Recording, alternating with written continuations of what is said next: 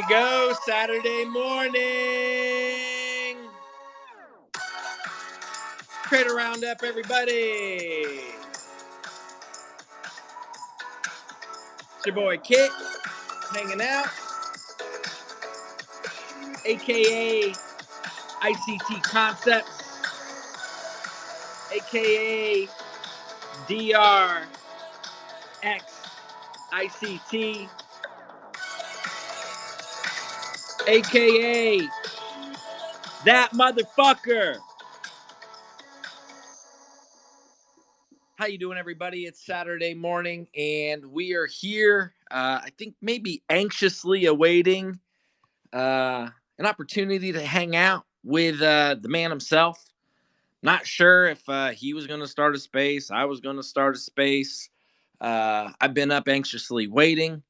I've been hanging out with my boy Twist, in a little 1v1 conversation, just going over some, ICT stuff, some DR stuff, and, how we trade, how we look for levels.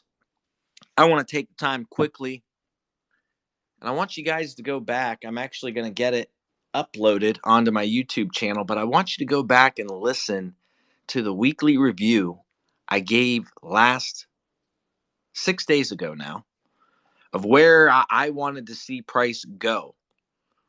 I called the lows and the high of the week before it fucking happened. So feeling blessed seeing the charts the way that I do, as ICT refers to it as an increase, and just lots of clarity. And to me, what's probably the most interesting within that clarity and what I believe are advanced concepts within trading are knowing when not to trade. I think knowing when to let price do whatever it's going to do is a huge, huge deal. And if you didn't get a part of London, and London makes this massive, expansive move, and you turn around and walk into New York, and you think it's not going to be some wiki hell for the first hour, I mean, you got to know if there's been a big move coming out of a previous session that we're going to open up and consolidate, and that you don't want to be any part of that. And oftentimes you just got to let news be news and play itself out, and then mark that candle and mark those levels and mark those ranges and patiently wait. And some days you just got to be like, I'm not going to engage with price today. You got to know if you woke up. I call it waking up on the wrong side of the bed. Some days I just wake up, had a bad dream. The ex-old lady somehow was in my head. And I'm like, today's not going to be a good day to trade. And you got to listen to that gut feeling. And you got to know. So we're here kind of hanging out. Looking to see if the man himself chooses to join in to the conversation, hang out.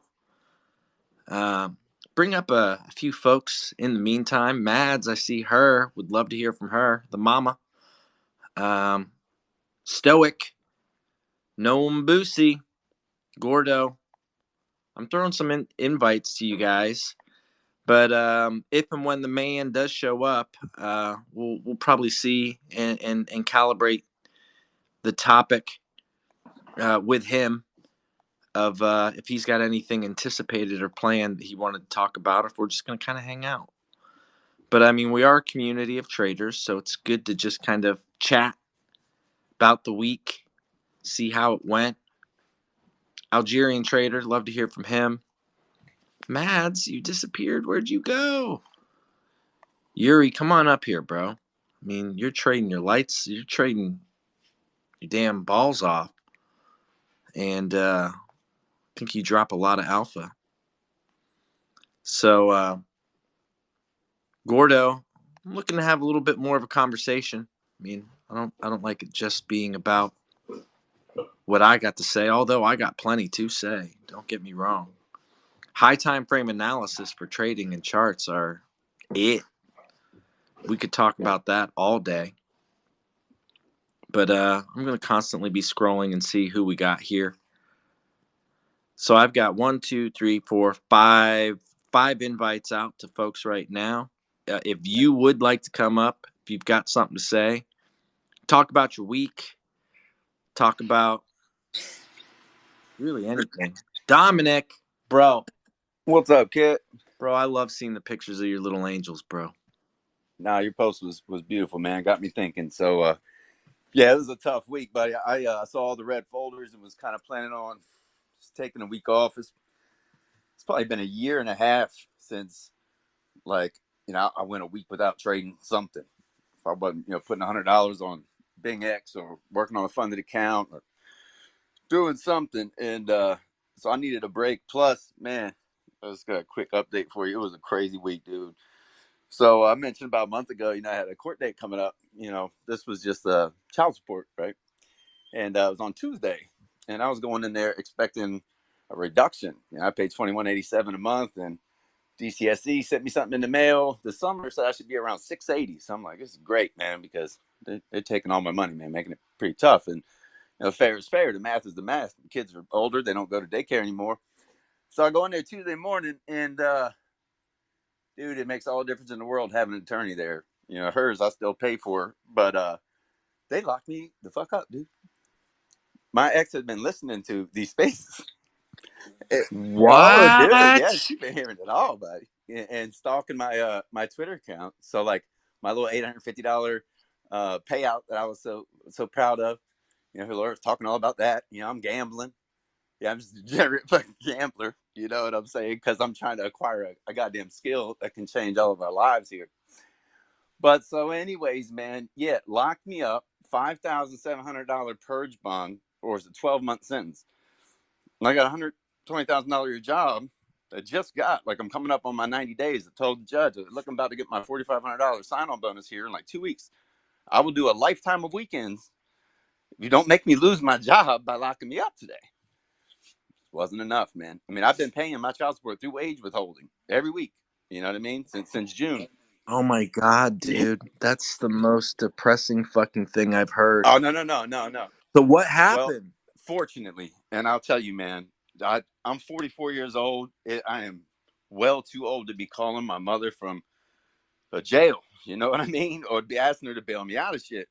But the way the judge wrote it, man, was a $5,000 purge bond to DCSE, which, again, thankfully, my mother has the resources where, she's taken care of. She's an extremely intelligent woman, man. And she's been, banking, loan officer and everything her whole life. And it's, a huge benefit to a lot of people in my life, always helping people out. But the tricky part was that the judge also made a separate $700 purge bond that had to be paid to my ex-wife. It was for medical expenses for the kids. I explained to the judge, I'm like, look, they have no new medical expenses since we were in court here in April. I've been paying all their counseling fees and everything, my portion of everything. Didn't care. So the way he wrote this part of the purge bond, my mom had to, or whoever paid my ex-wife, I obviously couldn't have done it because I was incarcerated, but they had to get a receipt from her. So she don't talk to none of my family, right? So my mom sends a notary over there to her work with the payment and trying to get a certified, signature so it'd be all legit. Well, my ex is like, goes in the back room. She's like talking to her friends or whatever at work. And she comes out. And she's like, oh, I don't have my ID. It's in my other purse. So the lady, she's like, basically comes back and I don't know, I'm thinking here. I got to be, I guess, a little careful how I say everything. But basically, my mom went back to the court and she's talking to the clerk there and expressing, her frustration with like, how the hell are we supposed to do this? He's about to lose his job in here. And so they ended up figuring it out where if she go to the post office and get certified mail of a payment, that way they could bring the documentation back to the court and they could release me. So I was in jail for like 36 hours.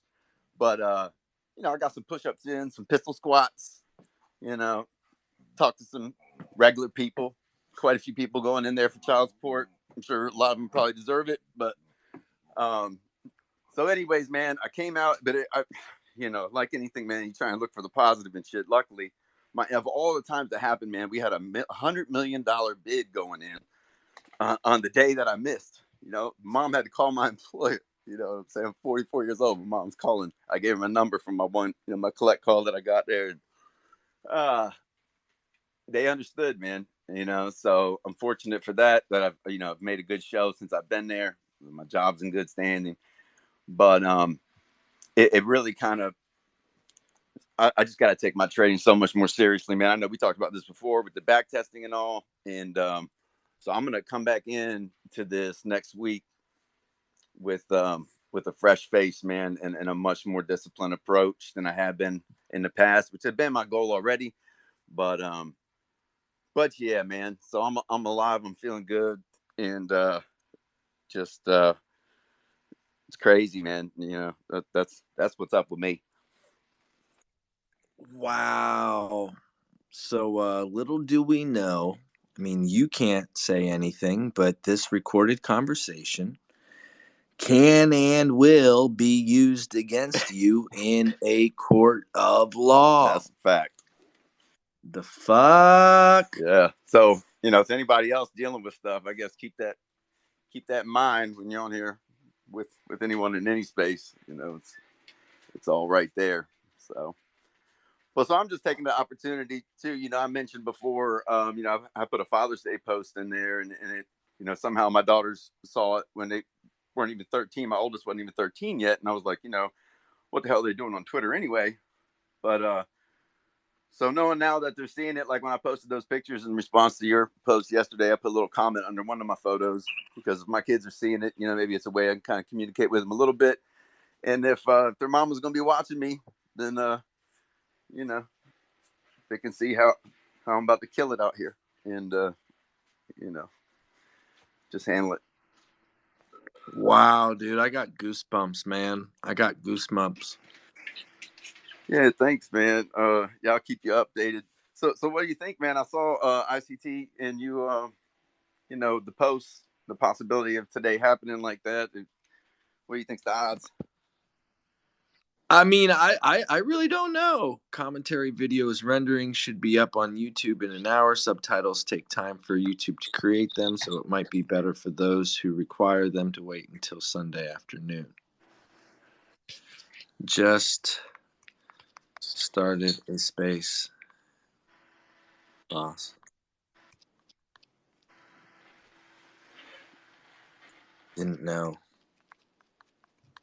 Cool. Well, I'll be here checking out, man. I see there's another speaker tag out there. Yeah, no, I'm just responding to him.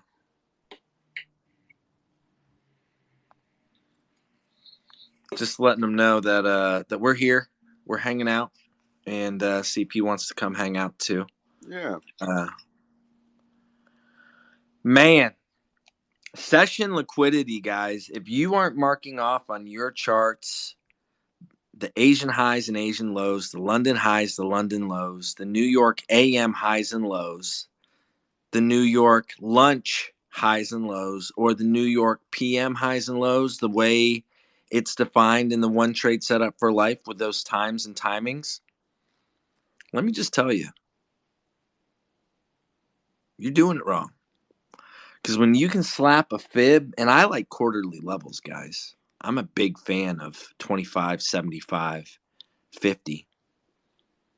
And I mean, I also sprinkle in a little 33 and 66 in those quarterly levels. But boy, oh boy.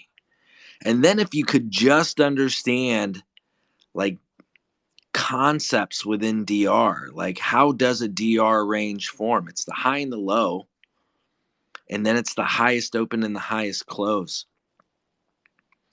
If you could take those sessions and create this kind of high time frame DR and apply DR logic and theory to it, boy, oh boy, looking at projecting price and when and how it reaches a range, you all of a sudden go from just this myriad of candles to very, very precise highs and lows. And session liquidity is a trade model in and of itself. Session liquidity, as taught by ICT. If you're involved at all with DR or you understand some DR concepts, which are a thing, guys, they are. I'm here to tell you what's taught in DR and DR Academy is the truth. I just spent pretty much all morning with a DR Academy student, Twist, and he doesn't understand anything really ICT related. But I was giving him a few pointers or tips of how to apply advanced DR kind of theory and concepts to basic ICT. And most of you guys would want to apply basic DR concepts to your advanced understanding of ICT. If and when you could do that within market structure and session liquidity and time-based ranges, fractal-based ranges, and these fixed time cycles that happen every single day as taught by the mentor, boy, oh boy, this shit becomes pretty powerful, let me tell you. Not just over hindsight price action either, over real-time candles printing if-then statements. So I got a few of you folks that do know what I'm talking about. You guys have been learning with me, or you understand at least the basic concepts of what's on M7's page. But I mean, that's my boy right there. And he's just taken my level of understanding and brought a whole new clarity. And throw a speaker tag over to Captain Matt Mickey. Want to hear from Noam Boosie? I think were you in my DM saying that you were not available? Hello, how are you, amigo? What's up, bro? Pretty good. ICT just replied to me. He said he come in 30 minutes. Nice. You saw? No, I haven't seen, but It will be that's pretty good. Oh, there you go. There you go. Nice. So today I Let me want grab to make... something to eat. I will join y'all in 30 minutes. Nice. Yes. That gives us time to hang out a little bit, first and foremost. Little preparation. What's that? Little preparation for ICT. Yeah, man. I mean, he's grabbing probably a cup of coffee, getting like a little bagel, getting some, some scrambled eggs, a little brekkie. Yes, he loves can totally relate. I've been upset. I mean, I trade London, so I don't know about you. I live on the East Coast, and I've been a London-based trader my whole life. Being a dad, being someone that's worked full-time, another job, the only peace and solace I found for myself was, Jocko is a guy, Goggins is another guy, and you see these guys waking up super early and working out. And for me, I do some calisthenics to kind of get the blood flowing. Maybe I'd be staring at some charts, looking, specific cycles and shit. And, I get some push-ups and some pull-ups in, but I'd be up and on a chart. Sometimes it was as early as 2:00 kill zone because I like the London intraday protraction model or the delayed protraction model coming from Core Content Month 8, Episode 5. That is a model in and of itself. Episode 5 in Core Content Month 8. And that used to be my jam. Like, I really liked that midnight to 2:00 move, or that 2:00 to 4:00 move. But it was also difficult to wake up that early.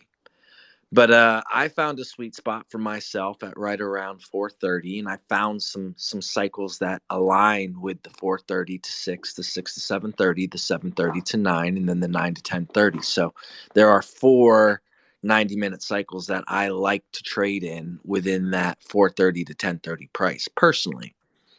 So those of you that have a full-time job, that have a consistent primary income, and you're in the student mode of your learning with trading. Just trade an off session that you're not working, that you don't have to be everything else you got to be. I had a job. I was an adult learner. I went to college, community college, and I had a baby. At the time, she was a baby. Now she's a beautiful, 16-year-old girl. I'm getting ready to buy her car, and she's got temps, and she's a young woman.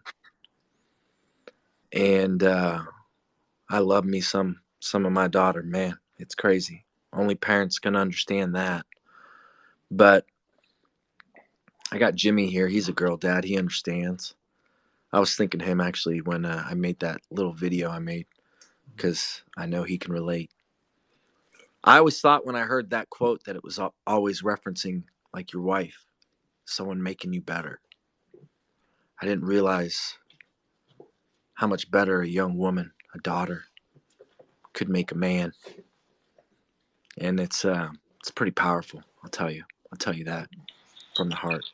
Yeah, I'll go along with that, man. I tell you, when they start talking and they look around and they ask you things like, I had my daughter ask me one time, she was 4, looking at a tree. It's like, who made that?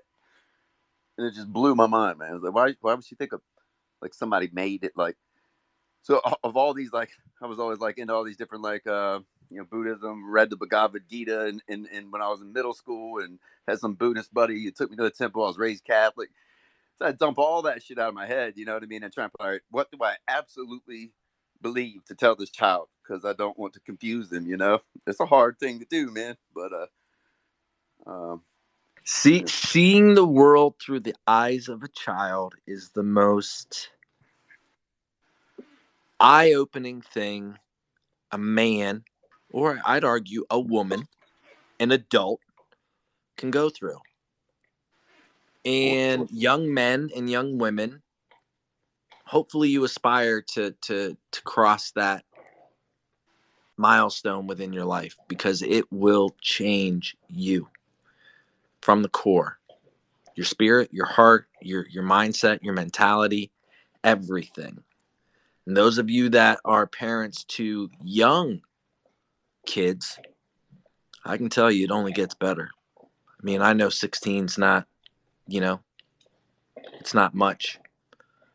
But mine, she's a young woman, man. She's a young woman. And it gets me in my feels, honestly, and not in a bad way. And I've been posting about her lately just because she's going to Friday night football games. And honestly, the time that's reserved for me, she even says it. She's like, I'm little Miss Social Butterfly. Like, she's going out with her friends and seeing, one friend from this school and another friend that she's got lifelong friends now, right? Some of her friends from first and second grade. They're all in high school. They're all getting bigger, and they're all, playing different sports and doing different stuff. And she's in theater and whatnot. And, it's like, I got to go to my friend's soccer game, or I got to go watch, my friend's high school's football game or whatever. And I just can, and most of you can relate when you were kids. And just seeing it as a parent, it's just so wild. So wild to me. Anyway, I can reflect on being a dad all fucking day. But it's had me in my feels, and you're seeing it within some of my posts, because specifically these are times that the court deems as being custody for me.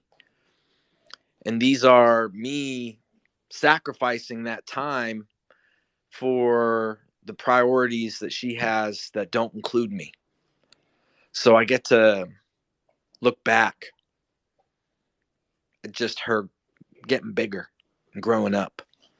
And we all have our why,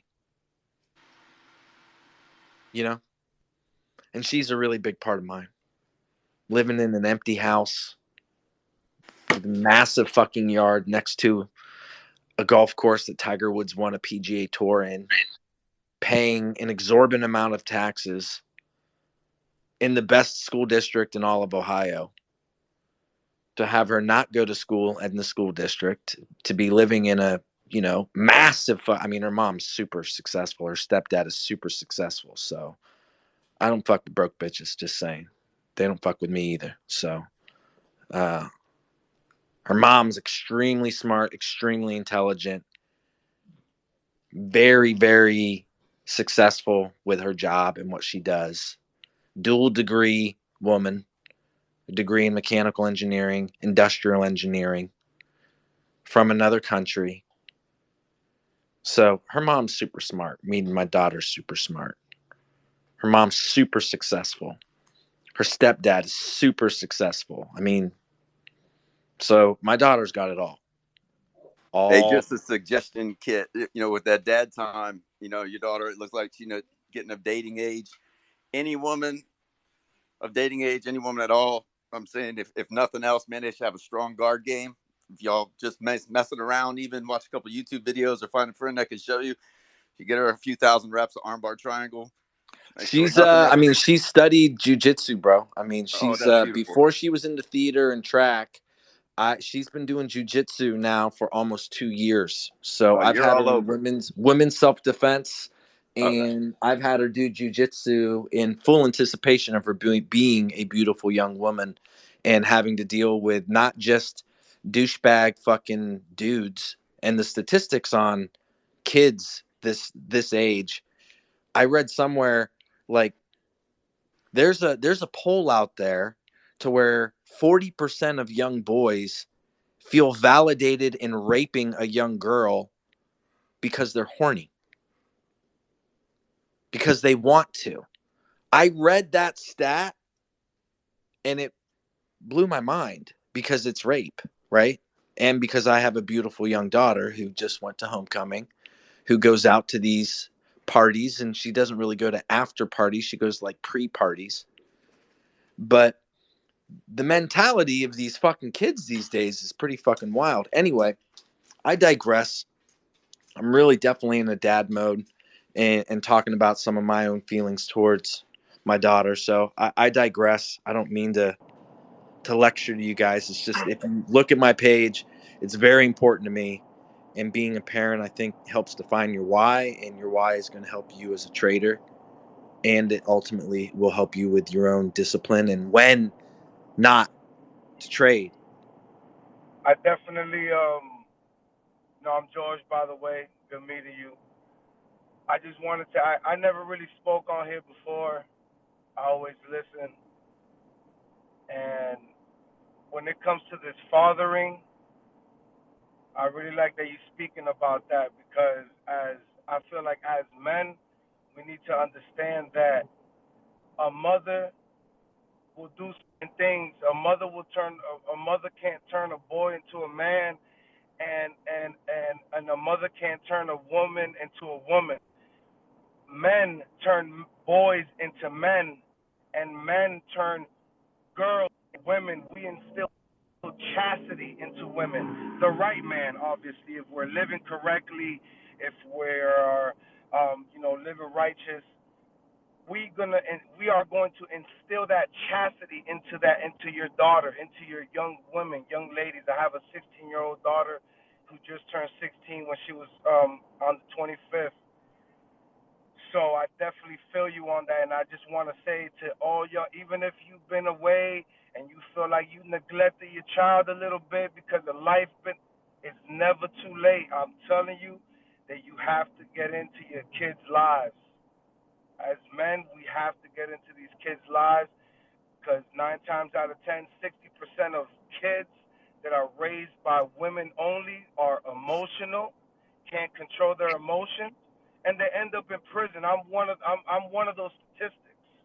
I was raised by a woman, and I love my mom. She instilled a lot of confidence in me. She instilled a lot, but there's just things that she couldn't teach me that I had to go learn.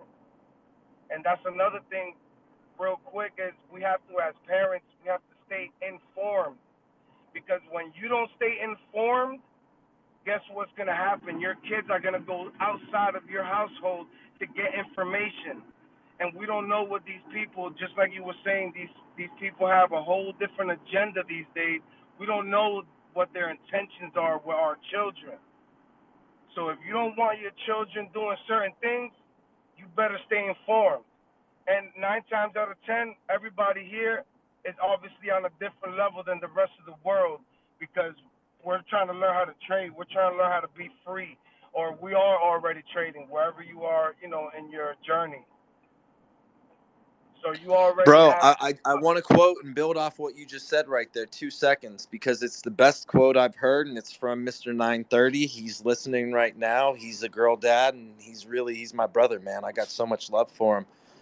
But he said the 3 P's: protect, provide, and preside. And I Whoo! mean, that put me in my feelings, man. Just those 3 words, if you can, I mean, I wouldn't, the speaker tags to him. I know he's busy, but those 3 words: protect, provide, and preside. Preside is being present, right? Protecting and providing is what a man needs to do for, I mean, I'm a girl dad and I only have 1 kid, but it's equally important for a young boy. But I mean, I get in my feelings when Jimmy told me, he said that in the tweet, and I turned around and I didn't DM him. I texted him because I got his phone number. And I do like engaging with the charts and talking to the man and how he sees price. He's very talented. And he said that in a text message to me, and I welled up. I straight up, I got my feelings instantly, because there's never been 3 words that define the success of being a man as those 3 core tenets. So anyway, I can talk about it all day. Jad, please come in. We're kind of talking about parenting, the chapter they're in. Yeah, no worries, man. Hello. Thank you so much for letting me speak. My name is Jad. This is my first time ever being on this podcast, so thanks a lot. But yeah, I would just like to add one thing to that since we're talking about that now. I'm a 21-year-old, so I'm not a father. I'm still learning every day. But something that I've realized in the past 3 years is how important fatherhood is. I have a couple family members who didn't grow up with a father, and some friends who didn't grow up with a father. And what I realized is there's 2 routes that people can take. One of them is that they just kind of take it, which is the lower percentage. Let's say 20% of them would take that route of take the world on upon themselves, and they have the pressure of I need to help my mom, I need to help my sister, I need to do this, right? Then there's that 80% who absolutely get lost. Uh, I'm not trying to offend anyone, but they just become so soft, so this, they don't know real world, they don't know real problems, they believe anything, they have no direction of where they're going. And it just shows how a man truly add on to, I think, what Dominic, oh no, I think his Jay Futures, who said that the father is the one who turns a boy into a man. And that's so real. I've been blessed. I have a father who's from the beginning who always pushes me. And to be honest, at the same time, sometimes I get mad at him because he almost in a way, not always, but almost in a way, is never satisfied. I come with an accomplishment, and he's like, you can do better. Yes, sometimes of course it gets a little much, but it's made me who I am today. It's made me who I always want more and more and more, and I never feel satisfied with my results. So it just shows how important that fatherhood is, to make you a man, make you someone who you want to reach for the highest goals, highest levels. How is that drive to be better? How's that translated into you trading?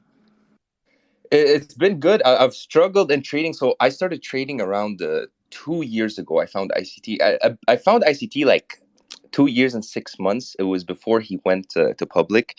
Some random guy, man, in a chat told my friend about him, and he gave him the core content for free, right? And I ended up having it. ICT is not going to like that. I ended up having it. I studied bro, it. I bought some core content illegally, and it was like a drug deal, bro. Yeah, exactly. It was like, you want some ICT? Yeah, you want some ICT, yeah. But but the thing is, man, it didn't help much, the core content, because without those ICT spaces, without those lives, the long lives, it doesn't work.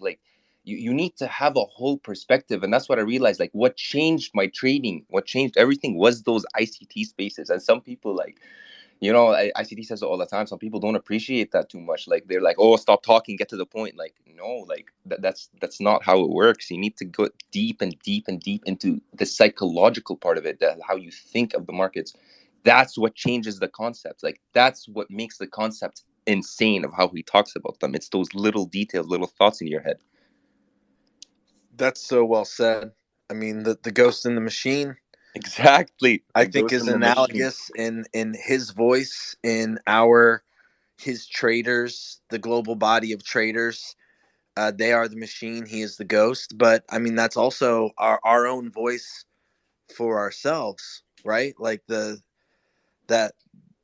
that's conscious voice that we're unconscious so voice real. we That have, saying right? is so real, man. The ghost in the machine. Like, you'll be sitting on the chart and then you actually hear his voice in your head, like telling you, look at this, like, oh, look, it just took up this. Like, it's crazy. It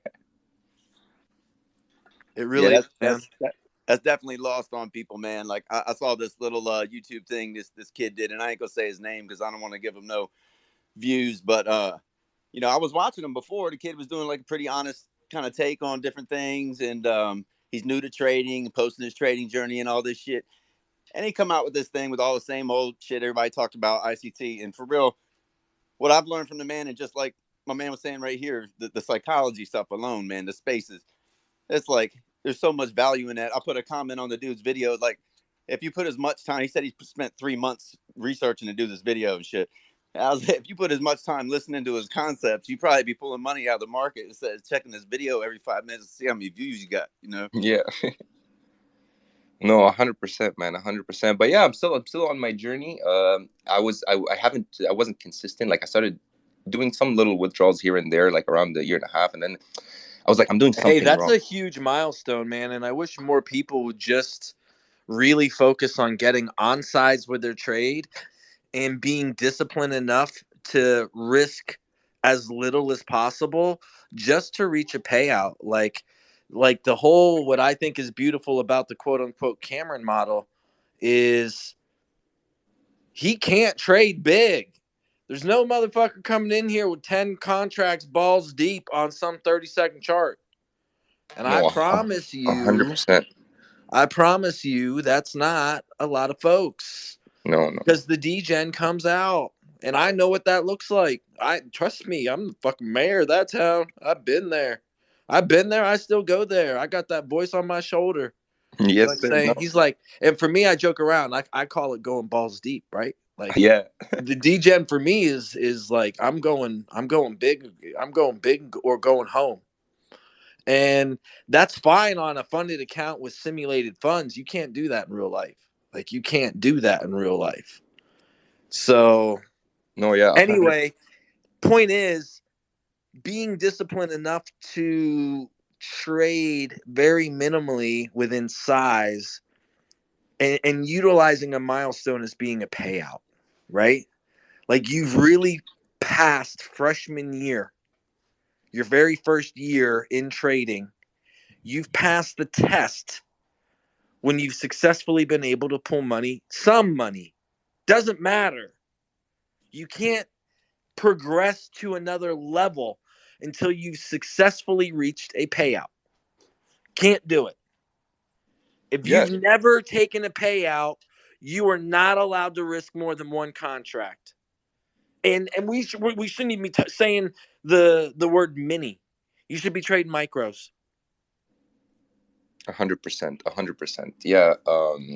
I remember, like, this was around like 4 months ago where I ended up losing the account again, or 3 months ago. And then that voice in the head where it's like, you never did the 3 months on just the charts, the live data, and then 3 months demo.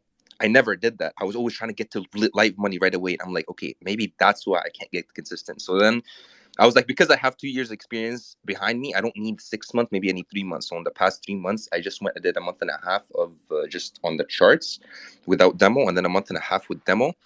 And what I did is I went and watched One Model for Life, that video again. I was like, no, I'm missing something. And that is arguably the one of the best, in Man, my personal opinion. I watched it again and it was like, how did I not hear this stuff? Like, it was so simple. I overcomplicated it so much, but it was just like the experience behind it. That's why, and I'm sure in a month or so, I'm going to come back and rewatch it again, because that video is crazy, but you don't get the fruits until you truly have experience behind it. Like, if you don't have that much knowledge, you come here with like 5 to 10 months of trading with ICT and you go watch that video, you're not going to understand everything he's saying. But then go watch it again, and like after you have 2 years of experience, it's like you're rewatching it new. I'm going to give you guys I'm going to give you guys some game right now. Take a quarterly fib.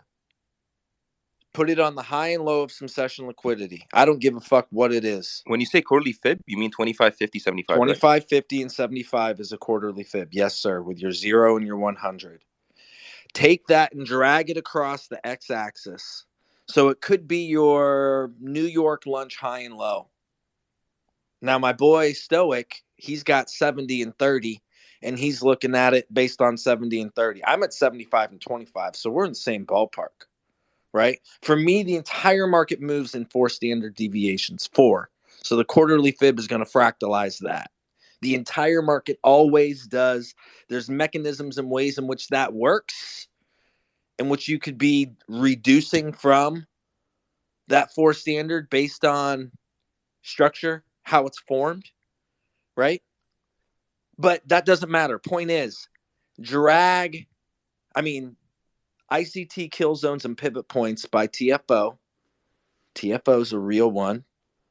That's one of my favorite indicators for the one setup for life. The labels there, the way you can customize it, the way you can turn things on and off, the way just everything about it is amazing. And those session liquidities, those time-based levels that are taught, I mean, you guys don't probably understand a lot of DR, but the rationale and the logic work very similar, identical, because we're talking algorithmic principles. But point is, the game, the sauce that I want to give you guys is take the session liquidity. Maybe it's a New York PM.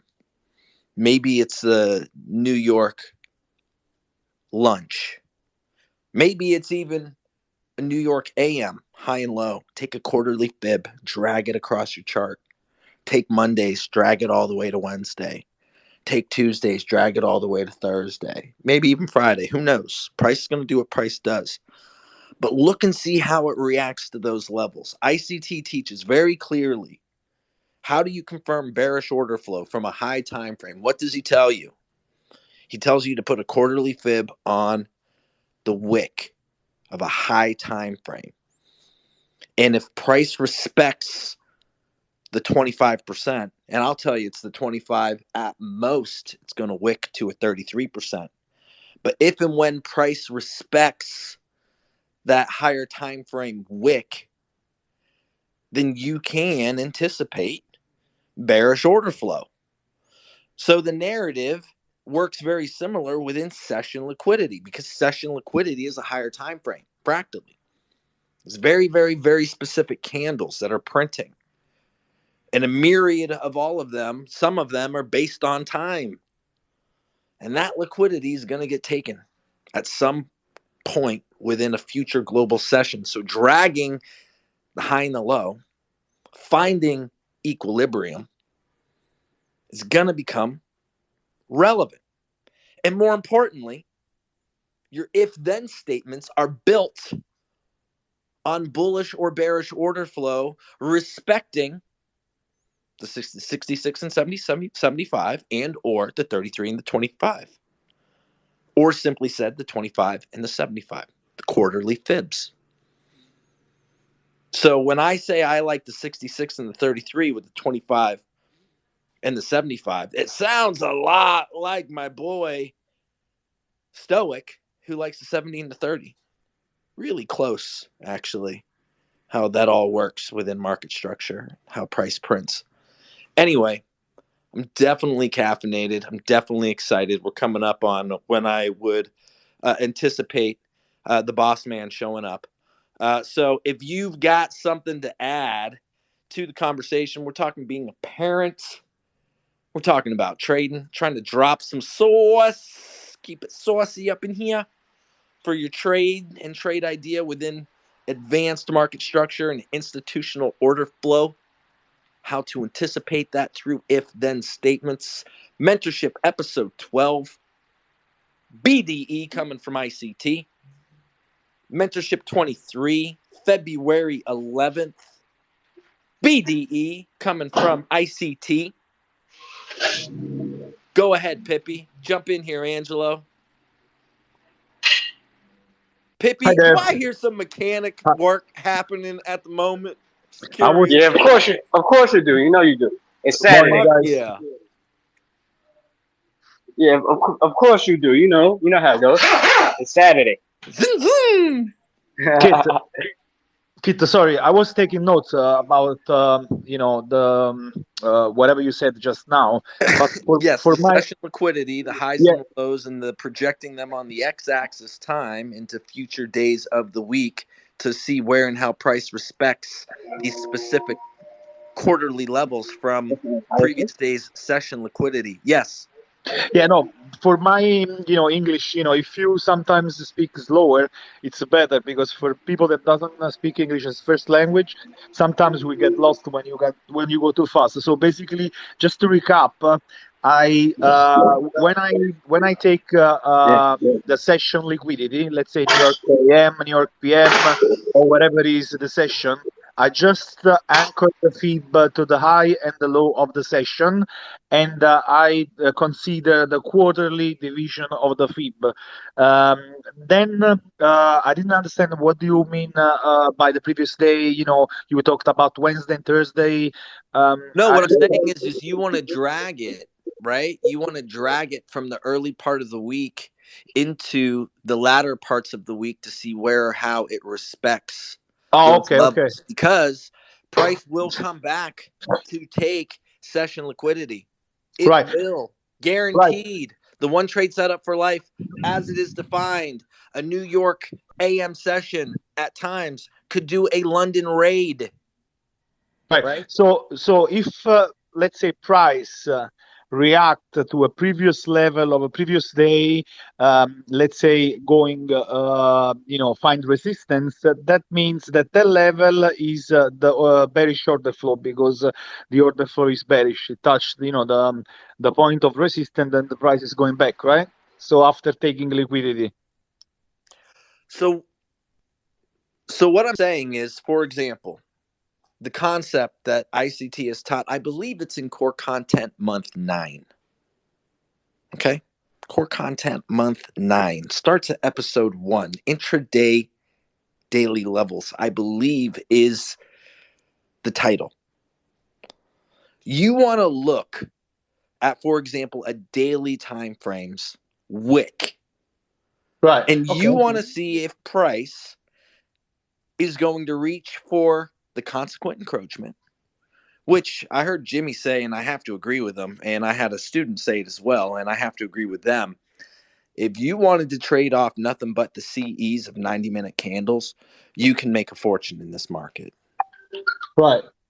So let's put on the chart, for instance, so I can understand better. Well, we're not on a chart. We're having a discussion, so don't take it too technical, buddy. Okay, we're not on a chart. I will do some form of weekly review.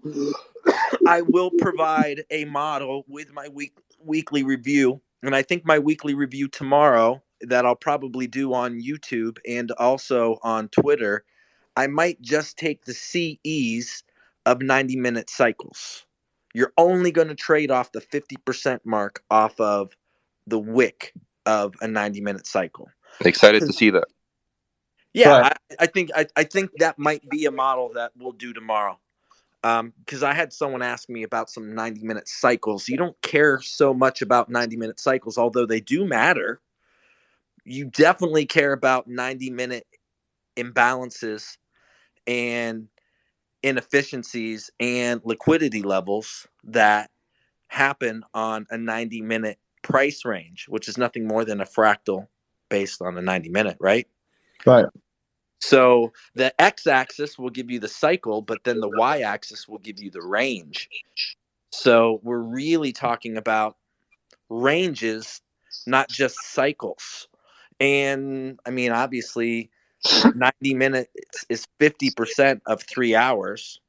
And the market moves in 3 and 4 hour increments, I think, very easily. Whether they do or they do not, you can formulate and plan trade ideas based off of the expansion, contraction, the consolidation, or the reversal of one of these high time frame candles. Right.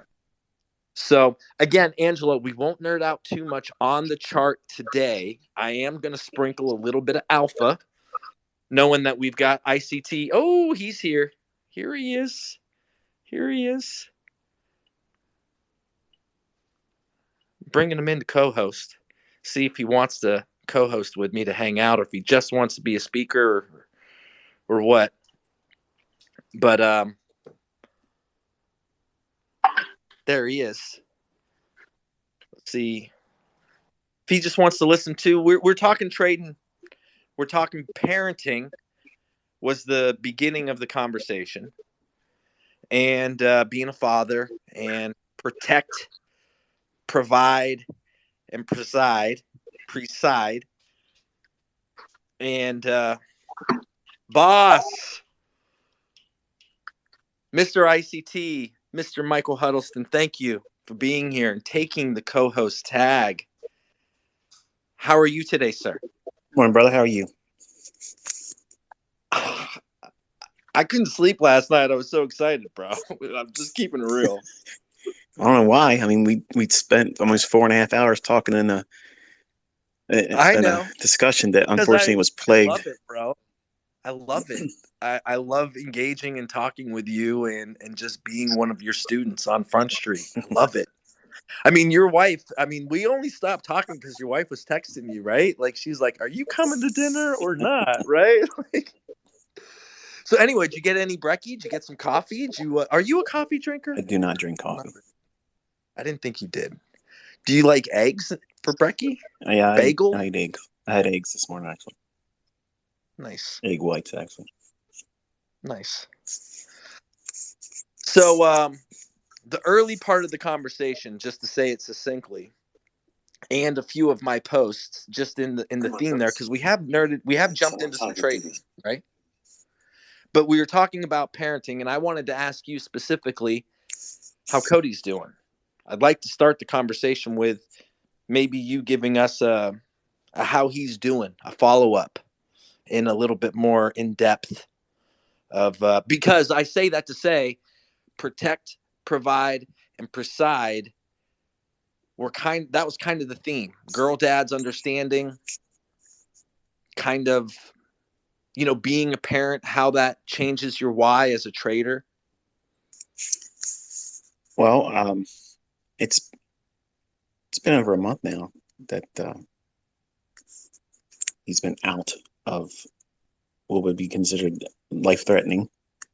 And as his dad, obviously, I know him better than most people would. If you were to sit down and talk to him, you probably wouldn't notice anything different about him. But I can tell that there's something still not right there. And it's a miracle he's still here. Obviously, I'm very thankful for that. But there's just something I was literally talking to my other son, Caleb, last night about this because he came by and visited. And he asked how Cody was as well. And I said he had visited a few days ago. And I don't know how to put my finger on exactly what it is that's different, but he's not totally himself. So they kind of warned us and told us it could be like that for months and not to draw any kind of special attention to it because you don't want to alarm him or make him think about anything to stress about. But he had a lot of irritable swings in his moods for the first couple of weeks. That seems to have smoothed out, but it just doesn't seem like himself. It's not like he's not slower, and it's not that he can't recall certain things, but as a dad, your kid, and I just don't think he's quite there yet. And I'm hoping that he gets a full return back to his personality and his normal everyday life, the way he functions. He goes to work again. He's fine in that regard. But I just know that there's something just a little bit off. And my wife said the same thing, but she doesn't want to say more about it because there's power in tongue, and we don't want to give it any more energy than I've already said here. But apart from that, he's improved greatly. He's back to working, and he and his fiance are planning on getting married. So that's a good thing. Wow, that's a huge milestone. So Yeah. so in a lot of ways this has been kind of, obviously, have you noticed a level of maturity just as a dad talking about our kids and going through traumatic event, right? Is his worldview really changed? Does he value or appreciate the things that he has differently that you notice? I'm greatly appreciative of where he is now mentally about everything. Because when he was younger, I was the typical dad that wanted to have his kids grow up, believe in the Bible and go to church, and this is what you should behave like, and this is what you should abstain from, and I was really aggressive about it when I first started living it. And looking back, that's not the right way of doing it, but you feel like it is. And he kind of resisted it a lot. And then in his earlier teens, he just basically said, I'm not believing it, and it caused a little bit of a rift between us where he lived a lifestyle that was not something that I would agree with or support. But I let him do what he had to do to discover it's wrong. And I tried to tell him not to buy the motorcycle because I made the mistake of buying one too and messed myself all up. He didn't listen, and he kept taking risks. And I told him, I said, you can only do that so many times before eventually it happens, and you can't call it back. And you could either get checked out and your ticket punched, or get something that would be debilitating for the rest of your life and regret. And it's probably worse. And he was riding without a helmet, having his dogs chase him, and that was like their daily exercise. And they just got home from having dinner at a restaurant,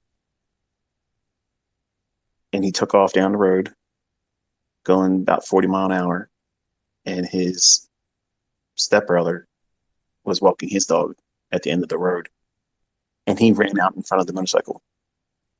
And to keep from running him over, he panic braked all front brakes and went over the handlebars.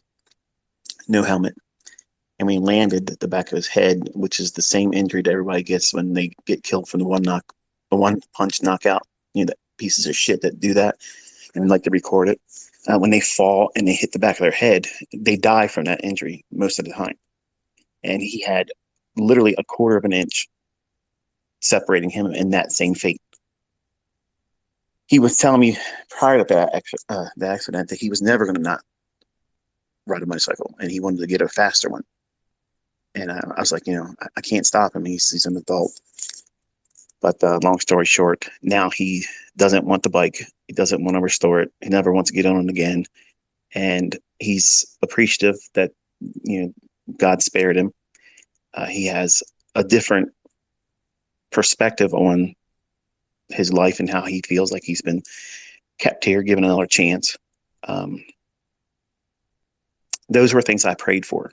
And I literally said, Lord, if you have to put him through something to get his attention, do what you got to do, because as his dad, I can't reach him anymore. And now, mindset wise, and how he wants to walk forward, he wants to be more responsible. He wants to be here for his fiance, and they're talking about having kids eventually. And you can't do that if you're not here, and you can't do that effectively if you take risks with your life. So he's no longer interested in trying to be a motorcycle operator anymore. So I'm very thankful for that. Well, I think on behalf of the community, I think we're very thankful that he's on this road to recovery. So, lot of thoughts and energy going out to you and yours. And I know he's been a thought on a lot of folks' mind, and it's been brought up to me, and having you here, I'm glad that we're able to, talk about it a little bit, you know. So I understand how it's still heavy and probably tough to kind of relive or talk about. I can only imagine as a father. So we don't have to harp on it by any means, but I think we wanted to just kind of address it a little bit, if that's cool. Yeah. And we did. So with that, I'm looking at a tweet that is there something you wanted to talk about specifically, or is there a topic that that you would like to introduce to the room? No, when we did our interview, I mean, we went for like 4 hours, 4.5 hours, something like that. 4.5, almost 5 hours from my notes. Yeah.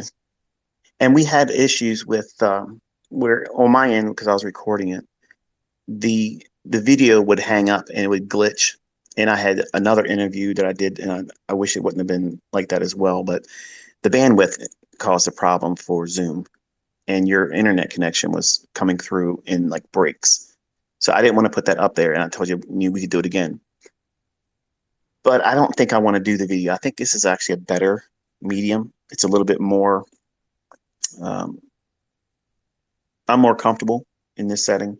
Me too, bro.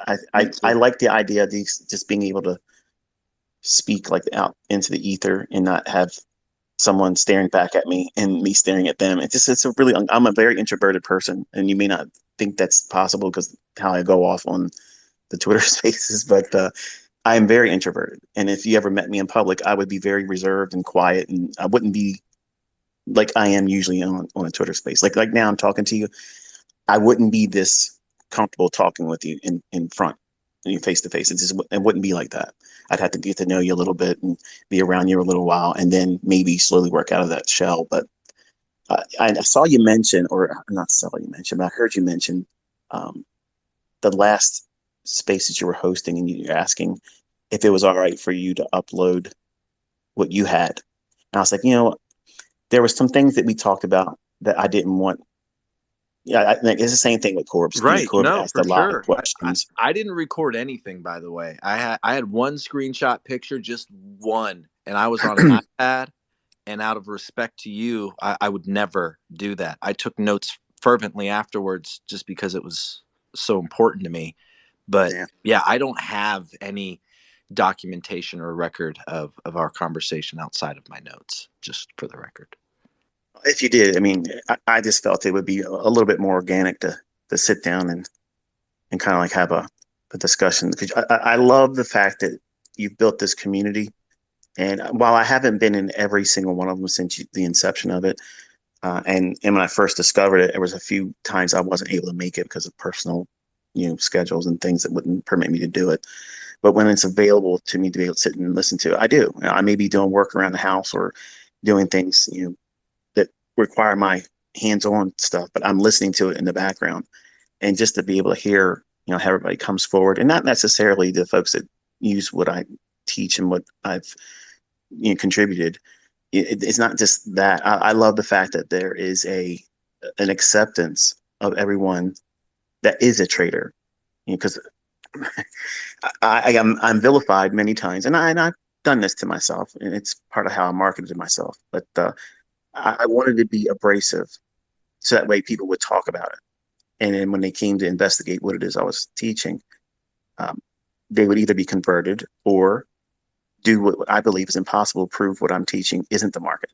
And they have not been successful in the latter, but I've converted a lot of people to see things a little bit differently. And they don't have to like me. It's not about worshiping me, but I feel that the way this industry is going, I tend to be the poster child for the chaos side of it. And my community, many times gets the brunt end of what's wrong with the trading community, and I don't want that. And when I came out and started teaching for free, I kind of wanted to remove that stigma that was there, and it's still a useful thing for people that want to market their own stuff. they'll say, yeah, ICT or ICT's community, bunch of cult members, and they're fanatics, whatnot, and they think everything else can't make money. I am aware that other people make money. I have friends, longtime friends, that literally use things that have nothing to do with anything mathematical or charts. They just go with their gut and say, this is what I think is going to happen. And because they do really well in money management, they make profits, but it's not a lot. They still work their job, but they can pay for their little toys every now and then, a couple times a year, with what they've earned. Now, does that make them unprofitable? No, of course not. They made money. And I'm not going to criticize them. They don't ask me my opinion of what it is they do. They just think, you probably look at what I do and think it's nuts. And I just smile and yeah, I'm not going to say anything, but yeah, I wouldn't do it that way. But your community, and I don't know if it's been like this from the beginning or if it's something that's evolved over time, but you're very inclusive. And I absolutely love that. And I think that that is what makes this trading industry something that's helpful to other people, even if you don't subscribe to the same view or approach to trading. For someone like yourself to help cultivate that and kind of like be the tip of the spear to kind of like say, hey, look, this is what we can be doing, instead of saying, you don't do well as a trader, or you're a fraud, or you can't do this, and your stats are less than this one, or this one does it better than that. That really doesn't do anything for anybody's bottom line. And it's a wonderful drama. It creates a lot of distraction from doing the things that matter most, which is improving your own edge and developing who you are as a trader. And for folks that are easily distracted with that kind of stuff and spend most of their time with it, to me, that just indicates that your head's really not in the game. And I love listening to the like-mindedness that everyone has here, because they share a genuine concern about progress collectively, not just their individual progress, and they care for other people when they share openly, which is another thing I love. When your community members come forward and they talk about the things that they're going through as a hardship, I can resonate with that because I've been through everything, and I didn't have this type of thing. Like I've never drank alcohol. I never had a substance abuse problem. I don't take medications. I don't take medicine at all. And if I was a substance abuser, I obviously would go to things like Alcoholics Anonymous or Narcotics Anonymous. Those type of support things, I would be using that, because I'm a firm believer of being in a community where you can see other people are going through what you're going through, and it's normal. Because when you go through pain, you go through struggles with anything, it tends to create this depression, and it grips you, and it makes you feel like it's only happening to you and nobody could understand. And in trading, this is such a difficult thing to overcome, because you're competing with yourself while in a state of ignorance. You can't see beyond what you already know about yourself and what you have a limited understanding about the markets. And that experience is growing very, very slowly in the beginning. So you're constantly feeding yourself reasons to not even try it. And you feel like what you're thinking or doubting or fearful of is only happening to you because you're the failure. And when your community members step forward and they talk about, hey, this is what I'm going through right now. And it's nice to hear other people encourage them, and also hear that this is what they did to get through it. That to me is empowering. I love that. And many times I got emotional listening to some of the folks that have been emotional and have their hearts on their sleeves. That's tapping into the reality of what it is like to be a human doing something so extremely difficult, where it's a thankless endeavor in the beginning. No one's going to support you doing this. In the beginning, everyone's going to give you every reason why you shouldn't do it. They're going to try to talk you out of it. You're going to try to talk yourself out of it. And it's going to be very, very hard to stay with it. And if you can find a community like what you have going here, man, it is such an oasis, because I absolutely would have loved to had the access to something like this, where other people were literally there talking and going through what it is that they have to mow over, and the loss and the feeling of, can I get past this? What am I going to have to focus on to get through this? And asking other people's perspectives on, how did you deal with this? Am I foolish in thinking that this would be a solution or an approach to get past it. What did you do? And is this wrong, or is this a better way of doing it? That to me is amazing. That's better than any kind of book out there, because it's allowing people with real experiences and real issues that you may not have encountered yet, or encountering right now, but you're too afraid to talk about it. You're too afraid to deal with it. You try to hide, turn your face like it's not really there. And that's a problem. You have to just deal with it. You have to meet it head on and don't be afraid of it. And if you fail while trying, that's progress. That's literally progress, because you're going to look back and say, okay, I tried it this way. That didn't work. I tried it that way. That didn't work. Okay, I'm at my wit's end, but I'm not giving up. Let me ask someone else. I want to ask my peers in a like-minded environment where everybody in your community, they're not attacking each other. They're not saying, oh, well, you don't trade our way. Oh, you don't do this. You don't do that. For instance, that guy, I don't know his name. I don't even think he has a name. The other guy that you learn under. M7. M7. Yeah. Yeah. There for a while, his community and my community, they were trying to get some spat going, whatnot. Everybody's got a team mentality. Everybody has a team mentality. Everybody gets their alma mater, behind them, and they want to raise their banner and their flag and all that business. And I'm of the opinion that, listen, if the students have an issue with someone else's methodology and the methodology is making the other group money, they have no argument. There's no argument there. This community, I've never heard anyone in this community say, or at least the ones I've listened to, where they have not been very cordial to one another. And to me, that I have a great deal of respect for that, because number one, that's not selling drama for the sake of selling your brand. It's reassuring that if they have the results using that methodology or any other methodology, they're blooming where they're planted. They don't need to do what I do or what I teach. They could give two shits, really. They don't care, because they found something that fits them. And that's all I try to do. I try to cultivate that mindset. Well, whatever it is that you do, you might use just one idea that I have introduced as a school of thought. That doesn't mean I mentored you. That doesn't mean you got to go around and tell everybody I was mentored by ICT and you got to carry me around like a celebrity. I don't want that. In this community, while it, your name for the Twitter handle has my name in it, and it's about ICT concepts. It's not predominantly ICT concepts, which that's the direction I want to see. Like, I want to see a departure from me, and I want to see what other people do with the information and how it makes them a better human, a better trader, and not have to always reflect back to me. And you've created an environment where you're allowing that. You're not like a fanboy, which I get it, because when I was younger at 20 years old, I would have went nuts to meet Larry Williams. Like, I would have went crazy just to meet that guy, because I elevated him up to some unrealistic plateau that no man should be placed to. And I'm the least of which anybody should do that. I'm a terrible teacher. I don't control my tongue well. I'm not a good advocate for Christ because I can't control my tongue, and it's things I struggle with.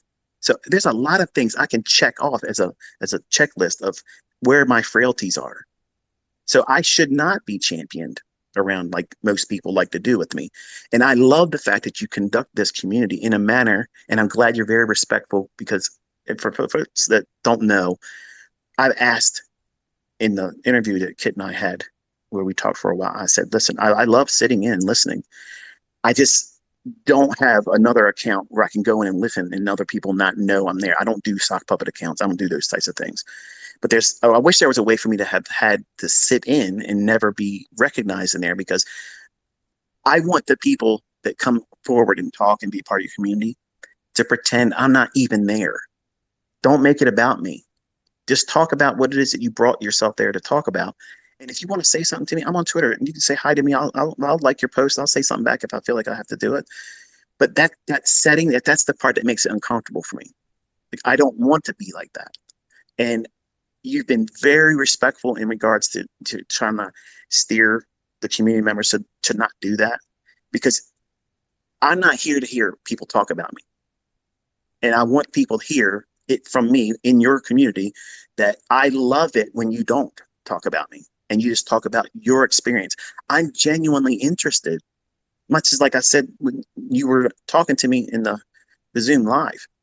I have a genuine, sincere interest in other people's experiences. Like that's what I want. I want to spend the rest of my life after November watching and observing and looking at seeing what everybody else is doing.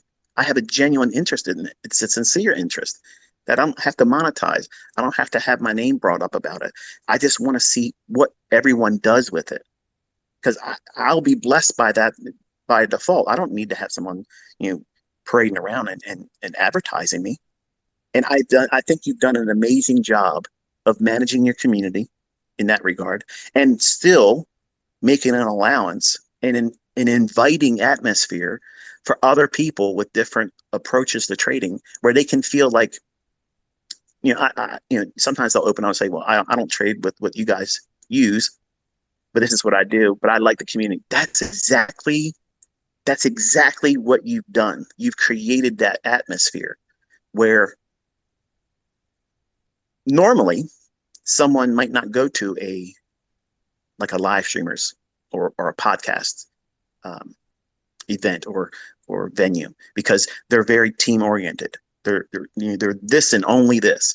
That kind of causes someone to feel standoffish and say, well, if I go out there, they're probably going to try to pin me down and ask me why I don't want to subscribe to their view and what makes their methodology better. And that just creates an argument that no one can win because no one would convince me that what I use isn't better than everything else. When I know personally that I think that there's nothing else better than this. But when people hear me say that and they're either learning or they're using something that's profitable for them, they tap into that team mentality. They want to go back to college football. Well, my team's going to kick your team's ass in the playoffs, or I'm going to do this and I'm going to do that. It's your NASCAR driver. It's your whatever the hell it is, your MMA fighter. It's this team mentality. I can't stand that. Like I literally cannot stand it, and I try to smash that with everything I say. And even when I talk about myself, I don't want any of that stuff in my community. And I think that you've done a more effective way of managing it and allowing for an immersion experience where no one can feel alienated. I mean, I love when you put your foot down and people are in here fucking off.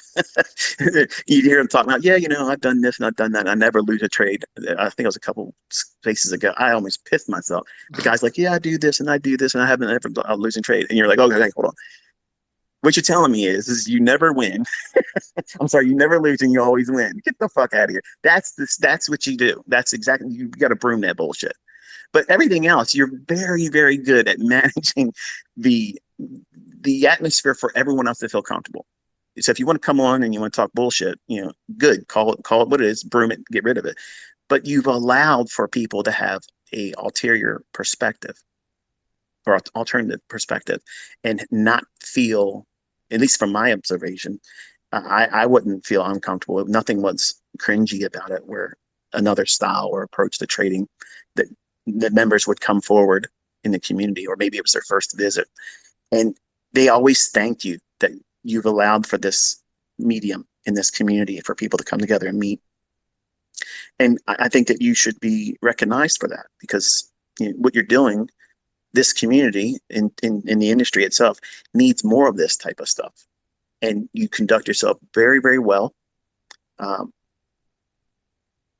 you've done a very effective job of allowing for the open invitation for people to come forward. And I think more people should be here.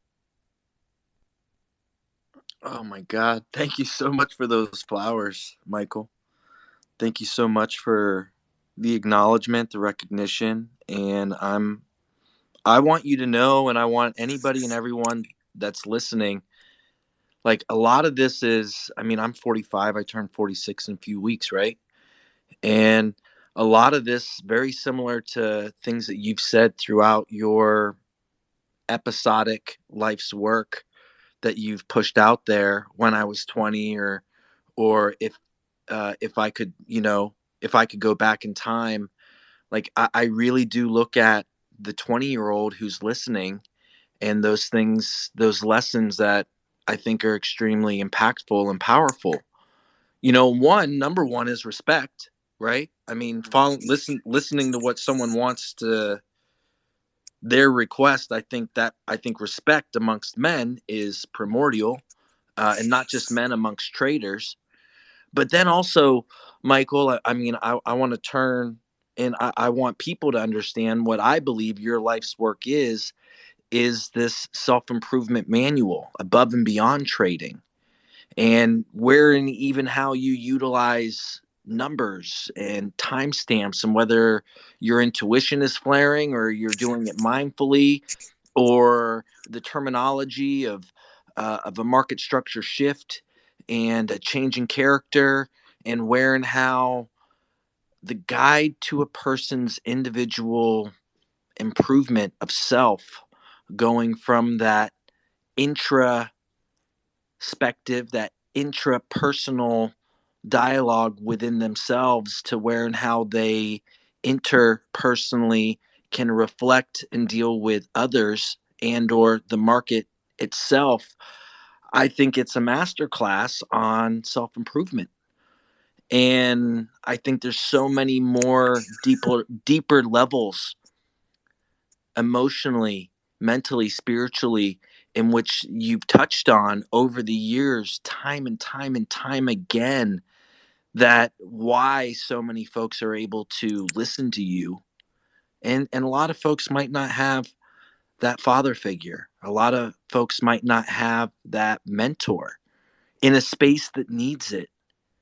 You've done a master class in providing a way in which a young man or woman can really take on these challenges within life and be able to apply becoming a professional decision maker, not just on the charts, in life.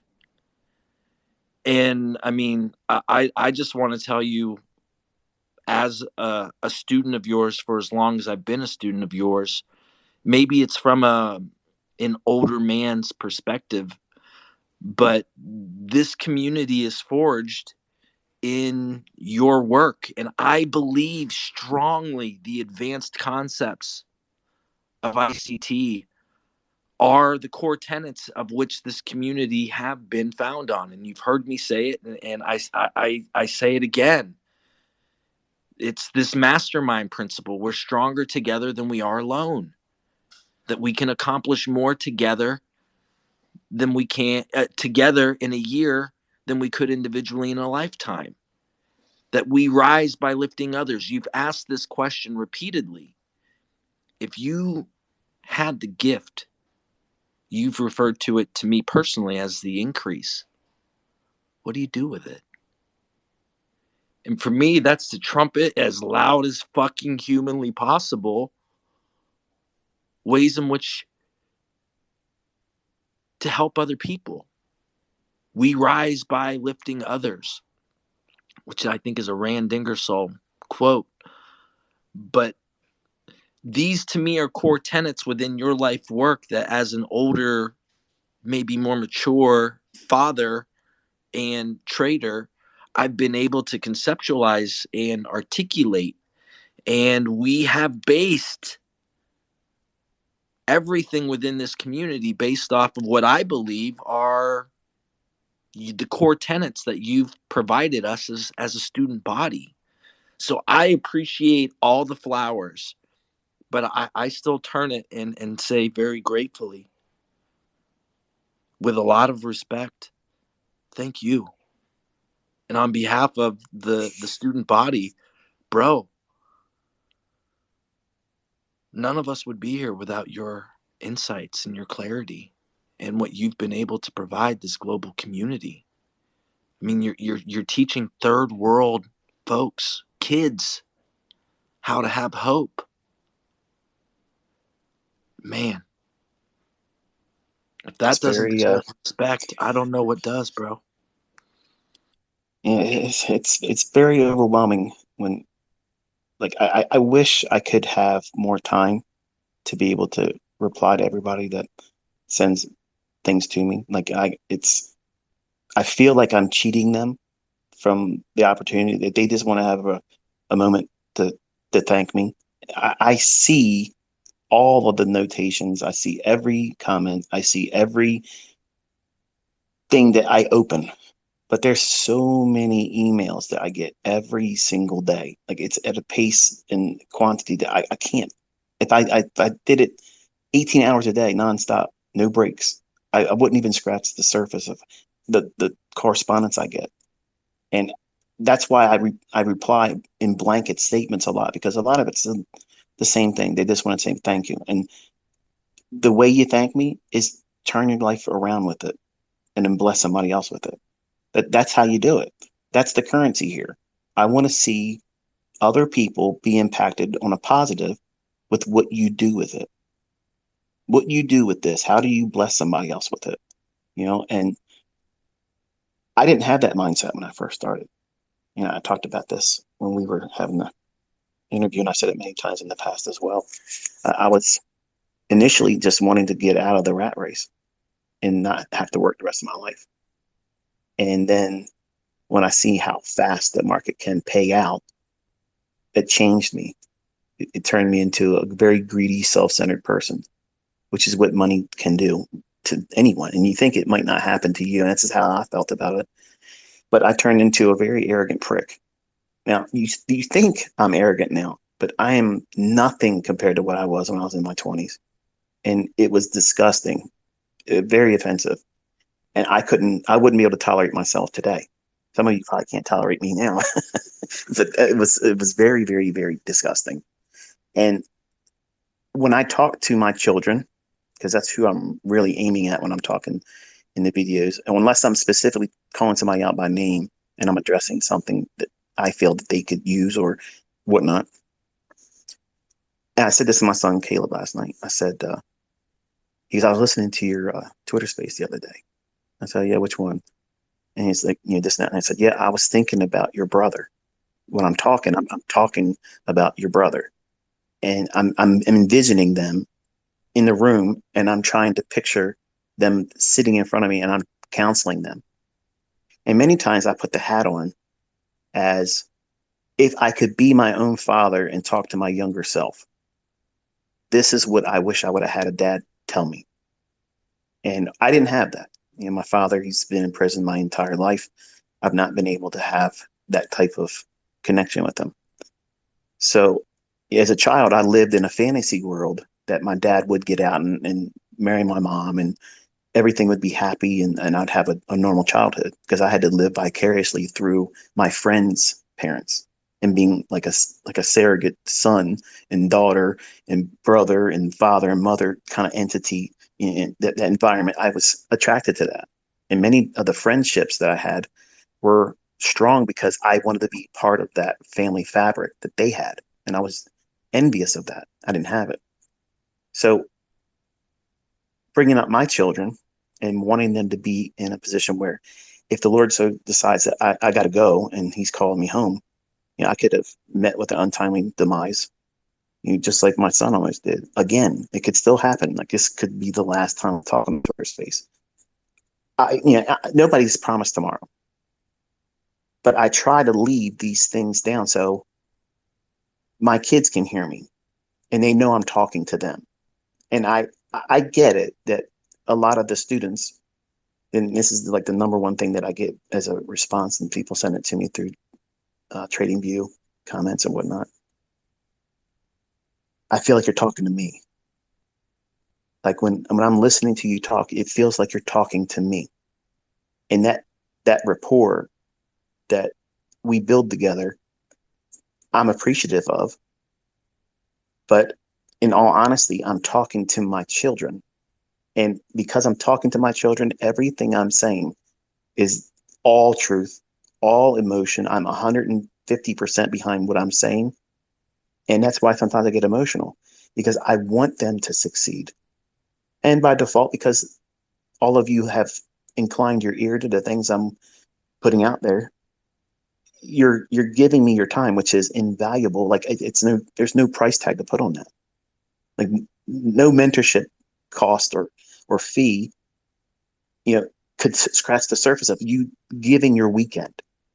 hours of listening to some man, talk about things, and you glean from that what you should be doing in your own personal life. Like I'm a regular person. Like that's all I am, a regular person with a lot of various experience in doing things that I wasn't formally trained to do. Everything I learned in college, I don't even apply it. It's not applicable. I couldn't even get a job with it. The Lord said, no, this isn't where I want you. And I asked for the gift of teaching. And I still believe if he gives me more time here, I think I can improve as a teacher. But I don't feel I hit the mark yet. And I want to make lasting impressions on my children, and by default, for the folks that have an affinity for what it is that I try to do. I'm appreciative that they feel that rapport and that they resent with what it is I'm teaching and sharing, and appreciate the fact that I'm doing it where I don't have to. Like, I don't have to do it. And I don't have to make known the things that I give out publicly. I don't have to give the personal things that go on in my family and what my children encounter and how they're wrestling with certain things, and or what I wrestled through. Most people would have been too embarrassed to ever talk about some of the things I've brought up about myself. But I want you to understand that there's a real person that went through some of the things you may have not encountered yet.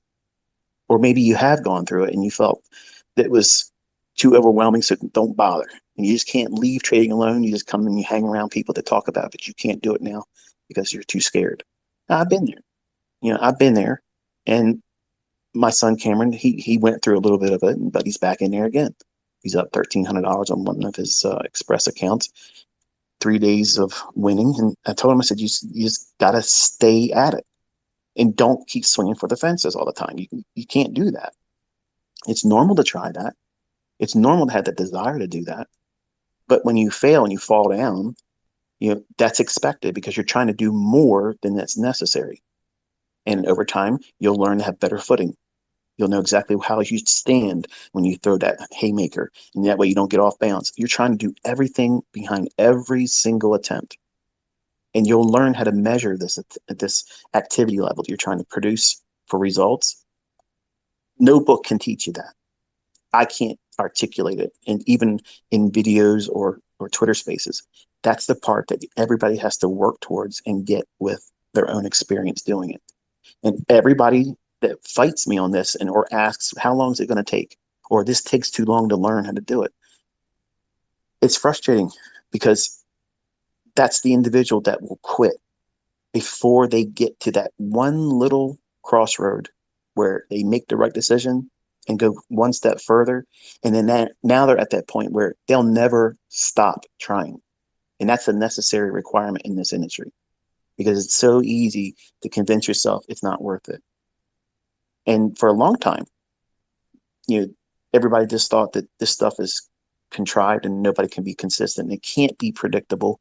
There isn't really any precision, and nobody else can learn it. It's just him doing some kind of magic trick. I have a legion of people all around the world, different walks of life, and they've come forward with their results, and they keep coming forward with their results. And it's in a manner where it can't be faked. And I'm so proud of all of you. I'm so proud of all of you that you've committed your time, effort. You've given up your weekends. You've given up your time in the evening when you come home from work or come home from school. You cram in every possible moment to study and observe and listen and take notes. All that stuff for the folks that are seeing the results. In the beginning, they didn't think it was going to work. If they're going to be 100% honest with you, they were waiting for themselves to be met with the proof that it was not going to work for them. But for those individuals, they kept doing exactly what I said to keep doing, avoiding the things I told them to avoid. And it's hard. It takes a lot of discipline. It takes a lot of effort to stay with it. And you don't get cheerleaded. My wife still, she doesn't understand it, and she thinks it's trivial. Like, oh, it's a video game. It's not an impressive thing to me. She doesn't have the capability to understand the difficulty in what we do. It's not easy. Like, you're having to determine the future at a moment's instant, right there. You have to decide, what's the future going to bring right now? Is it going to do this or is it going to do that? And if I don't do it right, it takes from me. It takes from me. So I have a vested interest in the outcome of this future prediction. Whereas you play a board game or you play a video game, okay, well, I can respawn. It's not a big deal. That guy may have taken me out in the game and may laugh at me, do some kind of taunt towards the end of the game, and I got to see that and witness it. But after that, you respawn, it's over. Who cares? You've done something. You're doing something new. You're distracted. In trading, we don't have that luxury because when it takes something from you, you're in lack. You're underneath the water, and you have to get that back before real progress is seen again. And that difficulty is very intimidating in the beginning. And when you discover just how much you have to go through to really learn about yourself and what you have to overcome and meet and describe, this is what your process of going through this character flaw and overcoming it is going to require. Some of you won't want to do it. Some of you will have to fight kicking and screaming to get through that before you ever see any progress in trading. There's things that we have to beat up in us, conquer, subdue, overtake, hold captive. So that way it gives us time to grow outside of those natural tendencies to be human. We as humans, we live with certain attributes that are negative, but we don't associate them as negative because we've grown comfortable with what they are. It might be codependency. It might be staying in a relationship with someone that you know is absolutely toxic, and you're keeping yourself there because the effort and time and energy of making the change and the scariness of it, you're grown comfortable with that discomfort, and you call it normal. You call that normal. And in the beginning, it's normal for you to feel like it's not going to work for you and to doubt it. It's normal for you to feel like your results aren't worth staying with it because it's probably never going to get better than that. Or you don't do it well in the beginning and you don't see immediate gratification. I needed the very thing that I try to provide for all of you. I needed that and I didn't have it.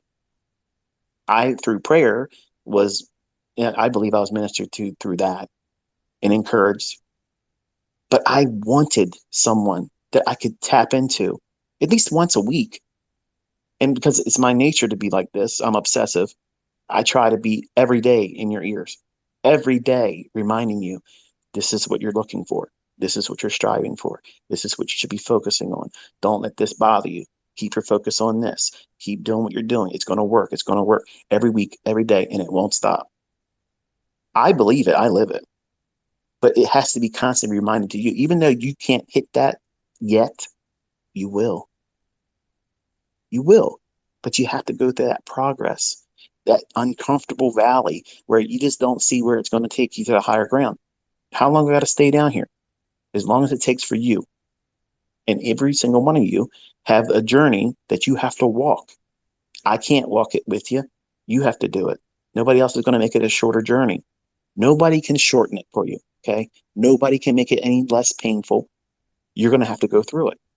And I try not to sugarcoat that because I want my kids to understand if I was to be met with an untimely demise, that they hear me tell them, if you don't have me now, you have me telling you these things that are absolutely what I'd be telling you if I was still with you. And it all started on this idea that I watched the Michael Keaton movie, My Life. He had a terminal illness and he said, well, I'm not going to be here when my kid's born. I'm not going to be able to raise him up. And I'm going to just make videos and talk about, hey, this is what we do.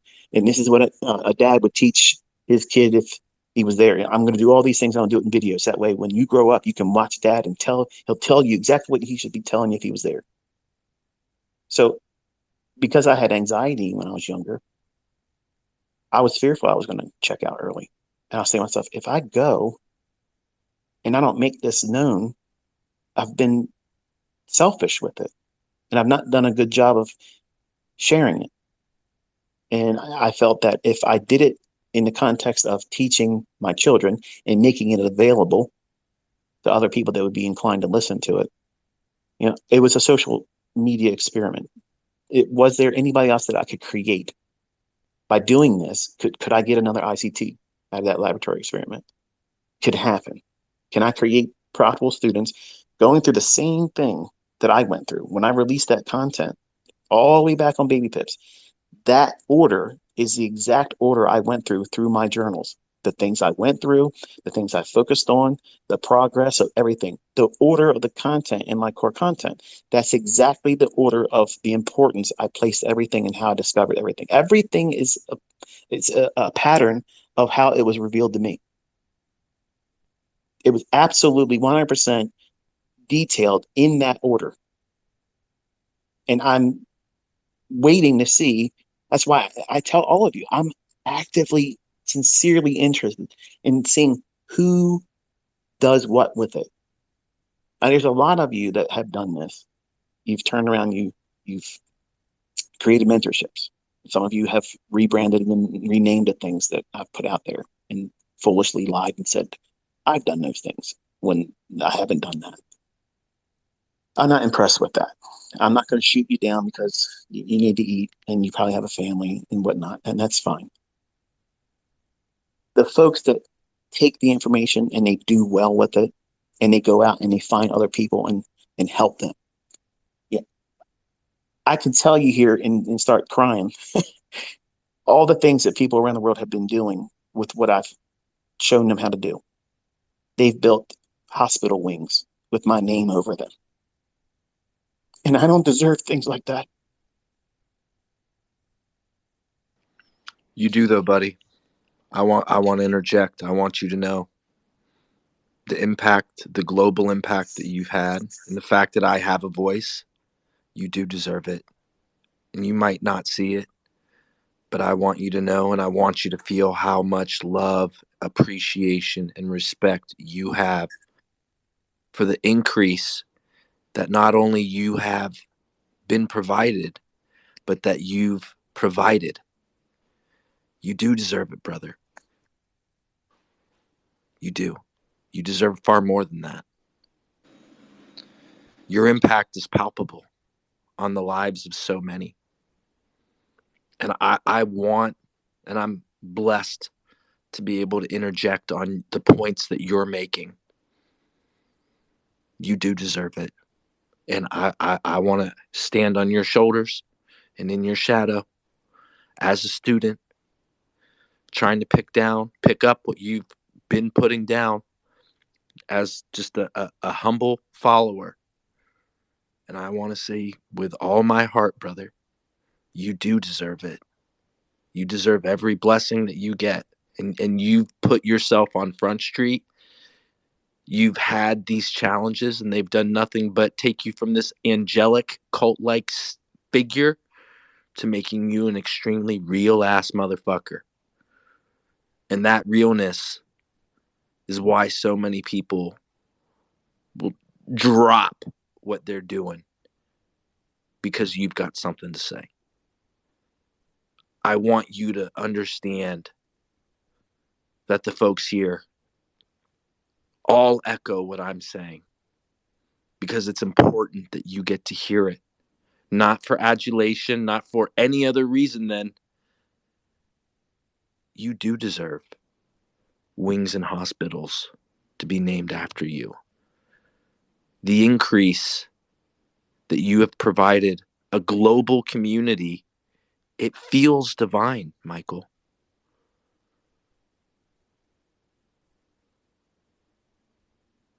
You need to know that as just a peer, as a friend, as a student, as another man, as a mere mortal.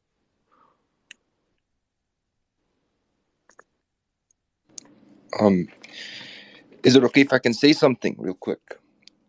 I think so. So, I'm a 21-year-old man, and I live in Canada right now. I'm just trying to be human here and just speak my thoughts. In 2013, the war got really, really, really bad in Syria. I went through a lot. We were better because my dad was a doctor, but it was still just affecting all of us. Right near my house, there was tanks, explosions everywhere. My mom would go get some yogurt. 5 minutes later, she leaves the store, an explosion in the store. Everyone's dead in it, stuff like that. So we went through a lot. And in 2013, I came to Canada. We were the first family to come as a refugee. Um, we were accepted and we came. My aunt was here. She was the one who took care of us. We struggled a lot.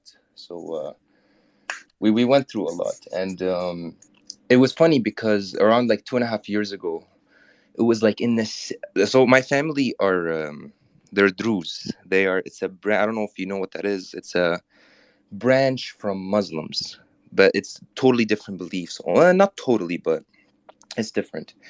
I never resonated with that, and I started finding Christ around 2.5 years ago, and it was so funny because in the same like 2 weeks where I was trying to find Christ, a Christian friend of mine gave me your name and your content, and I took it as of like that it was from God. This was from God proving Himself to me, and I just put in work, and it was all there. And I can come here and be thanking you about everything you're doing on the charts, but you already know all that. So I truly want to thank you for making me a better son to my parents. I want to thank you for making me a better brother to my siblings.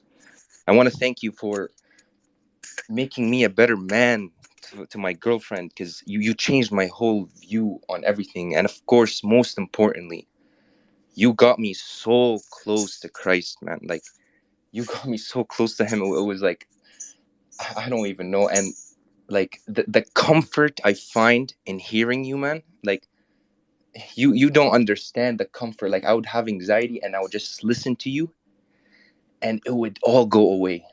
All of it. Like, it would just fully go away when I hear your voice. You just give me so much hope, so much confidence in myself. So I'm truly speaking out of my heart when I say thank you, and on behalf of everyone, thank you so much. And I don't know what you decide to do after November, but no matter what, we're going to miss you. And I promise you, because I know myself and I know my ability, I am going to make it. And I promise you that your work will go into good things. I will help people. I will help my family and help the poor people I don't know, because you taught us that we're all brothers and sisters and we all should be helping each other. So truly, truly, thank you for everything you have done, man. That's all. Thank you. Well said and well deserved. Can I also say something? Well deserved. Sorry, Kit. Then, bro. By the way, yeah, no, how are you doing, Yeah. Kit? Thank you so much First for of opening this all, up. okay. Just wanted to say it's quite ironic because you know all throughout my trading career, I started trading 5 years ago when I was 21, and throughout my trading career, I've heard this and that about ICT, ICT this, ICT that. I never really looked into it, right? And it's just funny because last month or a couple months ago, I ran into Kit on his face, and I obviously, Kit, you remember I thought you were ICT, of course, right? Yeah, I know. I slapped that down. You know that. Because I didn't know about ICT, who ICT was. So it was just ironic. Kit was on that space and Kit, dropped some gems, well, a lot of gems, was very humble, down to earth, and that kind of opened my mind. I thought, wait a second, these ICT guys are not really what I'm hearing from all these people. What you mentioned about them being a cult, them thinking they're the only kind of traders that are out there, this and that. So that was the first, real introduction I got to ICT. And the last couple of months I've been doing a lot of studying on the concepts. Obviously, I'm nowhere near as advanced as most of the guys in here who have ICT in their name. TWP, is there anything you can do with your audio? Is there a way Shoot, you I got can my improve it? AirPods in. Take out those Is it better fucking now? things. Oh my god. Is it better now? Oh my. Yes. Yeah. Fucking AirPods Oh are shoot, killing me, yeah. bro. All right, My go fault. ahead. All right. Yeah, no, sorry. I'm traveling for soccer soon, so I was, listening to you guys while packing my stuff and everything. But anyway, so yeah. No, just to fast forward the story, yeah, listening to Kit, first of all, kind of got me an introduction to ICT. A few other guys showed me some videos. I started reading, studying the concepts. Like I said, I've been trading 5 years, but I never really understood how, ICT worked. And then just to listen to you speak today, you're humble, you're empathetic, you're teaching us, you're open-minded. It's funny because you're so down to earth and so approachable that I'm just so shocked that I never looked into it this much. And like I said, I'm grateful because what you mentioned is really true. What you addressed about the ICT community is really true because, there's so much to learn. There's so much to do in the stock market, but it's so difficult to overcome your challenges, your losses, because in this day and age, you have all this social media which helps you, but it can also hold you back. When you have spaces like this where people come, they share their thoughts, you see they have a similar mindset. For the beginner traders, that's a dream. When someone's so approachable and easy to talk to, someone possesses a warm, welcoming demeanor, it puts you at ease. So I'm happy that you're doing this. Like I said, I would have loved to have this when I started back. Because every failure we hit, we hit it on the head, and it can be detrimental to your trading journey if you're not, mentally tough, if you're not able to bounce back.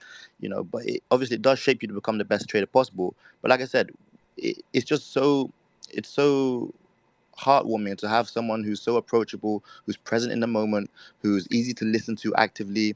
And this is the kind of person you want to engage with. So, like I said, I'm just grateful that you're doing this for the community. As you mentioned, when you started trading, you didn't have all of this.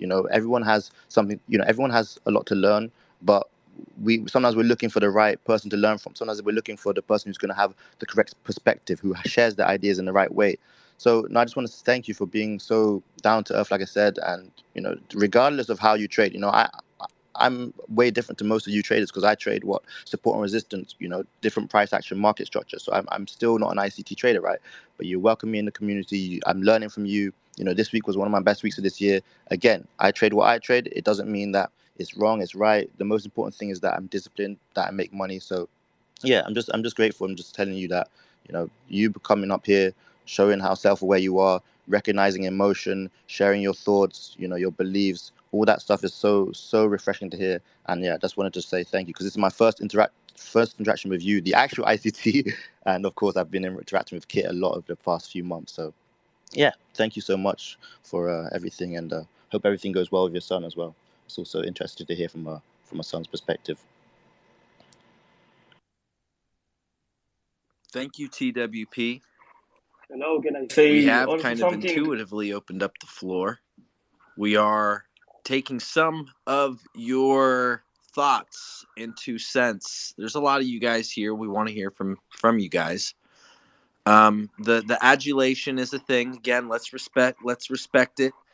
And I understand it might be your first time having an opportunity to speak with the ICT or to be heard directly from the ICT.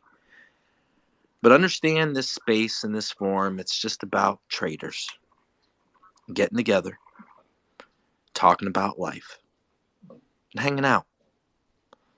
So I really want to keep that perspective in line with where we're at. And as much as I do. What's that? Yeah, I was gonna say I do have a question for Michael about the charts. If he would like to answer it, of course. I don't know if that was the topic we can go to. We'll see if he wants to answer it or not. Otherwise, I'll. Go ahead, you can. Okay, perfect. Thank you so much.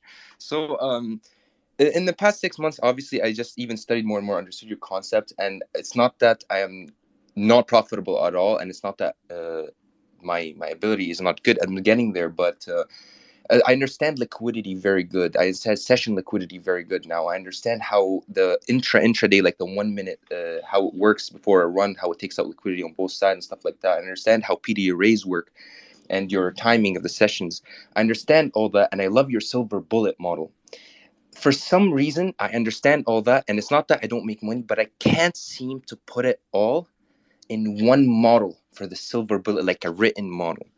Is there a way you can go on that? I'm sure you've said it before, and I'm sorry. I'm sorry if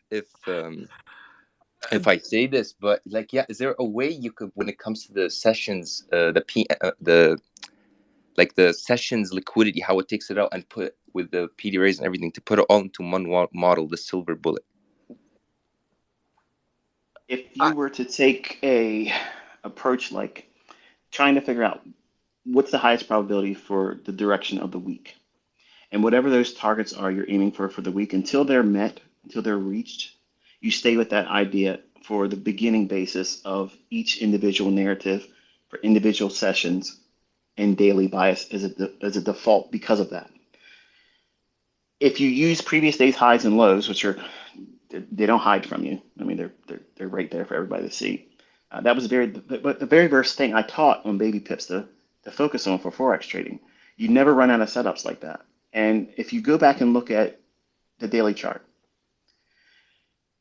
every single trading day, the bias, whether you know it beforehand or after, in the beginning, you don't know what it is. So to teach yourself how to grow in your understanding of where to aim for each day, what is it more likely to aim for? The previous day's high or the previous day's low?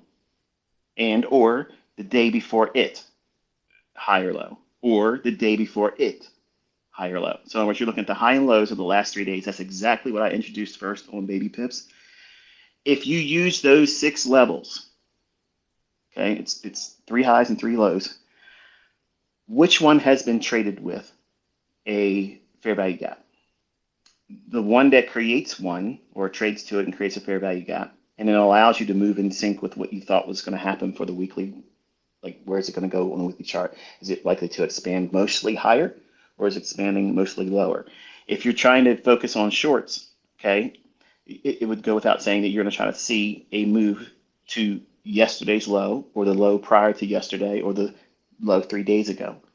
And using the 10 o'clock to 11 o'clock or the 2 o'clock to 3 o'clock or 3 o'clock to 4 o'clock or 2 o'clock to 3 o'clock in the morning or 3 o'clock to 4 o'clock in the morning or 7 o'clock to 8:30 in the morning, all of those are opportunities for you to look for that simple silver bullet model. Over time, with experience, you're going to determine that every single hourly candle can be traded and treated the same way as a daily range because everything is fractal. And by aiming for the previous hour's high or low, framing it with that mindset, you can start getting high frequency trading algorithm entries using a silver bullet model for a 15 or 30 second entry or fair value gap. So I could literally talk to you for the rest of today and still not really scratch the surface of answering it, in my opinion, the most significant manner of responding to what your questions ask. I understand what you're asking, but there's a plethora of examples on how to do that. And I just gave you new ones here just in a couple sentences. It's a matter of finding the one that fits you. That's why there's so many things that have to be brought from your own personal perspective and your personality into trading. Can you be in front of the charts at that specific time? Can you trade a setup that would not look like everything else I've shown so far? Because I do other models, and like I have a video that's been rendering while I've been here with you live. I'm gonna upload it here in a moment, but I'm teaching a new PD array in there, and what I actually traded yesterday in non-farm payroll. So if you understand that you are given the opportunity to bring your personal perspective, your personality, and how you are going to allow your trading to be form fitted with the concepts, not take the concepts and form fit it to you. You have to bring your personality to it. You have to allow whatever it is that makes you feel comfortable looking at price and how it invites you to engage with it. I have so many concepts, so many ways to get in that same scenario, but you just have to determine what it is you're trying to do. Are you a reversal trader? Are you a contrarian trader? Do you like to trade with trends that just have been obvious for a long period of time on the 4-hour and daily chart? If you know that it's likely to go down to a level that's 200 handles away for an index future or 300 pips for a Forex pair, if that's what you're really focusing on, like if that's what the whole model is based around and you have the commitment to hold for something like that and stay with that idea, then using any time frame less than an hour, you can do a 15-minute fair value gap with the silver bullet mindset. Silver bullet is not simply a matter of limiting it to a specific time. All I've done was take very specific generic times where order flow is going to be one-sided. That's what's occurring there because the algorithm is going to start spooling and delivering price one-sidedly. And because its nature is to perform that way, if you look for a fair value gap in those specific time windows where the beginning and the ending of it is, it can't hide from you. It literally cannot hide from you. It's a matter of you knowing what you're likely to draw to at that given time of day, whether it be London, PM session, AM session, it matters not. But you have to warm up to the idea of whatever it is you're trying to do, Any one of those particular times of the day, that's where you should bloom, where you're planted. Plant yourself right there and say, okay, I don't care what ICT and the rest of his crew does and what their trades. I don't care about that. I don't care what new PD array or what model I release in October. I don't give two spits about whatever I talk about in the future in a book. I'm trying to nail down one thing so I can start getting good at doing one thing right now. You start with when can you get in the charts? Because if you can't figure that out or determine and settle in on that, nothing's going to work for you. But once you settle in with that, then you have to determine, okay, where's the likely draw on liquidity? I mean, that's the whole basis of what it is I'm teaching, because if you can get to that, and you won't always be correct. Are you in a state of mind that allows for that imperfection? Because many times in the beginning, people don't want to accept the fact that they may be less than 50% accurate. And that's normal for someone that's learning a new skill.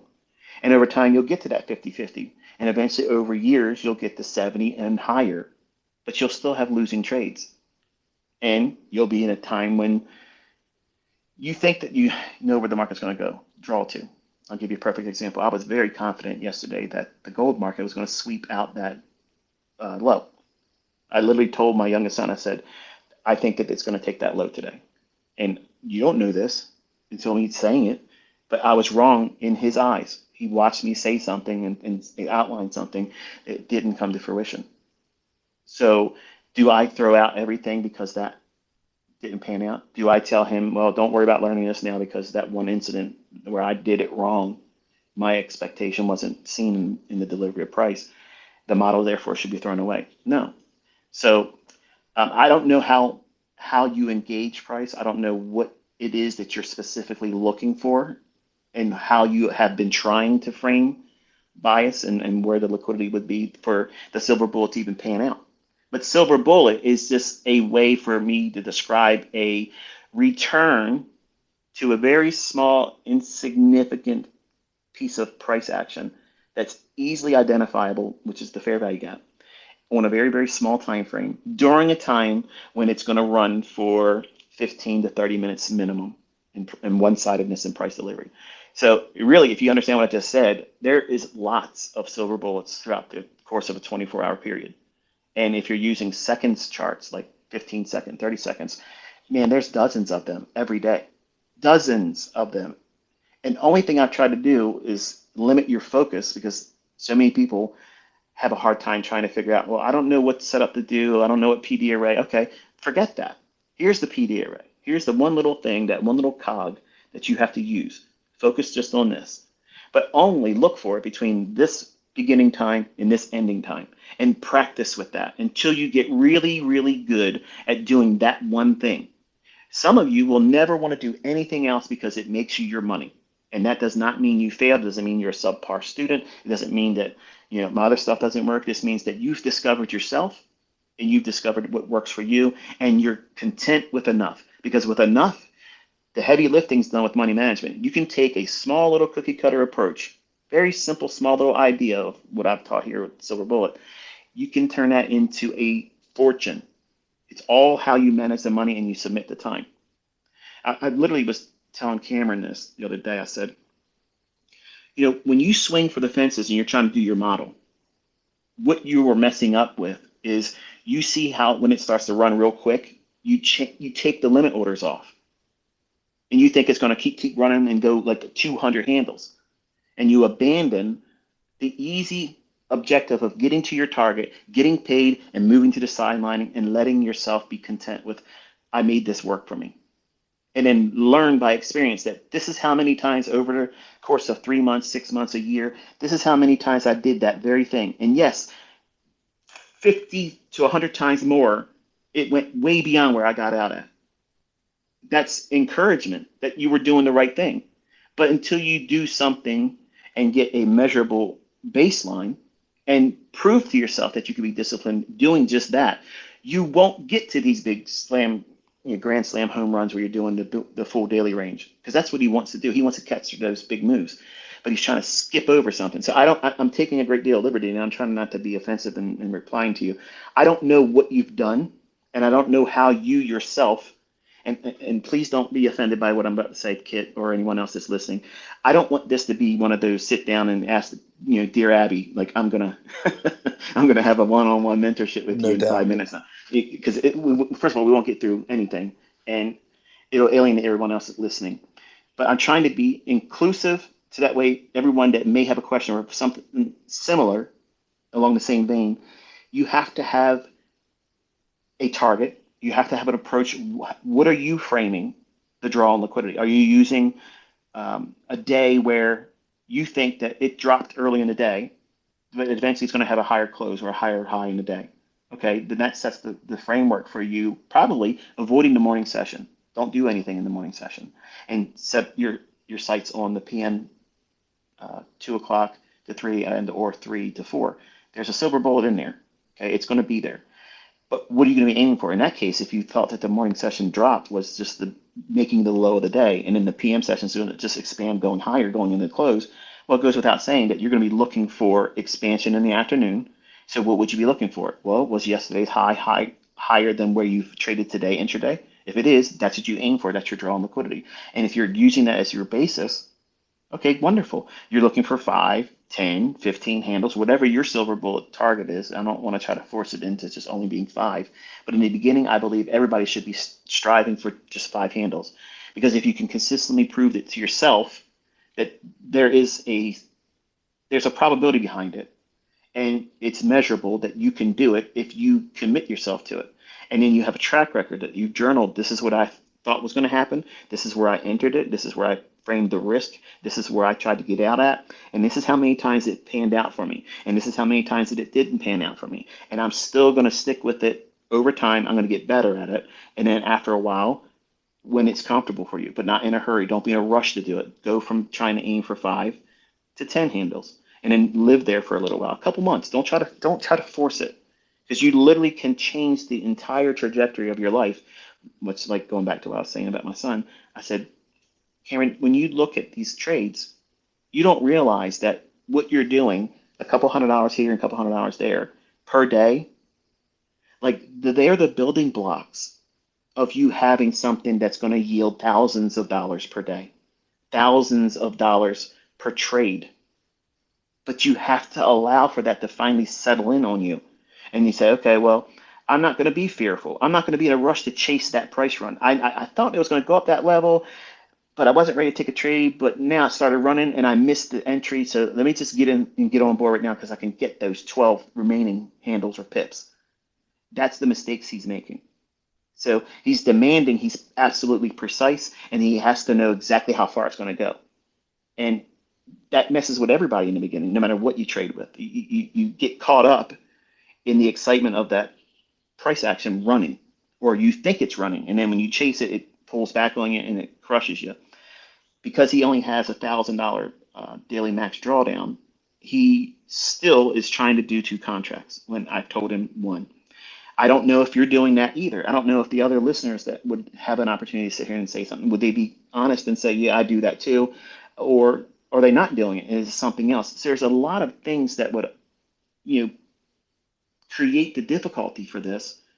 And that's why I talk a lot, because I try to cover all the things that I could imagine where I went through and what would arise by me saying what I just said in either a Twitter space or whatever I've talked about in a recorded lecture.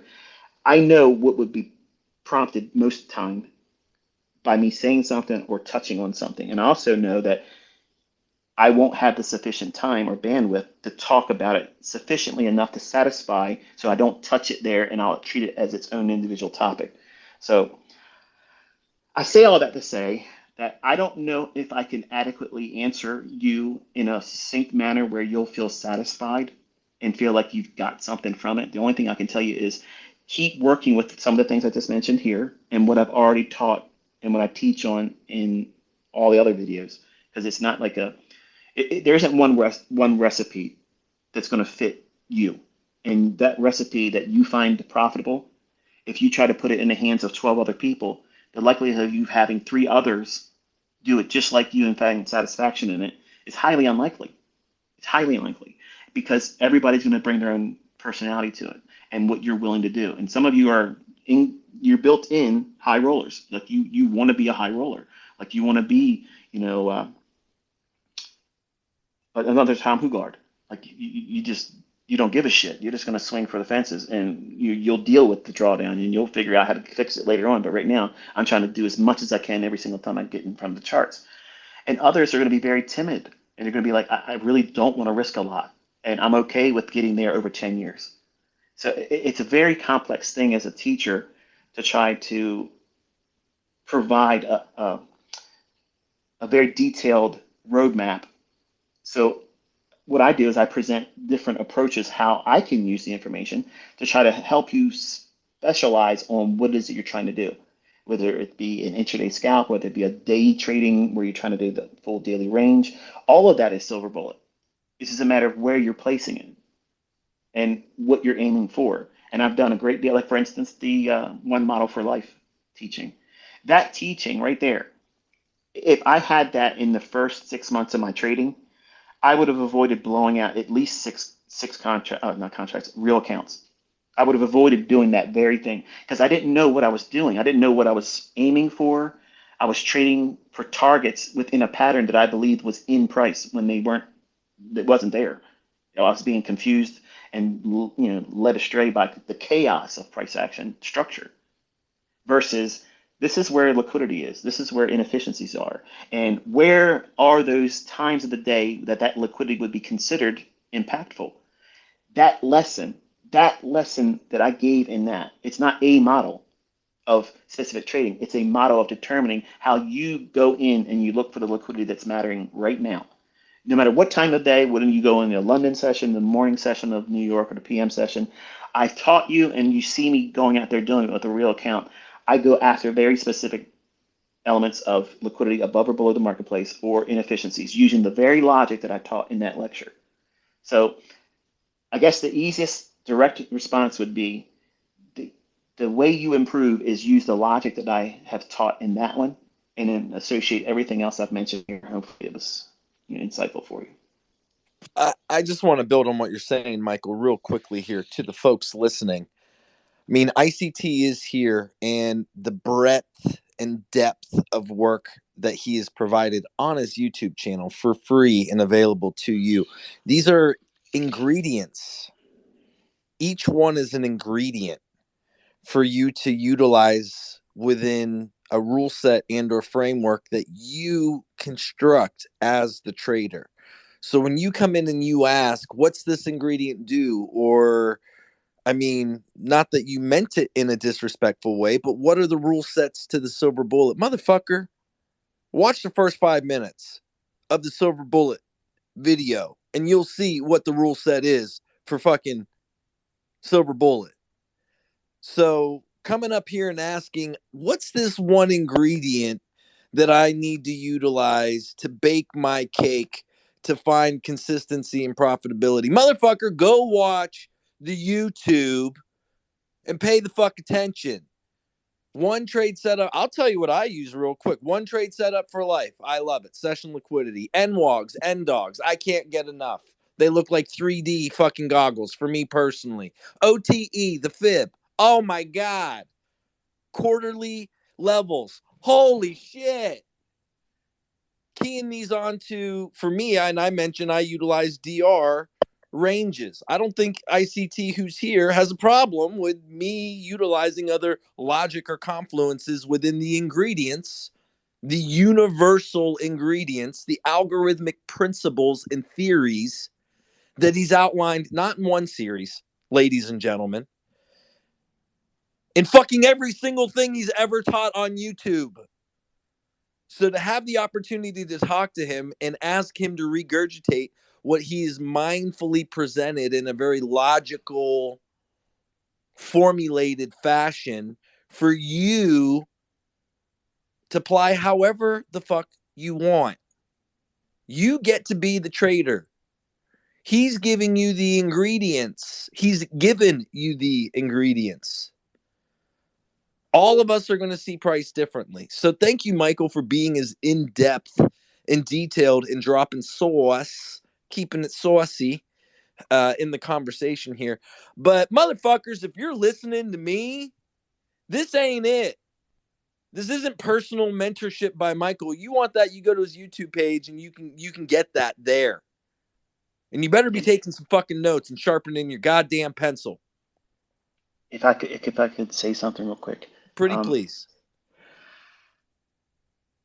I didn't take his inquiry like that. I think if, like I mentioned earlier, if I would have had an opportunity to have asked Larry Williams something, I had the belief in such a high regard for him that if I were have perhaps in the presence of him, ask him, say, hey, look, I've seen you talk about how the bond market does this, and therefore the S&P should do that. And I hear you talk about your RSI, not RSI, but your Williams percent R is like the half of the stochastic that George Lane didn't invent, by the way. And I would like very much for you to help me determine what period Williams percent R I should use if I was using this as a model. What would you advocate that I would begin with and start with?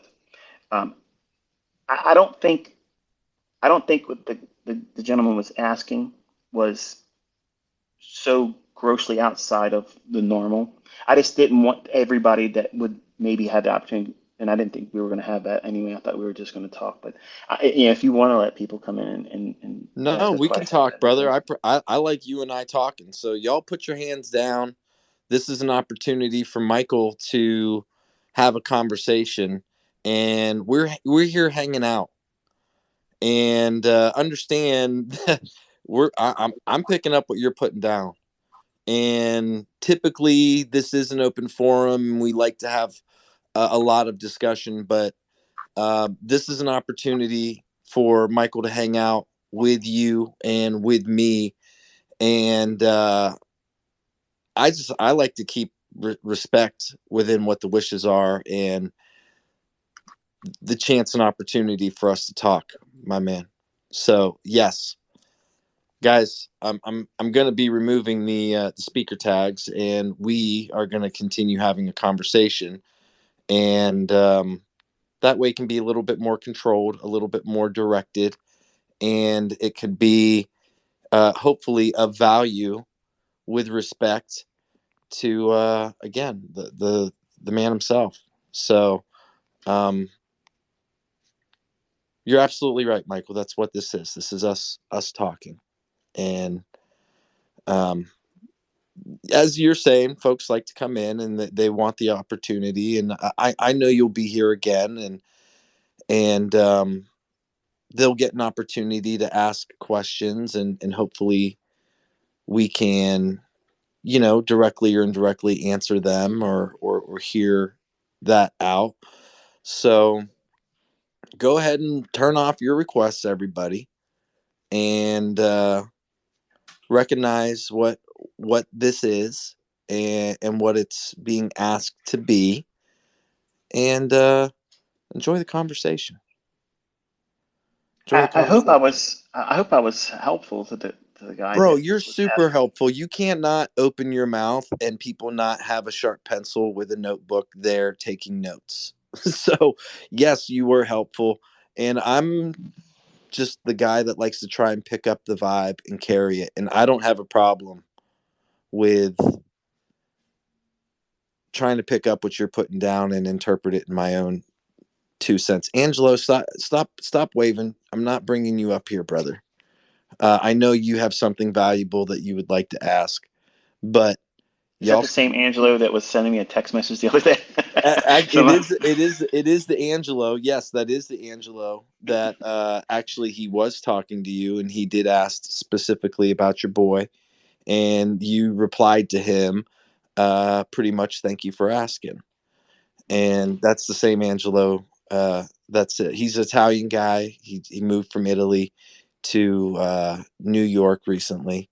And what is nice, Michael, about this community is getting the opportunity to get to know the name and the story behind the profile. And again, that's all. This is all forged in your shadow, And I believe I'm trying in being here to just pick up what you're putting down in what I consider advanced concepts. Having some form of an increase, I've never felt more of an increase within the market than after meeting you in April.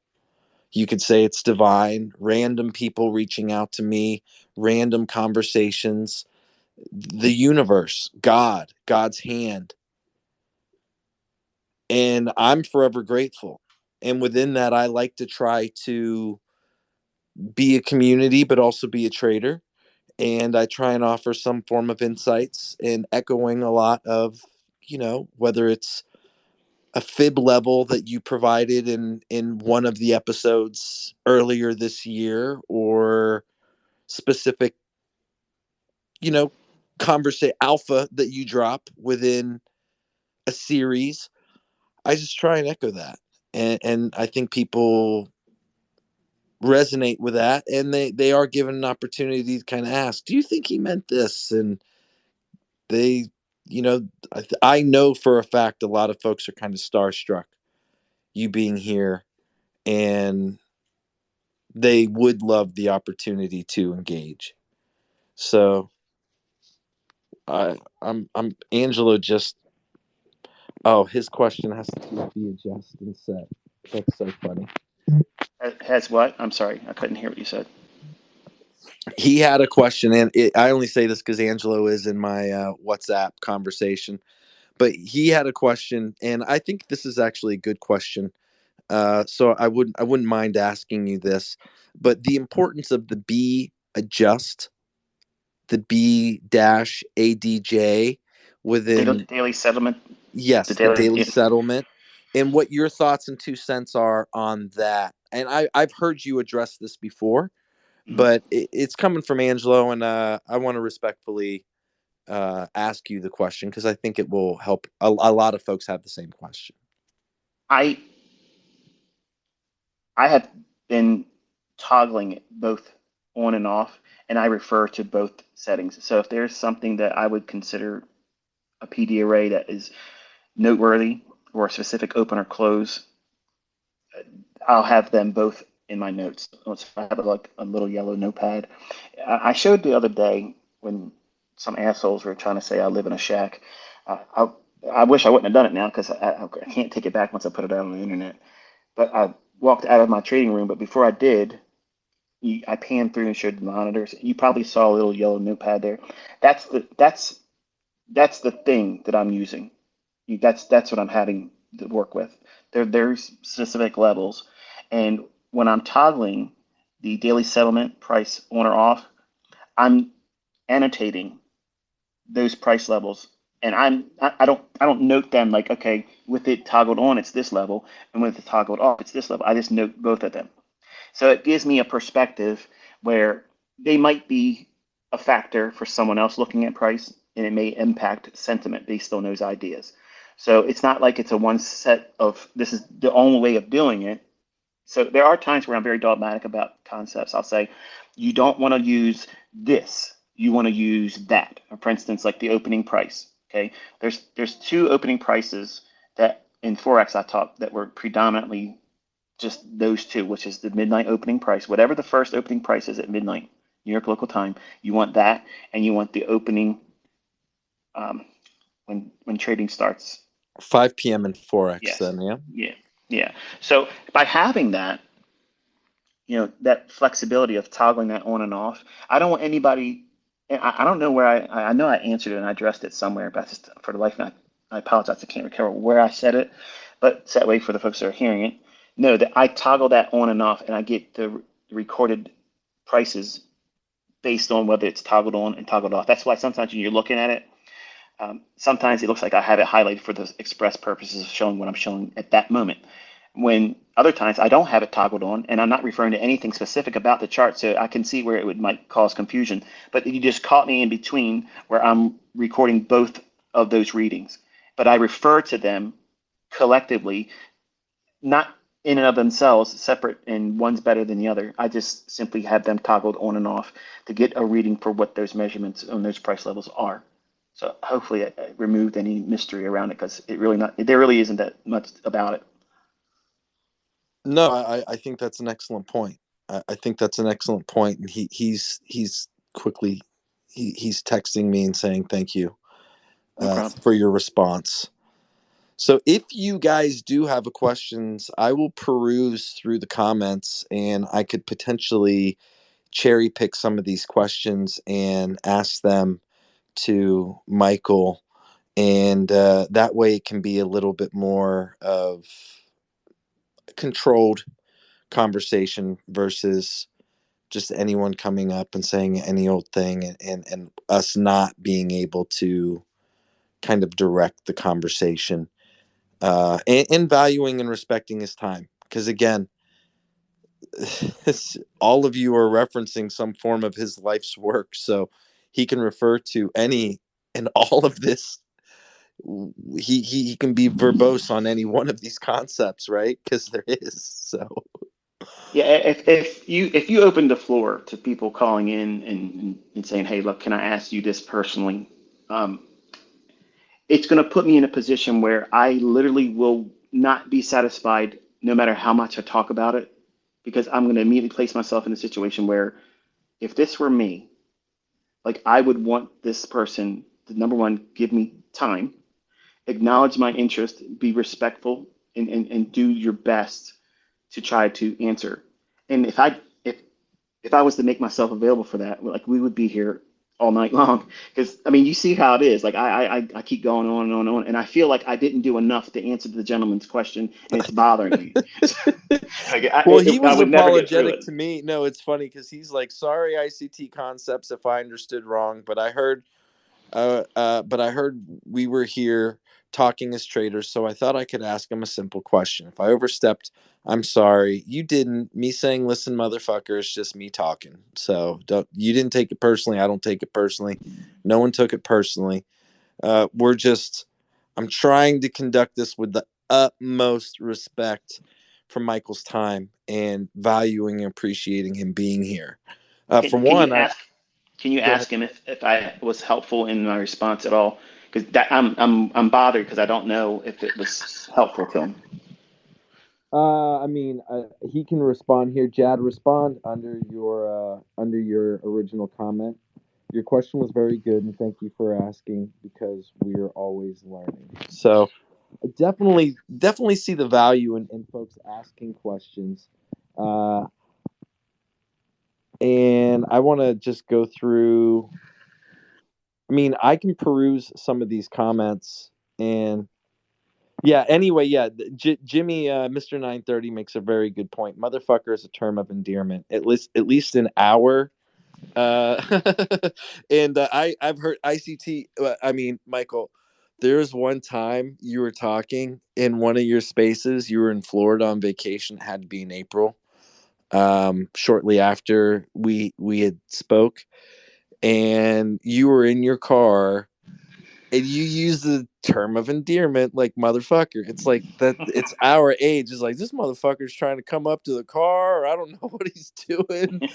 But it's funny because there are folks that are of our generation and utilizing the term motherfucker. Don't get oversensitive. It is ultimately a term of endearment.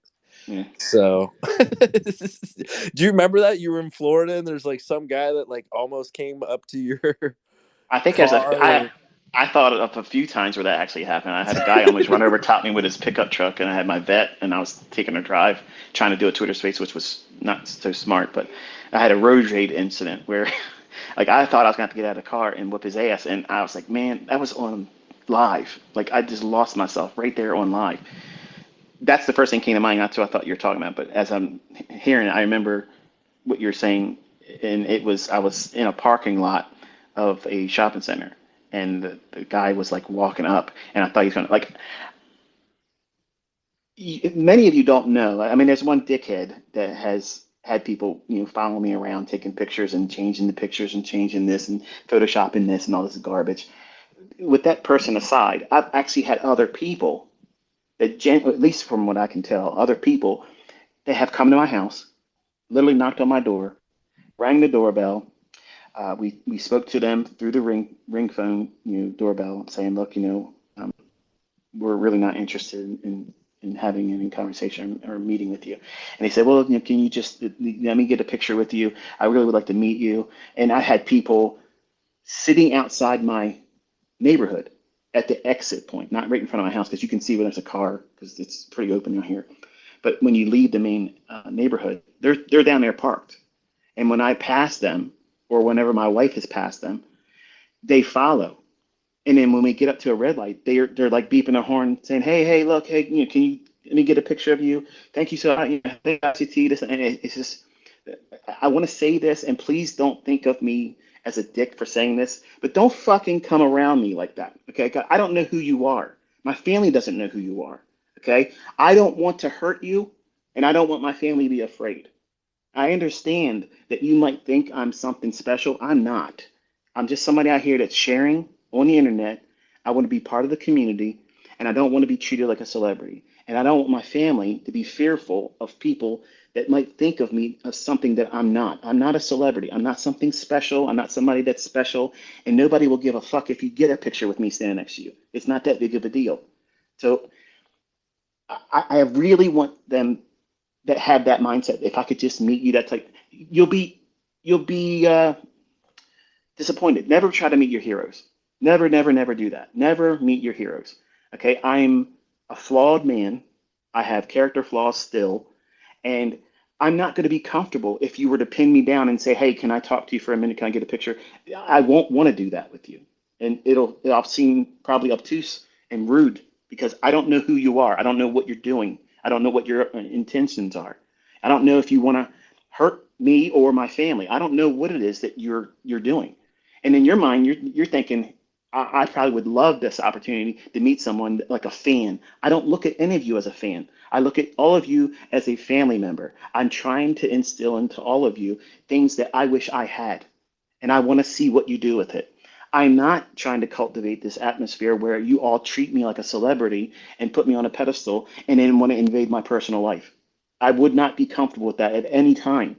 And sending me gifts. I don't want any more gifts. Stop mailing shit to me. Stop sending me stuff. Okay. It's too much. It's uncomfortable. My wife is uncomfortable by it. And my daughter literally had to move out of this fucking state for this very reason.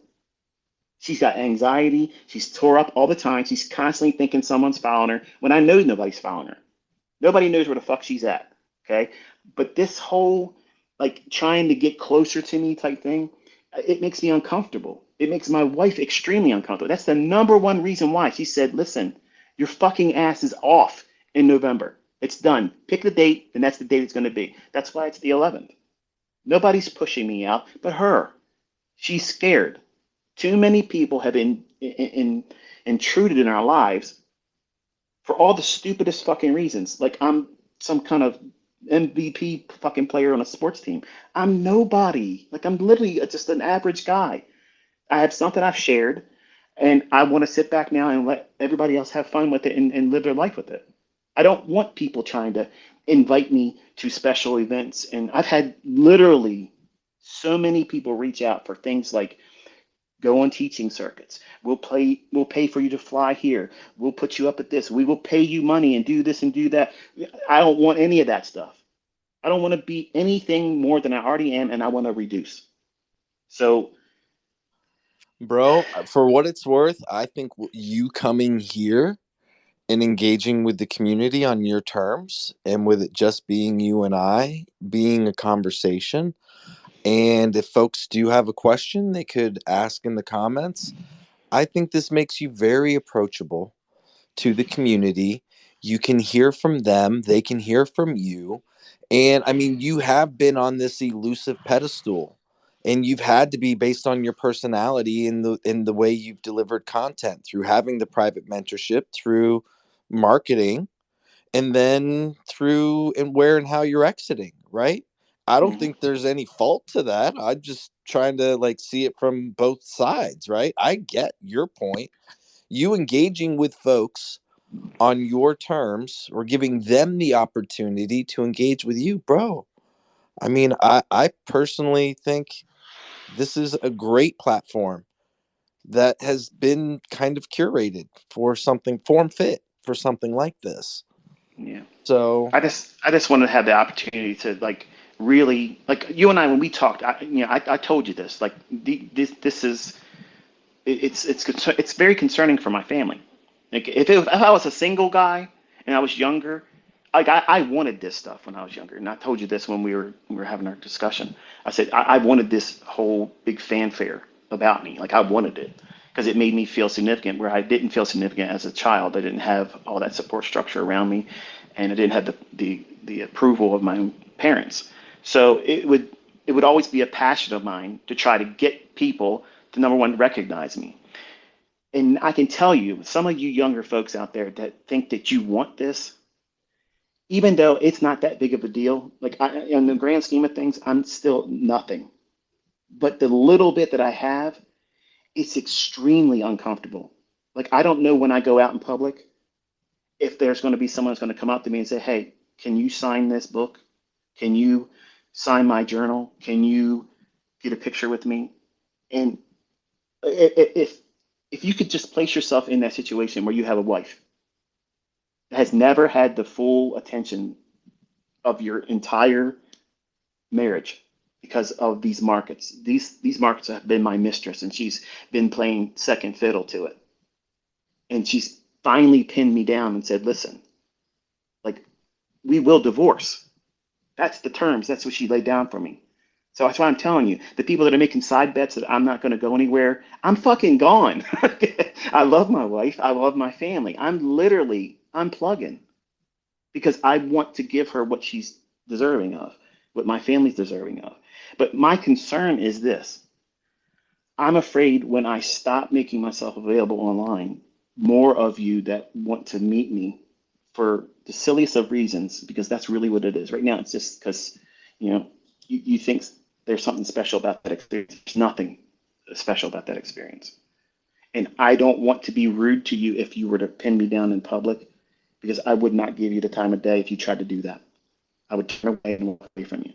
And I don't want to have that experience for you or me.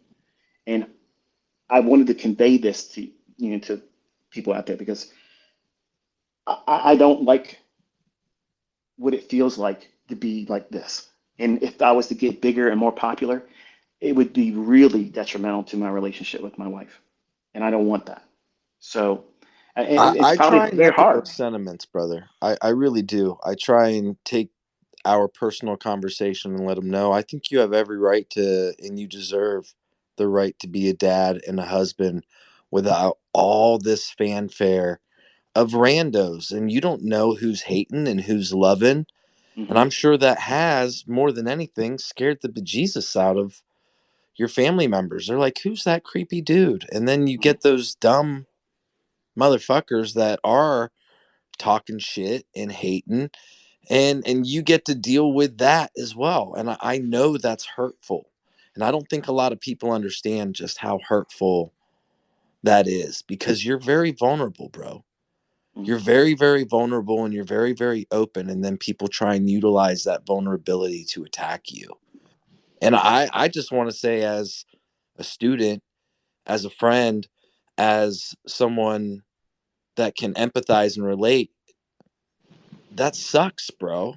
And it's just the fact of the matter. It's what the nature of social media is, right? Like, not just social media, but when you become a global icon, whether you want to accept that or not, your impact, that's the word, impact, from your increase that you've shared with others now has put you at a level that makes you uncomfortable and incorrectly attacked. And I understand, and I want other folks to understand, that you've got every right to just be a dad and just be a husband and request and respond to the requests of the most important people in your life. And I think that's what you're doing more than anything. And I like echoing that from our conversation way back when to even now. Like, guys, chill. Like, it's not okay if you like value and appreciate Michael, then take something with his lessons and his concepts and do something with them, and put yourself on Front Street with doing something with them. And then more importantly, try and help other people, because that's the ultimate lesson. I just want to echo what you're saying, brother. I really do. Do you remember when we were talking and I told you that I was wrestling with feeling guilty about leaving because I feel like it's going to be viewed as selfish, like I'm being selfish when I've tried to do everything I possibly have done to, to, to be anything but selfish. But I have a wife, I have kids that I did not spend much time with in these markets and the things I did with people on the internet, I talk about just mentorship, but like all the time. Like I would be answering emails back on Baby Pips, and I loved it. Like I love it, and it's going to be an adjustment for me not to be doing it anymore. So I wrestle with that guilt of should I feel this way? I'm very very passionate about it, but if it's going to be a choice of staying married or doing this, I'm staying married. I mean, respectfully, I mean, I want to say, and I say respectfully, respecting our private conversation, but I told you, having gone through a divorce myself, like for me, my wife resented every time I picked up the phone. Every time, and I didn't even have a fraction of the following, but it had to do with like the markets became to her like a mistress, right? It was diverting attention. And you have the markets, as well as even back in the day with Baby Pips. I don't know what the exact numbers were, but you had tens of thousands. I mean, I want to say it was like 30, 40, 50,000 people way back when, before it was the global body that it is now, to the tune of millions between combined socials, right? So I could empathize and relate as a husband that dirty look that my wife would give me just by picking up the phone, like you're not focusing on me, motherfucker. That can't last. Yep. And I feel like I can empathize with you on that. And I've gone through not one wife but two wives, and I've chose trading in the charts over my relationships with them. And at times I'm very, I regret it. But at other times I say it's the best thing that ever happened to me, because it's bringing me more to my real self. So I can, just like then, I want to say it now again on Front Street. I mean, this was the conversation that we were having, right? Like this was something I think that's extremely important for folks to really understand the real you, not ICT, the global icon, Michael Huddleston, the man. Being Can a we talk about father. some of the things that we did in that conversation? Like I was giving you some questions and I was interested in your responses. And I think, I don't know if you've said it in other, maybe you did, I don't know. But I kind of like want to do a little bit of,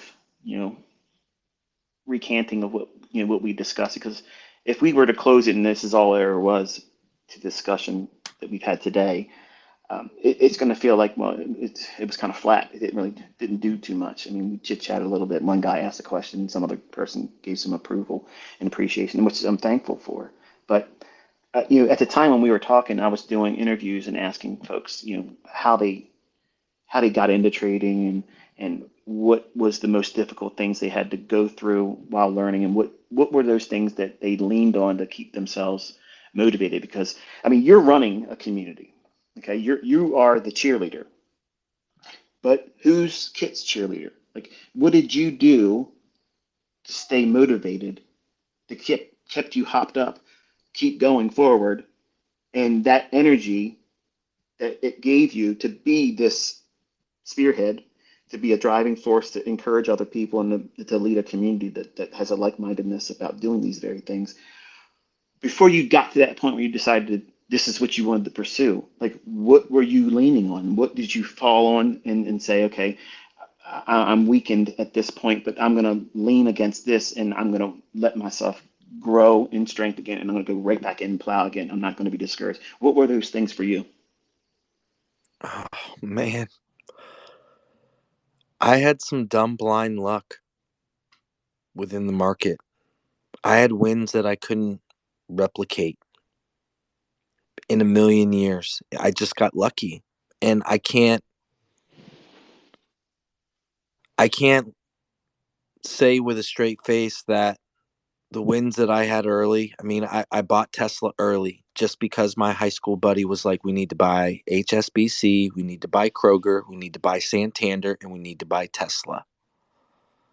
And this was a buddy of mine who had a degree in finance, who went to Hawaii and was trying to become a Navy SEAL, and has been a lifelong friend to not only me, but my younger brother, and his older brother is my daughter's godfather.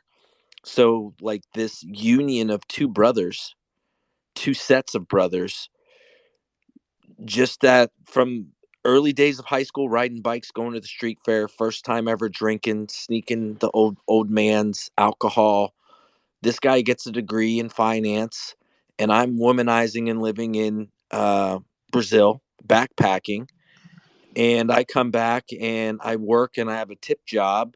And the tip job was at a luxury hotel, but I made really good money. And it was like I was taking all of my tips, my daily tips, and saving them. And I was saving them. And my brother and my friend are hodlers, hold on for dear life. They still have an amazing stock portfolio. Both of them do.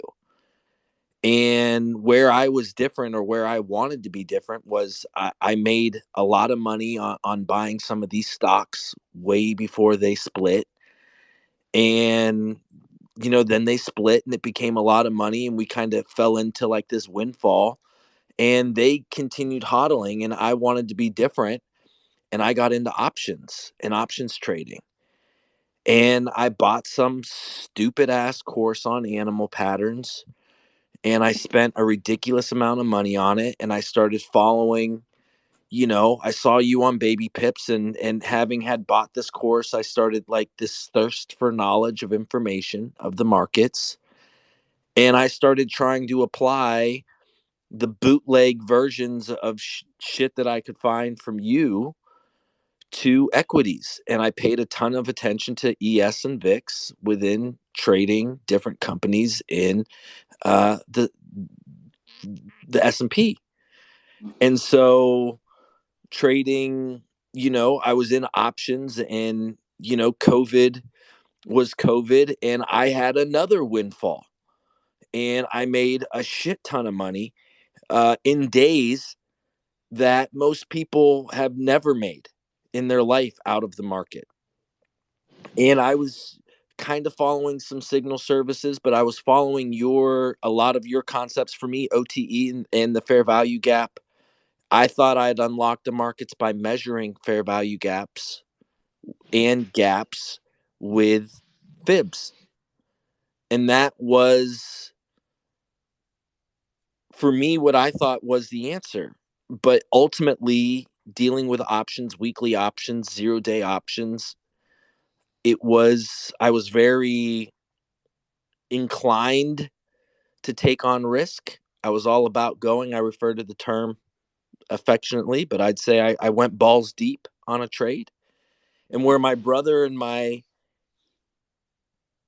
best friend were hodlers and they weren't interested in trading, I was like, nope, this is it. This is the answer. This is how you take money, and money works for you.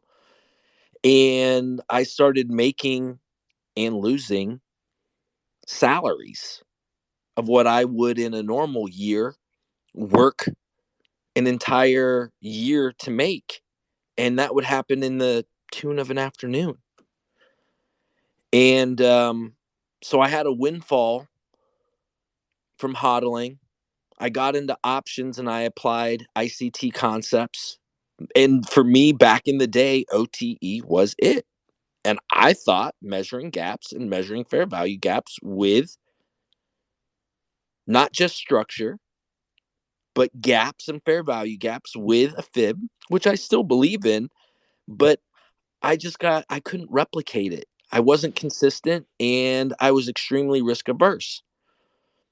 And that was about the time that my daughter was born and that I had my first divorce.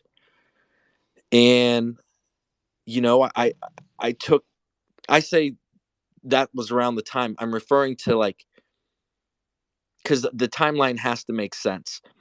The timeline was I bought Tesla and a lot of other stocks. My brother and my friend held. I held for a while I worked.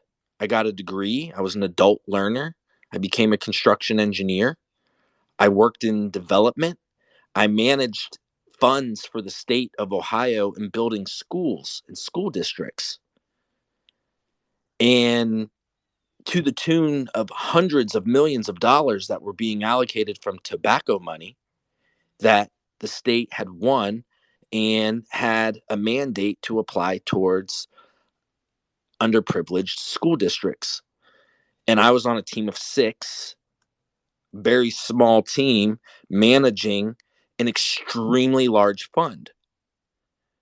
And so within estimating and construction and development and deploying these costs, I could see these really big numbers, and I had to sign pay applications, a $3.5 million pay application to or a contract to a general contractor who then was getting paid hundreds of thousands of dollars monthly based on my progress reports on their schedules.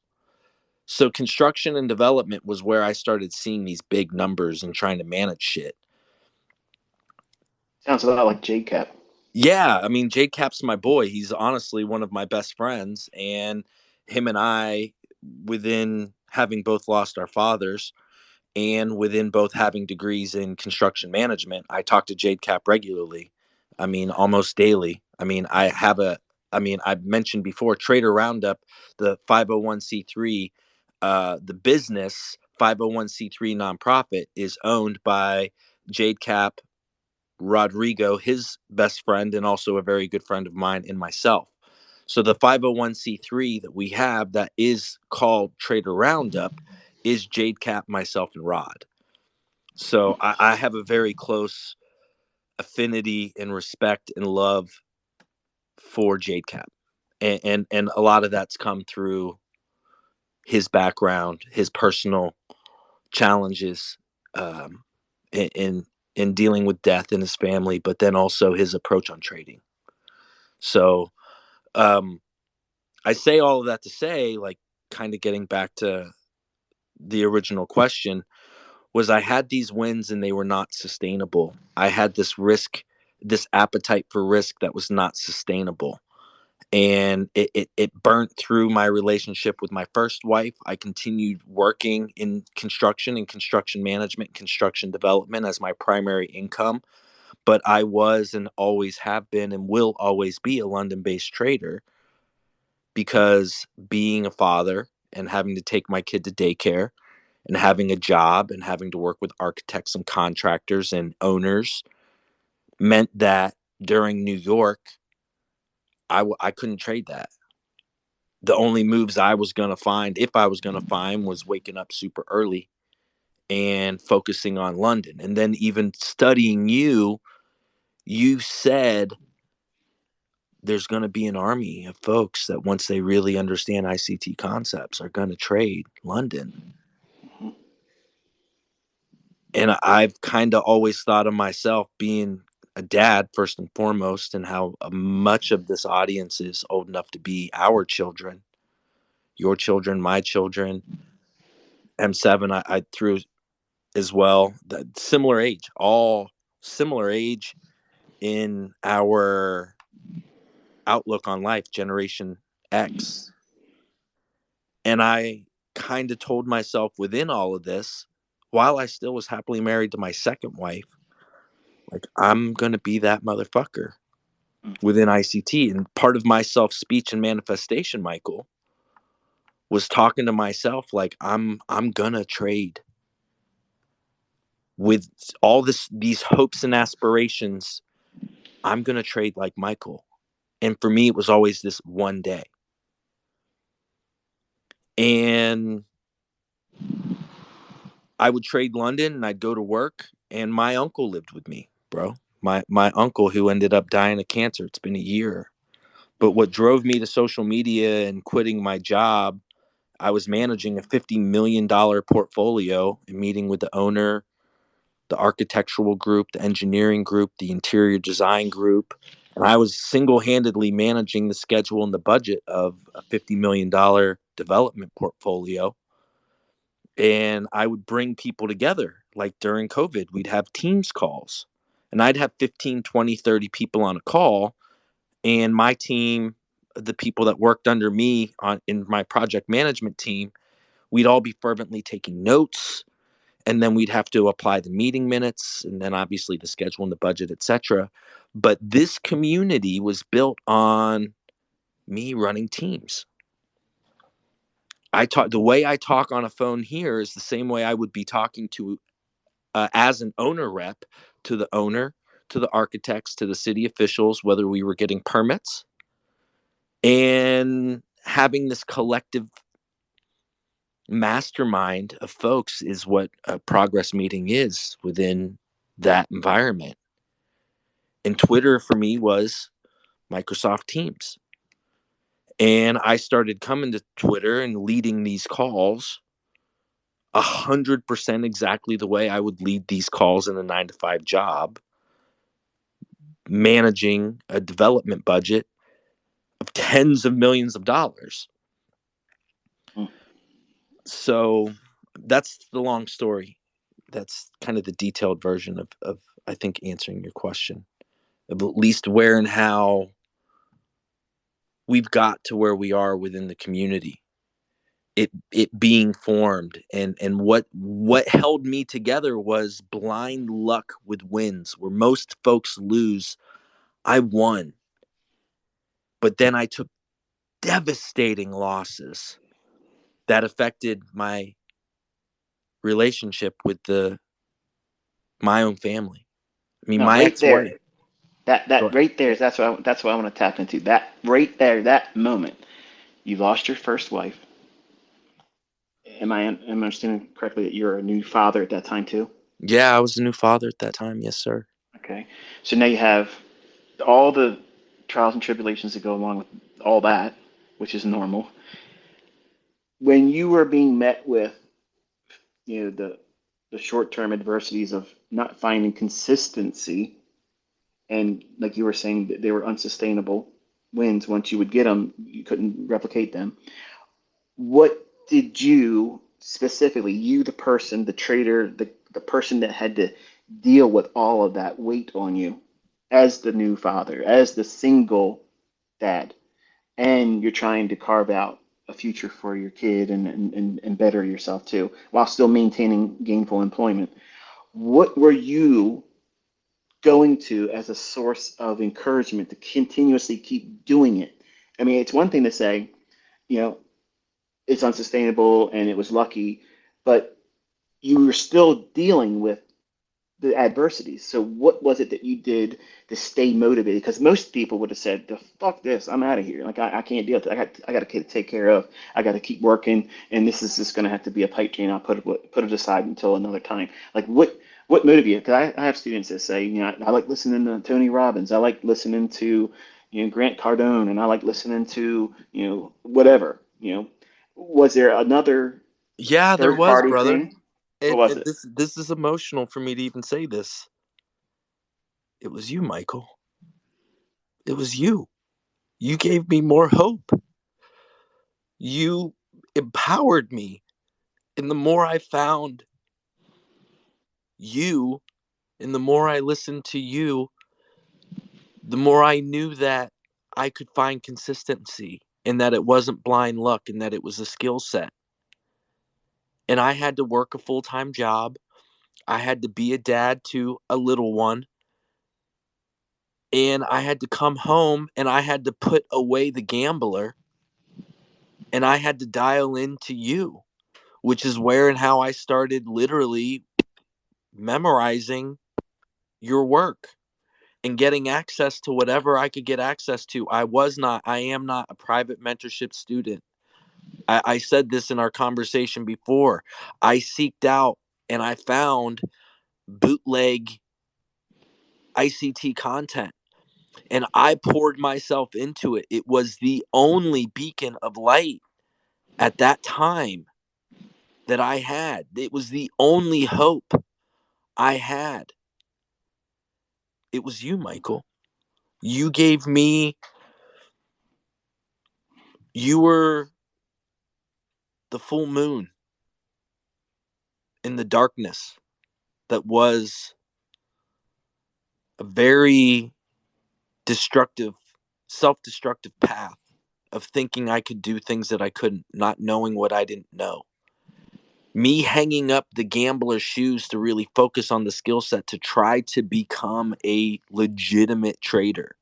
You were the first and really the only voice that brought clarity to me in a time when I had a baby and I was juggling a lot and life was extremely difficult. I found peace in listening, staying up late at night and following your reviews and your concepts and things that you were sharing, and then being able to apply it in demo on the charts and saying, I'm not going to wreck myself. I'm going to focus on the skill set. A lot of what I preach and advocate to other traders 100% is because I've been down that dark road.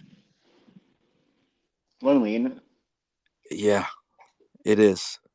And wrecking yourself is in destroying, like, the gambler in me, the addictive personality in me. Let it ride. And I lost. And I lost relationships. And that really impacted me. And one of the things that I've tried to instill within this community is my own struggles and challenges. And why folks, I think, come up to talk. I mean, my life, Michael, my wife left me for a dude 40 minutes away, telling me she was going to yoga. She's fucking some dude 40 minutes away. I'm going on ski trips with my daughter. No, go enjoy Mount Hood with Sienna. She's fucking and sucking some dude because he's giving her time and attention that I'm not. Because my attention, my mistress, was the market. And not only that, I was working a real job and I was taking the savings, our savings, and I was putting them back in the market. Betraying her trust. So would you say at that time, was there ever a time when she was behind you in that endeavor and maybe falling away? I mean, when I had some payouts, brother, she was the first one to fucking suck me that one kind of way and treat me like that one kind of way with the wins. Yeah, when the wins were there, when I bought her the brand new Tesla, when I paid for the house, yeah, she was that one. And it was awesome. But she was there for the good moments and she resented me for the bad. Your second wife, was there ever a support structure from her in your pursuit of trading, or was it a void?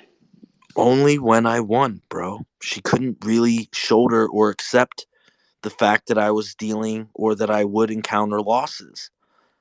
And no, so I mean, honestly, I would say, Michael, she was a poison pill to my trading, and she brought a level of expectation that I couldn't shoulder.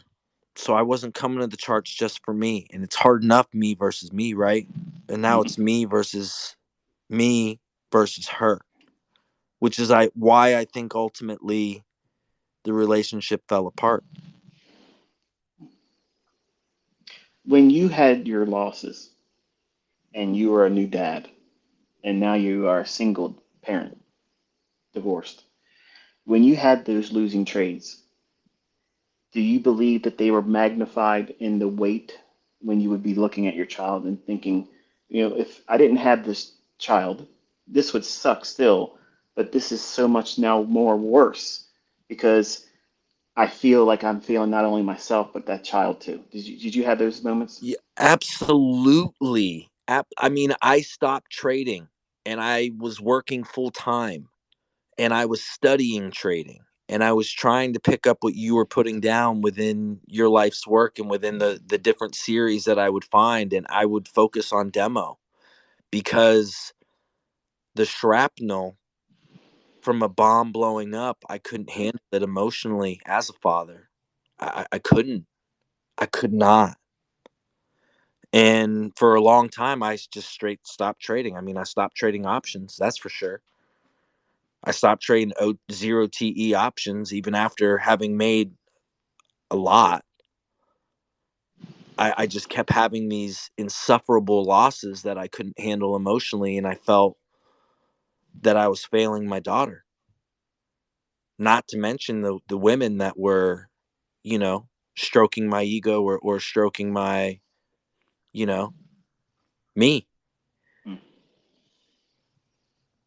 So I remember yeah, when I, my I son, went back to youngest, demo. I went back to demo and tried to focus on the skill set, and that was for a very long time. Even emotionally dealing with my ex-wife, even this year, I spent a lot of time in demo because I didn't feel like I was emotionally capable. I was still focused on the skill set, trying to practice what I preach, practice what you preach. what were the things that were the most helpful to you? Like when you say that they were inspirational to you, like what specific things? Was it a specific concept or is it a mindset thing? I don't recall doing too much of the mindset. I was really primarily focused on teaching conceptual things early on. So I don't know what you were tapping into in terms of finding that I mean, it was your encouragement. accuracy, it was your execution, it was someone to look up to. I mean, as a trader, and I know you don't love, I mean, it's from my generation, you're Michael Huddleston, you were Michael Jordan. And when you think of a young boy aspiring to be a professional athlete and looking up to someone, again, I was getting bootleg content and random weekly reviews, and you were like, you were able to succeed with my concepts, and you weren't involved with the cohesive structure that I formulated for the people that were part of my mentorship. I I just pieced and stitched together the principles that you provided, and more importantly, you gave me someone to look up to, and that hope and that aspiration is what kept me coming to the charts. And then eventually finding solace in demo and finding solace in, even though I'm going to go work, this can't hurt me. And for a long time, trading was just hurting me, even though I was, and I've made far more money than I lost in dumb luck. But I've still lost houses in a day, in a week, a lot. So the adding up the zeros, it wasn't just, I mean, folks have a simulated account and a demo account, and I just lost a lot, man. I lost a lot, and it wiped out a lot of my gains. I mean, my brother drives a McLaren, he's a multimillionaire, and I'm 46. I spend a lot of my time on social media, and I'm not broke, but I'm not where I want to be. I'm not where I know I'm capable of being. If you could go back I in have that time, clarity. Go ahead. you had the ability to go back in time, knowing what you know about yourself right now, what you know about the experiences you've been through. What would be the top thing that you could go back? You can only pick one thing, you can change it. You can remove it, change a different direction, change one aspect of something you did in the past while involved in trading. What would that one thing be? Tracking my performance. Tracking my performance as if I were a professional even back then. Journaling, back testing, whatever you want to call it. A performance analysis instead of blacking out the devastating trades or decisions that I would make, journaling and having a performance record. If I could change anything, it would be that.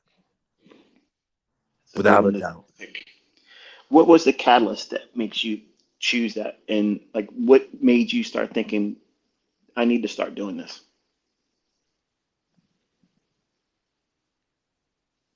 My results.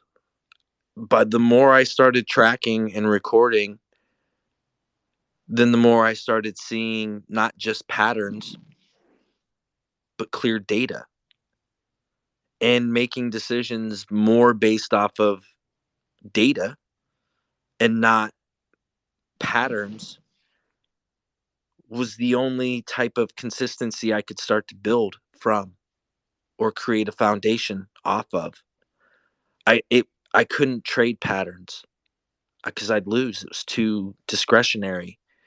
But tracking my performance and logging my results, good or bad, I mean, my sub answer to that would be my appetite for risk. So tracking my performance and having a little more sustainable appetite towards risk management, because I didn't. I YOLO'd a lot, and I can put my head down in shame and say that. But would you say that was the biggest impact why you weren't finding success or consistency early on? Was the fact that you, well, let's narrow it down for the listeners, because many times when I talk to students, they use the terms interchangeably when they mean one thing more than the other. Would you say that you were impulsively trading, or that you were over leveraging in your trades? I would say both, brother. I would say I was impulsively trading, especially without tracking a performance, especially without having or utilizing data or data log. That was, I was impulsive and over leveraging, and I was doing it more based on patterns. As soon as I started really tracking a performance and started utilizing data, which again, I give you all the flowers, and I have to give M7 flowers as well, because tracking and utilizing data and statistics and having a performance log is really where I started turning the corner in regards to my own consistency, profitability, consistency. I think too many people,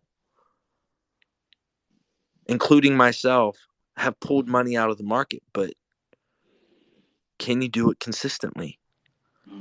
And that's what even at 46 as a trader, bro, I have struggled with consistency.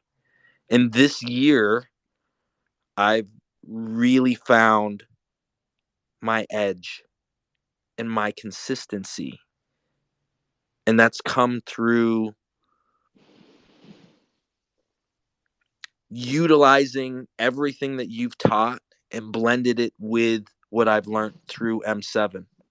And I mean that with all the love. And I think you really embrace a trader seeing what they see and trading what they trade. And me being able to analyze, because I have this engineer's mindset, because numbers are so important, being able to not just look at a chart, but being able to look at statistics and data, and then even apply my performance within the data. I can look at a high time frame the same way you teach. I can look at 20 years worth of data. I can look at 10 years worth of data. I can look at the last 20 Mondays this year. I can look at the last 10 years of October and what happens in October the last 10 years, the last 20 years, the last 5 years, the last 2 years. And just looking at these tables and graphs and not just candles, has given me a consistent edge that I struggled with. If you could go back and talk to your younger self, what encouragement would you give yourself? And what things would you tell yourself to avoid? These are going to be the biggest problems that's going to be the catalyst for you doing much more work longer than it's necessary to get it. Never give up. Never give up. Don't let blowing an account blow your mental capacity to do this. The mental equity within a chart is so important with us being traders. If I could go back and tell myself anything, I had so many limiting beliefs, self-destructive thoughts because of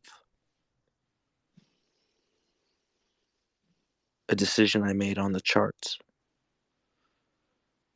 And that kept me in a cycle, a perpetual cycle of disbelief, of insecurity. And if I could go back and tell myself anything, Michael, would be never give up. And it's not a financial account you're blowing your mental account, your mental capacity to believe in yourself. And only through consistency doesn't even have to say the word profitability. Only through consistency is where the mental capital came. The limiting beliefs dissipated, or the I can do this was louder than the I can't. I'll never. It's I can, I will. Look, he can do it. Why can't I? What am I doing? For me, it wasn't any one individual concept of yours, Michael. It was being Michael Jordan. And then it was, which way am I going to utilize this skill set for myself?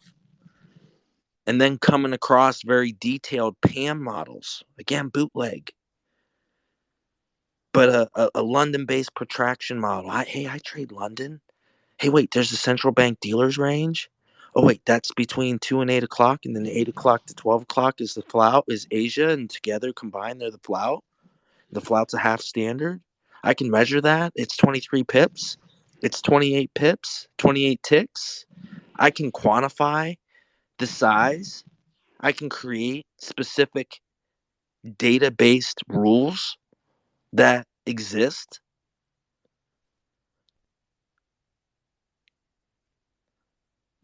So every single time that I blew an account, I fed my demon. And only after trialing so much in demo and finding consistency without actually hurting myself that I started to feed belief. And only after having a performance record and tracking my performance, my analytics, studying data, did I unlock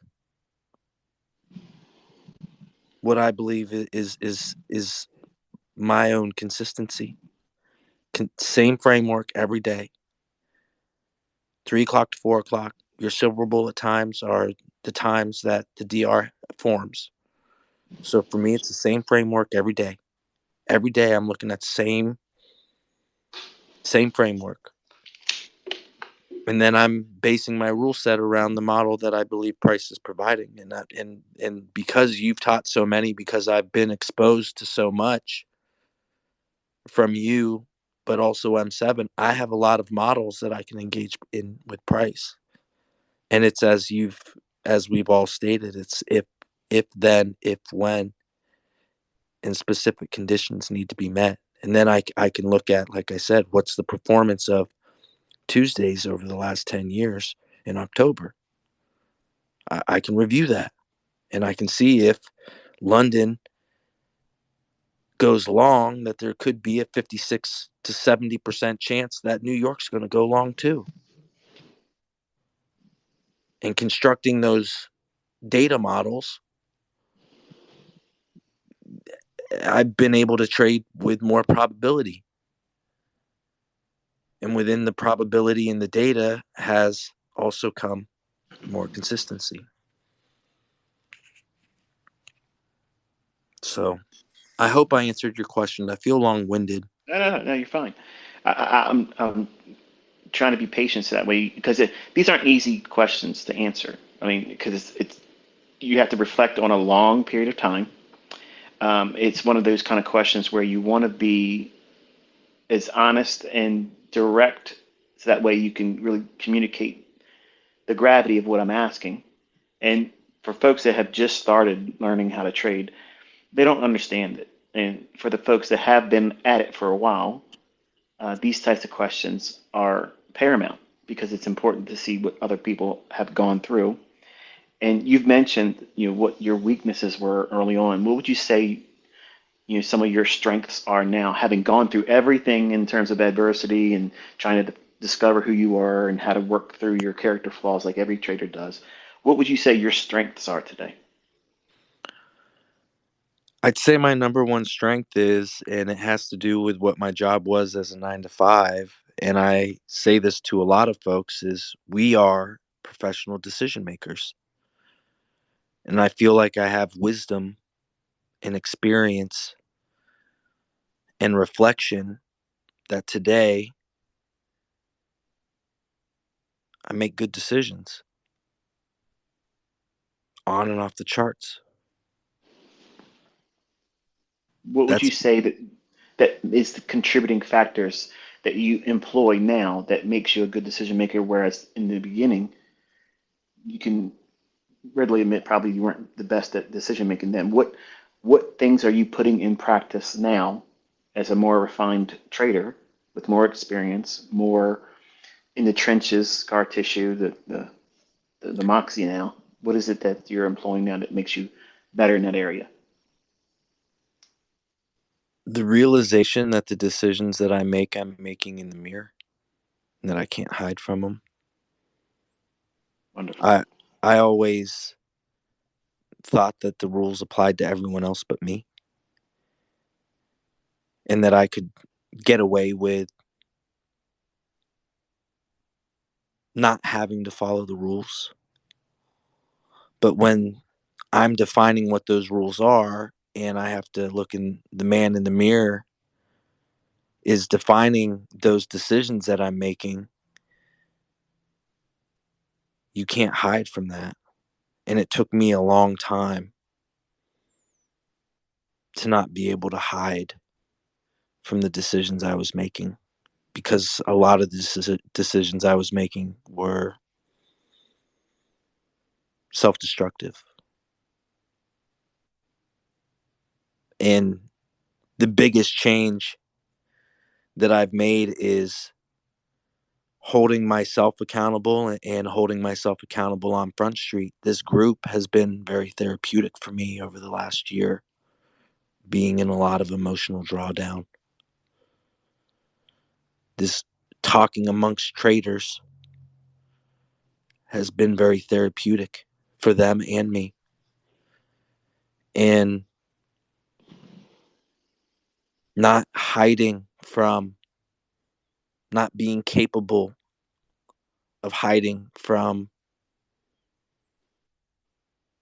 the decisions I make on and off the chart. Off the chart matters so much more And I don't think I realized that. I thought I could just be reckless, but somehow I would still operate within this level of precision. And I would make reckless decisions. I would do reckless things. I mean, even if it's just drinking and partying and, you know, doing what a lot of kids do, up all night, getting faded, fucking, and then turning around and thinking you're going to engage in the charts the next day with some kind of precision. Like you're actually going to work to make a financial decision.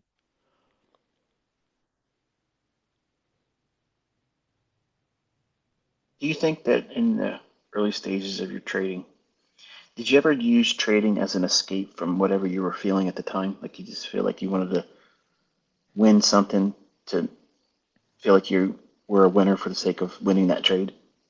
Oh, how many times have I gone to the market for validation when everything else was falling apart? Risking it all to try and feel validated with a win, holding my breath, not having rules or framework, making a discretionary decision, not journaling, not back testing, yet somehow thinking that trade was going to answer my problem, my bigger problem.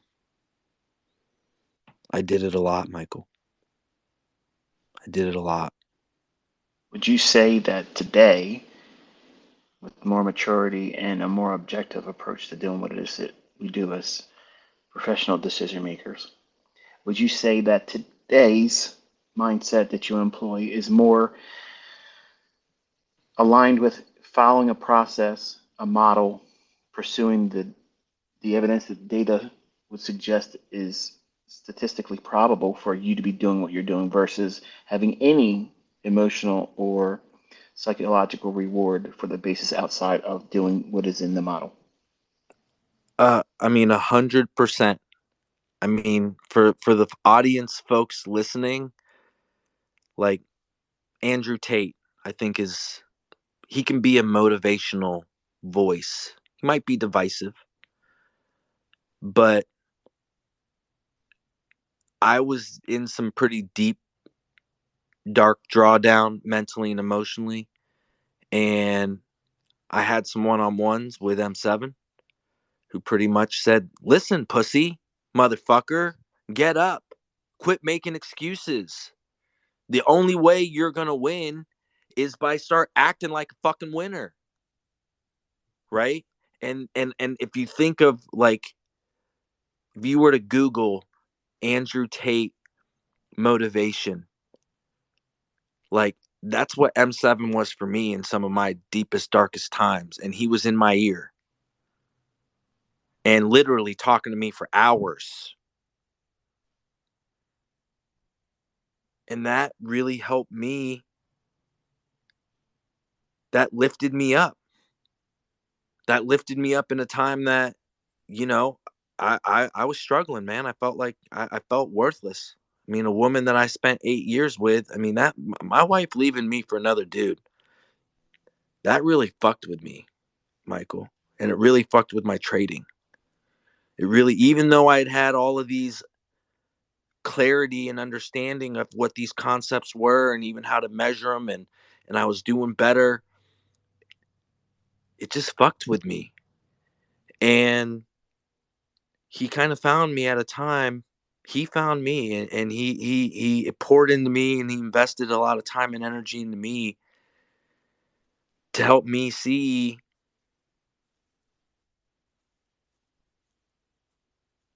what my potential was. And he was like an Andrew Tate voice of like, you're a winner, you can win, you know how to win, you're not a pussy, you're not weak. Get the fuck up and be who you are. Realize your own potential. There's a zillion fucking women out there. And guess what? All of them want to be with a high value guy that really men, only 1% of them are actually going to be. You're that motherfucker. And I mean, I think we all need that friend. We all need that mentor. We all need that shoulder. And he really was that for me, man. He really was. Not only that, like just all the statistics and data and the way he was able for me to supercharge your concepts really made me more inclusive. Like I'd see the Twitter beef and this tribal, like, oh no, fuck you, no, fuck you, oh no, my way's better, no, my way's better. It's like, hold on. We're all adults here.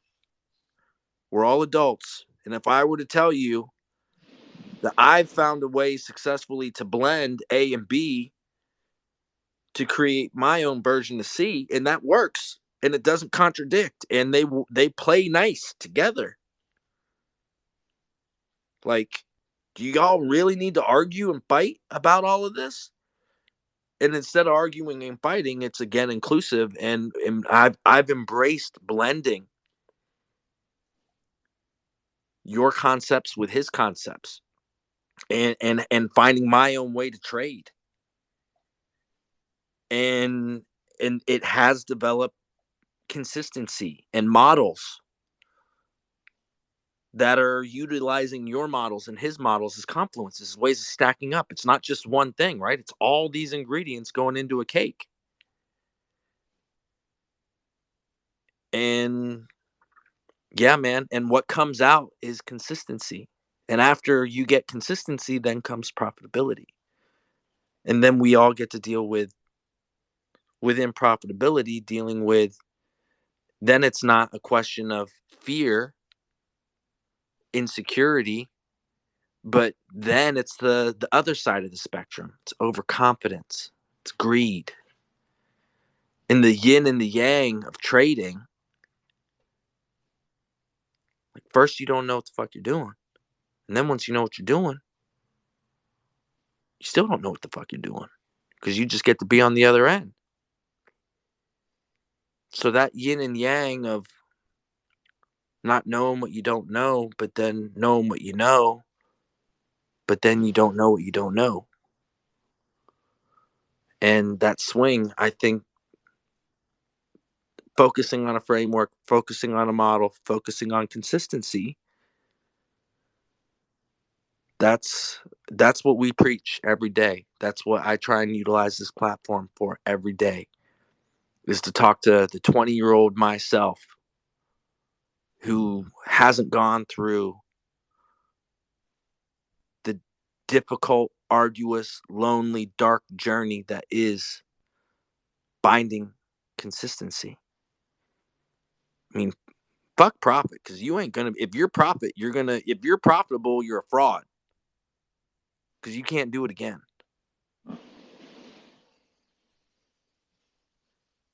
And that's what I struggled with a lot, kind of on my journey, Michael. What's your goals for the next 5 years? My goals for the next 5 years are to take Trader Roundup, my 501c3 nonprofit, and impact real lives. Shed light in dark places. Follow in the footsteps of the great men that have led before me, my mentors. I want to utilize my increase to be impactful, help others less fortunate, folks that haven't been blessed, folks that are still on their journey. So my goal, it's obtuse. It's to be more impactful. Honing it in, I want to be the best father I can be, the best son I can be. I want to be the best lover I can be. I want to be the best trader I can be. I want to be the best version of myself. And turning 46 in 2 weeks, I know what that looks like. Mentally, physically, emotionally, spiritually. I'm more in touch with my spiritual purpose in having an impact after watching not one, but two men, mentors, my father and my uncle die. And they died with a whimper. No one went to their funeral. Not because they weren't great men, but they didn't have an impact on a lot of other people. They just had that impact on me, which was enough because I didn't have one father figure. I had two. My mom's brother and my dad. Lost my dad in 2014. Lost my uncle last year. And losing my uncle, I told myself, and that's when I turned to social media, that I wanted to have an impact on this world. I wanted to leave a legacy. I wanted people to know my name. It's my goal in the next 5 years, Michael, is motherfuckers are going to know my name as not just a community builder, but as a great fucking trader. That's my goal. And I want to take my trades and my gains and me being impactful, and I want to help the skinny kids that don't have anything, whose mother and father left them, who are being brought up by their grandma, who can't pay the rent, who haven't eaten. And that's not a 5-year goal. That's a today goal. That's what I focus on. I don't need to talk about what I do to other people, but that's what I do. I don't do it for social media. I don't do it for this platform. But I'm here to help and impact the lives of the millions of other people who are misfortunate, unfortunate, and that struggle. And that's it. I have one last question, and you can ask me some stuff. What words of encouragement would you give someone that has started learning how to trade? It doesn't have to be my stuff. What words of encouragement would you tell someone that has tried to sit down and they look at these charts and it looks like hieroglyphics in a foreign language they've never learned before, and it feels so insurmountable that they can't even imagine being able to tell what this thing is going to tell you to do, to buy or sell, to make money? How do you make money? What should I do? Like, what words of encouragement for those individuals that are right there at that crossroad, contemplating this is probably going to be too hard for them. Maybe they shouldn't try to do it. What would you tell them? I would tell them to stop focusing on the Lambos and the account flippers with the foreign brokerage accounts that are utilizing a marketing platform to try and sell them a get-rich-quick scheme. I would tell people to listen to and find a voice that you can trust, that has your interest in teaching you a model and a framework. And the most important thing, track, manage, log your performance. Every trade is a lesson because you're going to lose a lot. You're going to acquire a lot of lessons. But if you don't know what time and price, where they were, what they were doing, you don't have a model if you don't have data. You don't have a framework. You don't have consistency if you're trying to follow some motherfucker who's driving around in a Lambo telling you how to trade.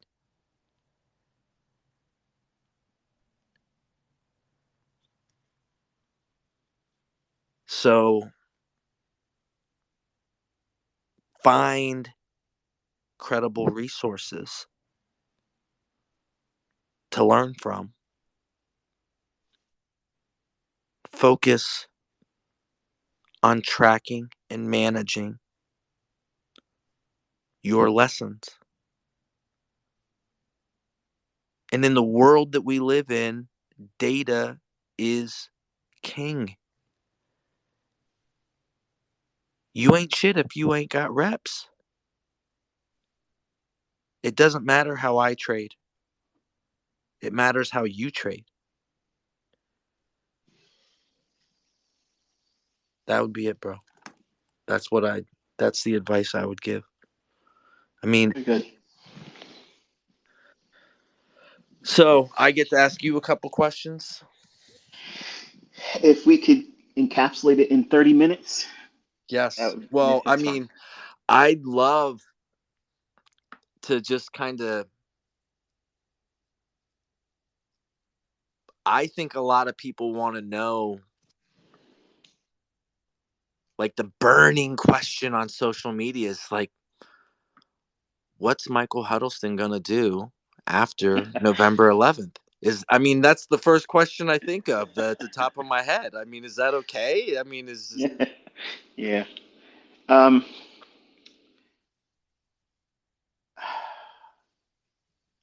I want to do a lot of fishing.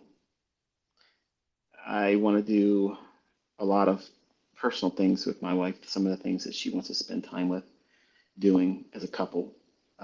Travel. She wants to go to certain destinations, and I'm going to make myself available to do that so we could go and have those moments together.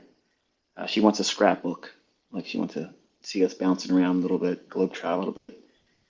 And that's a little hard for me because I don't want to fly. So everything's going to have to be either cruise or mainland. So she's been working on me in regards to certain destinations. She wants to go to Italy, and she wants to see France and Ireland. I like Ireland. There was a time when I was contemplating moving to Ireland. There was also a time when I was contemplating moving to the UK. She wasn't on board with that, but um, just basically just being, a person away from charts. I'm going to trade, but I'm not trying to be inner circle trader anymore. So I just want to be her husband and the dad to my kids and encourage them and try to help them become better at what two of them are interested in, and I want to try to supercharge that. So, and I don't want to be in the spotlight online. okay.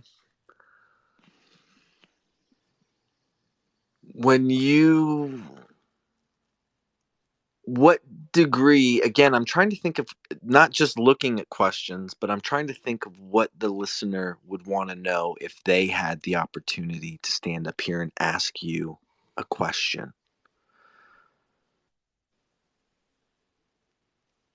The burning question I think of, what are your books going to be about? Is it going to be technical science? Is it going to be a story? Is it going to be a written mentorship? Is there a flavor? I'm sure you've already got these books written. So I'm curious as to what you'd be willing to reveal to us. Because I feel like I'm asking you like the hard questions that the community wants to know, right? And The I don't know. the 3 technical books are going to be basically the only way I can condense, the only way I could sit down and condense. Now that I've released the language, um, in my mentorship, the paid mentorship, the charter level stuff, there's people out there trying to sell the price action models. Okay. And I'm on record saying this, and I told them when I released them that these are very demanding in terms of parameters. Things have to be this way, or you can't trade them. knowing that the majority of the people that were in my mentorship and still are waiting for me to produce new videos, which notice there ain't no videos. I told y'all I'm not going to make them videos anymore because they want to sell it. I've made millionaires in different countries because they sold this stuff. And I get it. You know, it was hot. It was the drug of choice for a little while. And the language that I've released and made public now, well, perfect example, I was doing a live stream the other day and I was unaware. I was very confident, overconfident that the audio was working. I didn't even bother asking on Twitter like I have been to see if everybody could confirm they could hear me. But it was very encouraging to see people tweeting to me saying, even though I don't hear you audibly, I hear you audibly. I know what you're talking about because you know what I'm doing. If I'm drawing a line above two equal highs or relatively equal highs, you know what's up out there, buy side and sell side, and I'm drawing out rectangles, so you know that this is where my focus is. And I told my son, I said, you know, that to me is awesome. And for someone that's not a trader or aware of what it is I'm trying to draw a spotlight to, it won't mean anything to them. But because you have spent time with me, that means you understand my language. So if you've never read the book Street Smarts, okay, I thought that book was done in a way where it scratched an itch that I didn't know I had, because I thought that trading had to be absolutely next to impossible, and it was a puzzle that, you know, only a few could figure out, and I wasn't going to put it down until I figured it out. I believe God gave me obsessive compulsive for that very reason. Every mental disorder I have is a superpower. In the beginning, as a child, I thought it was a weakness. So it's in the vein and style, writing style of Street Smarts, that they have very specific, they call it patterns. I have specific models. So I'm going to be releasing very specific models and amplifications of the ones that I've already taught because they get better than what I've already shared. Those are the three things. And then I'm going to draw on the core content lessons so that way you can see that this is what's available to you. You don't have to do it this way, but this is just one more way to skin the cat. The fourth one is the one that everybody seems to be asking about in emails and reaching out to me on letters. Like they'll mail me letters and say, look, can you just talk about what that book's going to be about? Can you do this and can you do that? So I'll let the cat out of the bag because, you know, I don't think this is going to be the book that people really care too much about, and I don't care if you buy any of them really. I just want to put it in written format so that way it has, you know, association to me as the author. In my coming up, okay, in my coming up as a trader, I met a lot of people, and certain individuals were interested in me because I was able to do things publicly, like you all see me doing right now. I was doing that with the commodity market. Now, I wasn't always accurate. My hit rate wasn't as what you all see today. When I talk about something publicly and it happens, that's a track record. I'm not deleting anything. I'm not giving two sides of a coin and saying, let's flip it and whatever side comes up, I'm going to be calling myself the winner. It's very specific things I'm teaching and touching on when I'm referring to price. And if you do that type of stuff in a world where it's rare to see it, in a new medium, which was the internet, because on America Online, you know, that was the thing back then. Everybody was enamored by it, willing to pay too much money for just an hour worth of access to it and wait forever for things to load up. Folks reached out to me, and there's people out there literally talking a bunch of bullshit for the sake of clout, but the Commodity Futures Trading Commission literally subpoenaed me, okay? And I had a desktop computer, and I facetiously, and like a dick move, I made a comment in the corpse. I told Corpse before we started the interview, I said, look, there's some things I'm going to talk about, other things I'm certainly not going to talk about. Certain things I do talk about harm me in every sense of the word.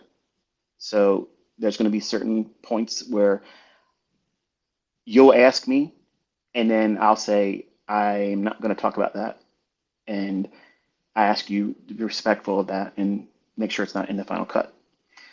But there's other things I divulged and talked about in terms of, how I got this information and meeting people and seeing things that would, by anyone else's description, would be considered out of this world. Some of those experiences won't be believable. They're just simply not going to be believable to people. And I've shared some of my testimonies that are outside of trading, and they sound like made up stories. And I don't care what people's opinions are. I really don't care, because they happened. I experienced it. I'm bringing the receipts to show you that these things caused this change in me, that I can't say this is the reason why. It really was this. It really was this teacher, this book. It was really this thing, this strategy that I renamed like everybody else is saying. I have had literally Old Testament experiences that I don't know how else to say except for this is what happened. When I tell people in honesty that I hear a voice. I hear it. It tells me exactly what it wants me to do, what to say, and when I listen to it, I'm right. When I was learning how to do this, I would literally be crying and praying, asking, please, I'm ready to end myself, because I wouldn't let go of it. Look here. I would look, and then the audible part sometimes wouldn't be audible. It would be like internal, but it's not my conscience talking. And then I grew the courage to just run with it and just talk to it like I'm talking to you. And in the beginning, I thought I was losing my mind. I thought I was going mad. And as I was opening myself up more to it and that's what fed me, doing this all night long and going to work with 3 hours sleep, sometimes less than that, and never running out of energy. There's some of you that are probably listening to this, maybe you're a Muslim and you think Allah's God. I don't think that. Some of you think that Buddha's God. I don't think that. Some of you think that Jesus is the Son of God and he's part of a Godhead. I don't believe that. I believe there's one God. I don't know why he spoke to me. I don't know. I don't deserve it. I do not deserve that. But there will be no one that's going to ever rise up and speak against him or my experiences and belittle any of it. And I sat out here on Twitter for over 2 years, challenging, begging, and pleading this little man to let me show you. And he was too fearful. I came right back to Twitter to show you exactly what's real. I've allowed you all into my world. I've allowed you into my life. And I've told you things that none of you are in a position to expect or demand. And when I'm honest with you, and I'm telling you what took place and how it happened, and then you want to make a joke about it, does that inspire me to tell you more? Do my children telling me that people are trying to reach out to them through their cell phones? Are you ICT's dad? Can you ask your dad to do this and can you ask your dad to do that? And they run up on them in public? Does that make me feel like I made a good decision by ever opening my mouth about any of this?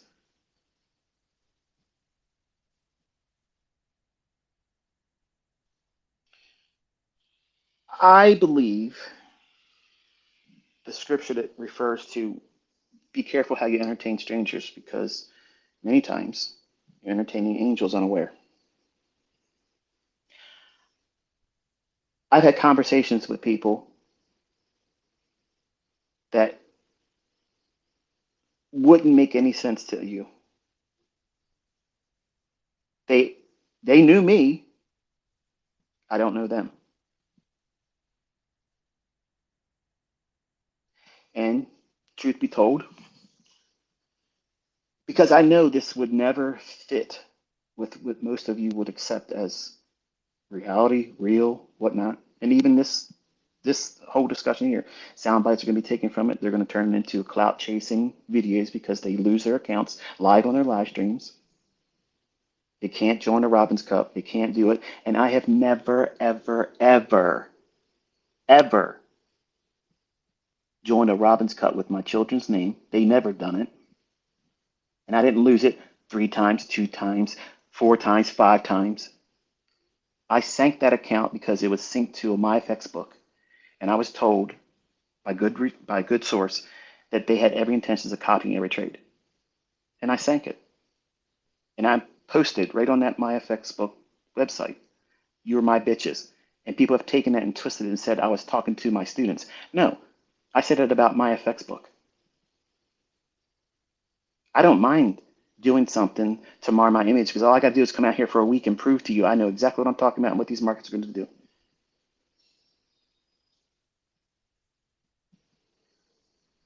So the 4th book is an answer for people that just don't want to take the truth.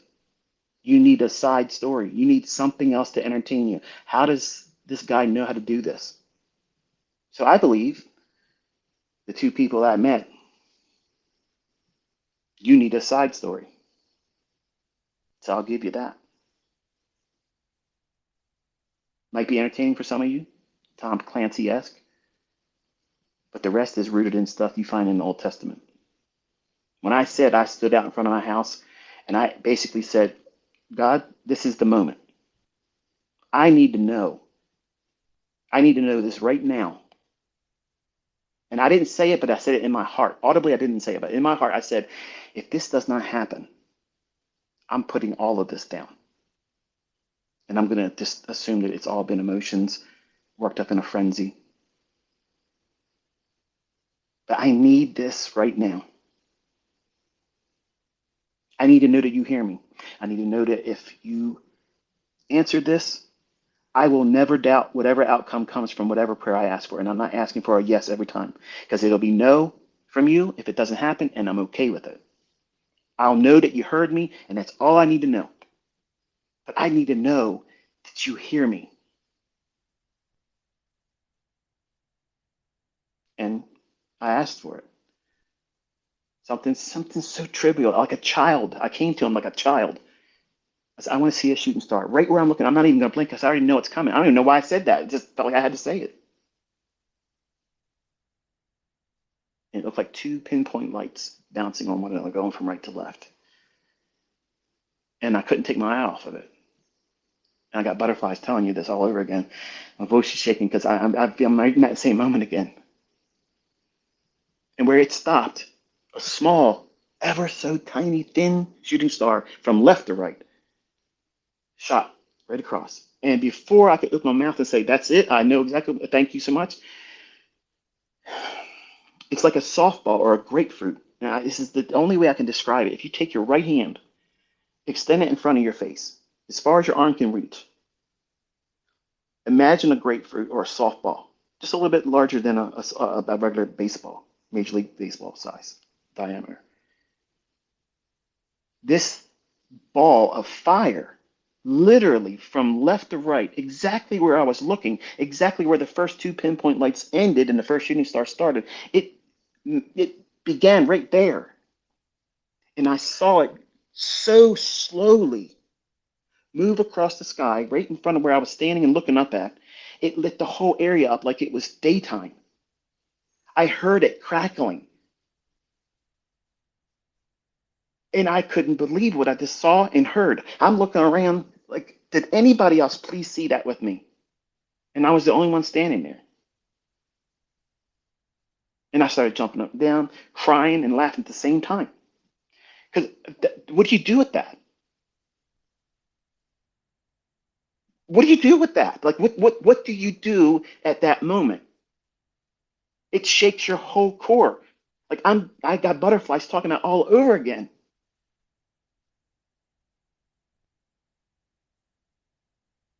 I knew that he was telling me unequivocally, never doubt me. I hear you. Because he trusted when I told him, if it's no, it's no, and I'm okay with it. And there's been many things I've asked for, it's no. But sometimes it's yes, and it's confirmed with a yes when it matters most. My son Cameron, he was on a travel team for soccer.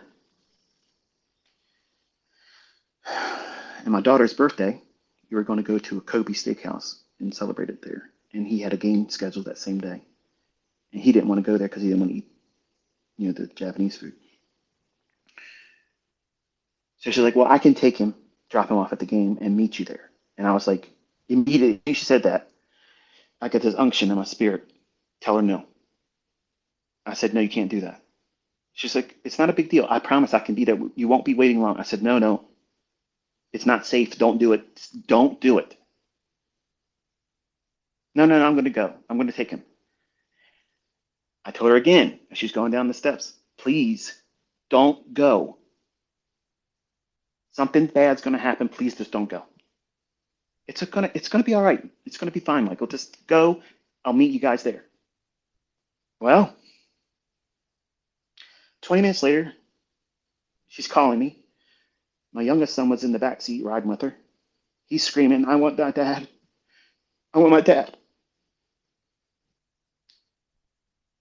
She hit black ice, spun around, and a truck plowed into her. Totaled the car. Cameron's shoulders messed up. He bangs his head against the window. And my youngest son's tore up because the seatbelt damaged his front of his body, and he hit his head against the seat. And he's panicking. And she's panicking. She don't know where she's at. She don't know if she can move the car out of the middle of the road. And then the phone dies. That same voice told me to close the door when I was a teenager, right before my friend, who's no longer with us anymore, pulled his father's trigger and almost blew my face off with his gun. And every paint chip that hit me in the face I thought was buckshot. And all the buckshot was on the side of the door I was standing on, and not one of it hit me. That same voice.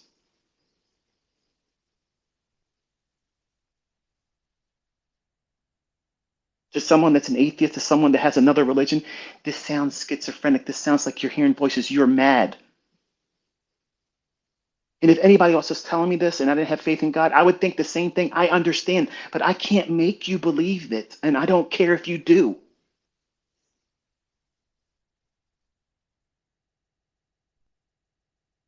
Where do you think I learned this? Where do you think it came from? Because I've told everyone, 5 million US dollars. Find it anywhere. Talking about it in a comment section or tweeting about it, it's just rebooted, doesn't hold water.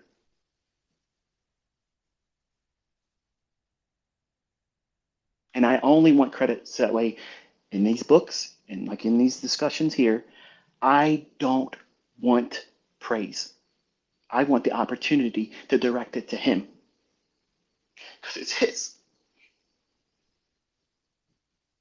And I don't deserve being the person I know I was and who I still am. Somebody else should have had this. And I feel guilty. I feel guilty leaving because I feel like I'm not doing what I was supposed to do.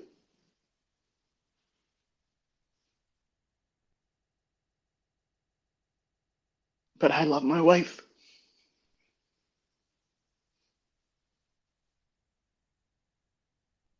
I'm not going to be able to answer everything for some of you.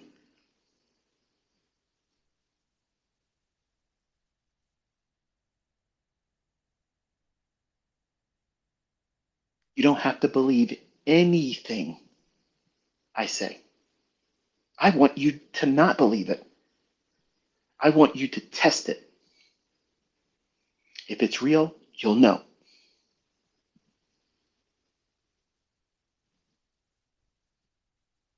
That fourth book is fiction for a reason.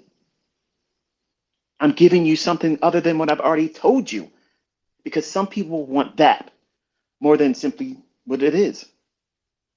You can't imagine. You can't imagine something outside of our time domain, outside of our physical property of gravity, in our simulation that we live in, that created everything and us.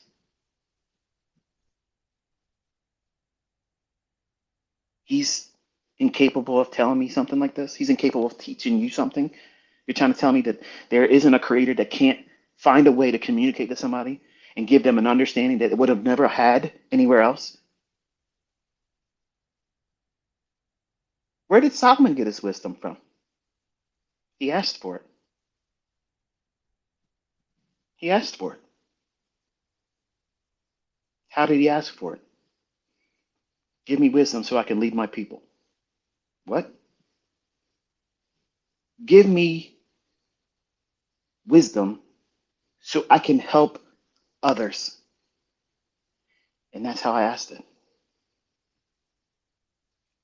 I wanted it for me in the beginning, and I couldn't do it. I couldn't tell you what any of these candlesticks were going to do. Everything was failure.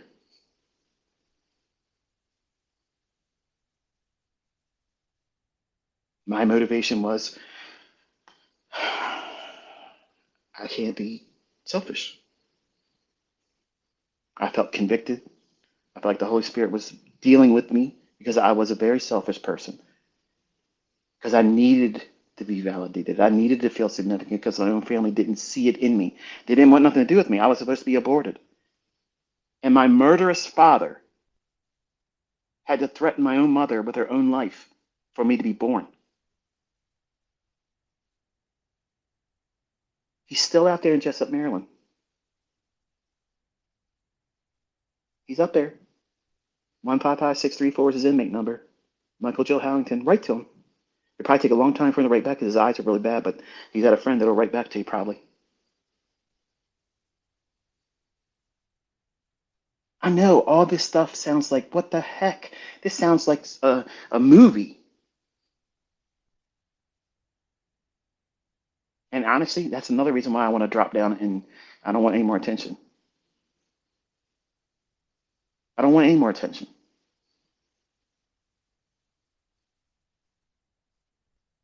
That book literally is me giving the people that just don't want to hear the truth something to hang their hat on.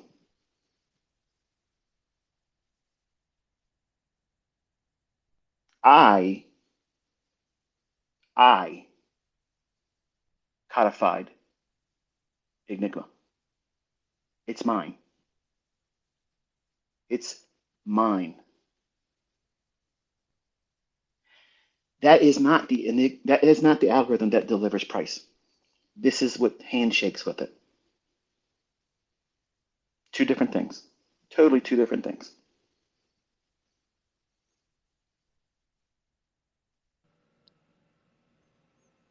Quick follow-up question. How do you manage a family and life in the charts?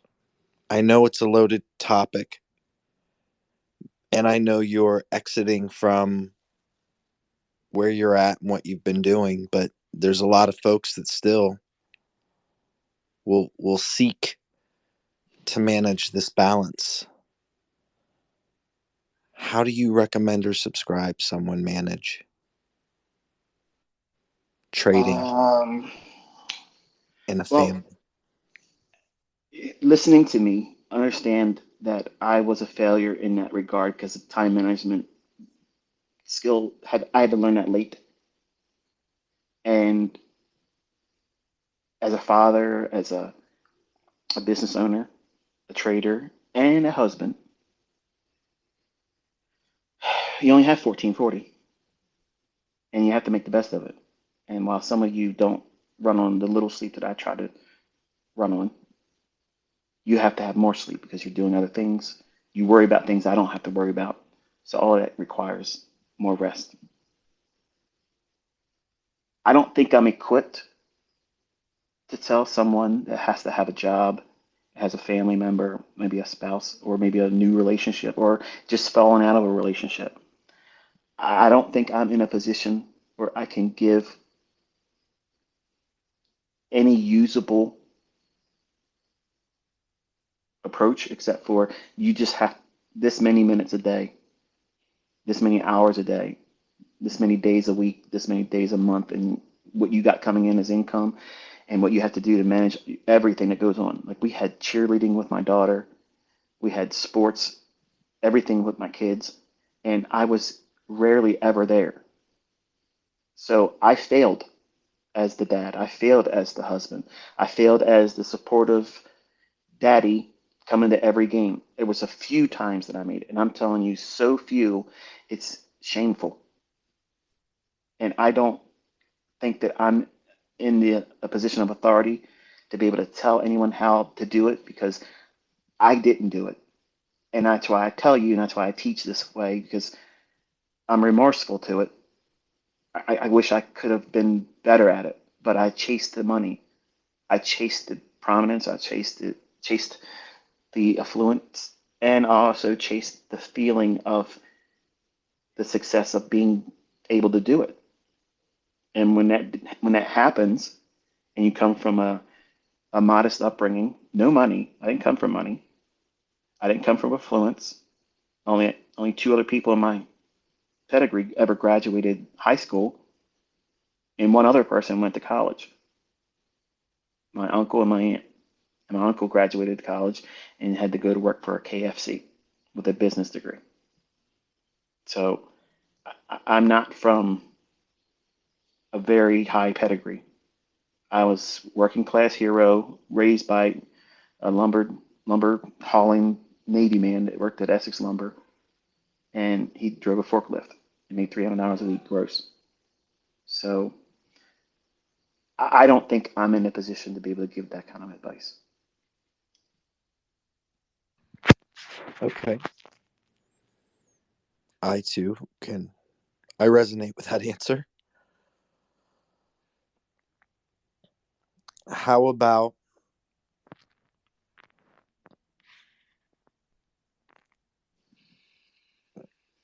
when and how did you realize that your efforts as a trader were bringing you clarity? Can Where, you say it one more time? I'm sorry. excuse me, where or how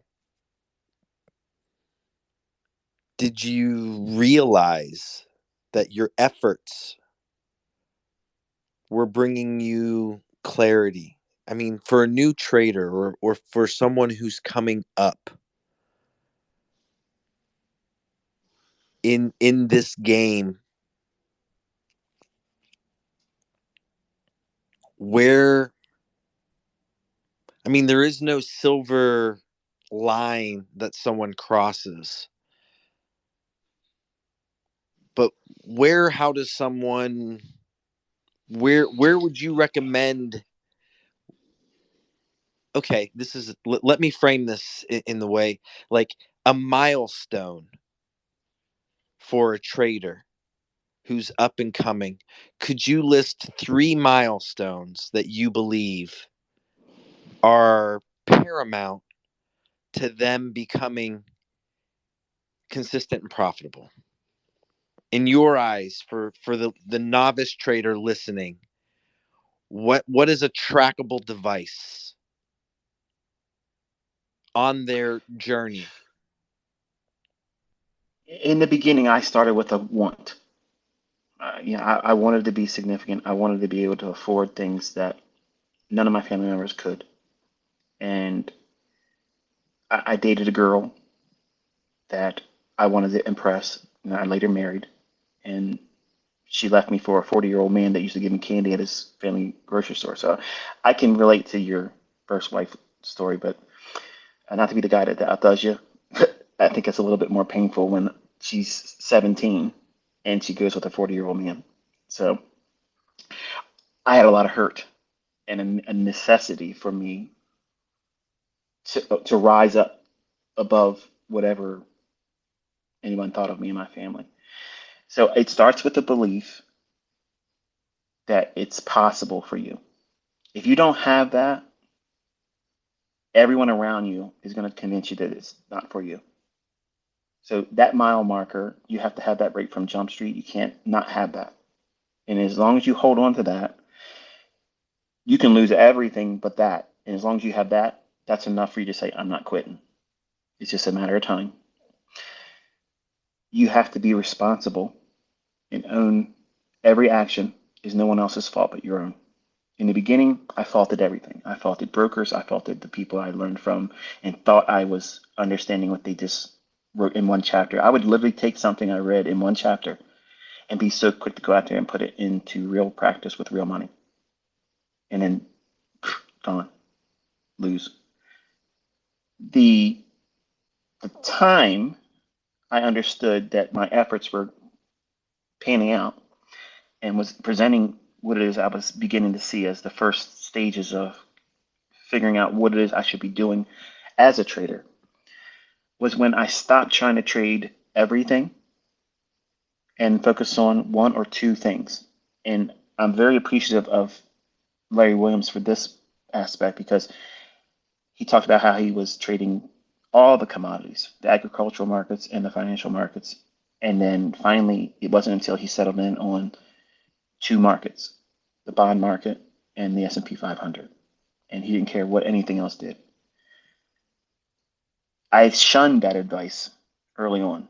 I said, okay, that's just opinion because I can make more if I follow all these other markets. But that's foolishness because I didn't have enough money to meet the margin to be able to trade even one contract of 5 different markets, let alone all the markets I was following. And once I started seeing the progress of seeing only a few handful of setups between the bond market and the S&P 500, I knew that all I needed to be able to do is focus on a model, one approach to doing it, do it for the week, and once I hit my number, stop. And if I can be consistent doing that, I'm going to build a rapport with the market and my ability to stick to a model. I will build discipline, and I'll have something to hang my fears against when I do have losing trades, because I have a progress that I can go back to and say, no, it doesn't mean it's failed. It's because I have this where it worked. I have this where it worked. This is where it worked. This is where it worked. So it's a way for me to lean on my own experiences because the books at that time stopped working for me. They didn't give me inspiration anymore. I stopped buying books because they no longer gave me hope. So I had to find that in my own experiences. So it was at that time when I abandoned the pursuit of buying courses, books for the sake of learning something I had to replace a failed logic on. I had sound logic. I was accumulating real experience, but I didn't know that I needed that in the beginning when I first started because I thought it was a trick to trading that I just had to mimic versus discovering who I was and what I needed to fix about myself and patience. I started that on Baby Pips. That was the first thing I started talking about. You have to have patience. Everything that you want can happen. Given enough time, you put the effort in consistently, you will get the results.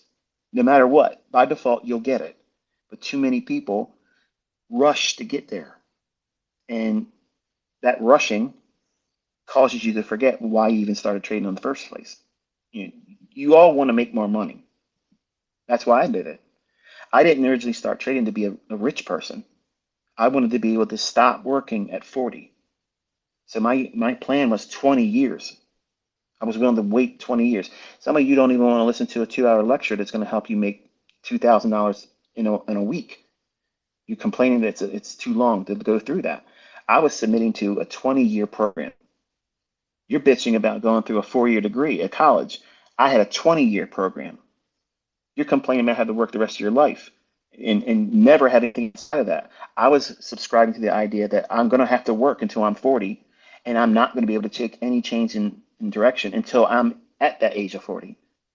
So it was a different mindset. That's at that moment, that's how I knew every effort I was putting forward was going to yield the results I was aiming for, but I had them in very small, little bite sizes in terms of reality.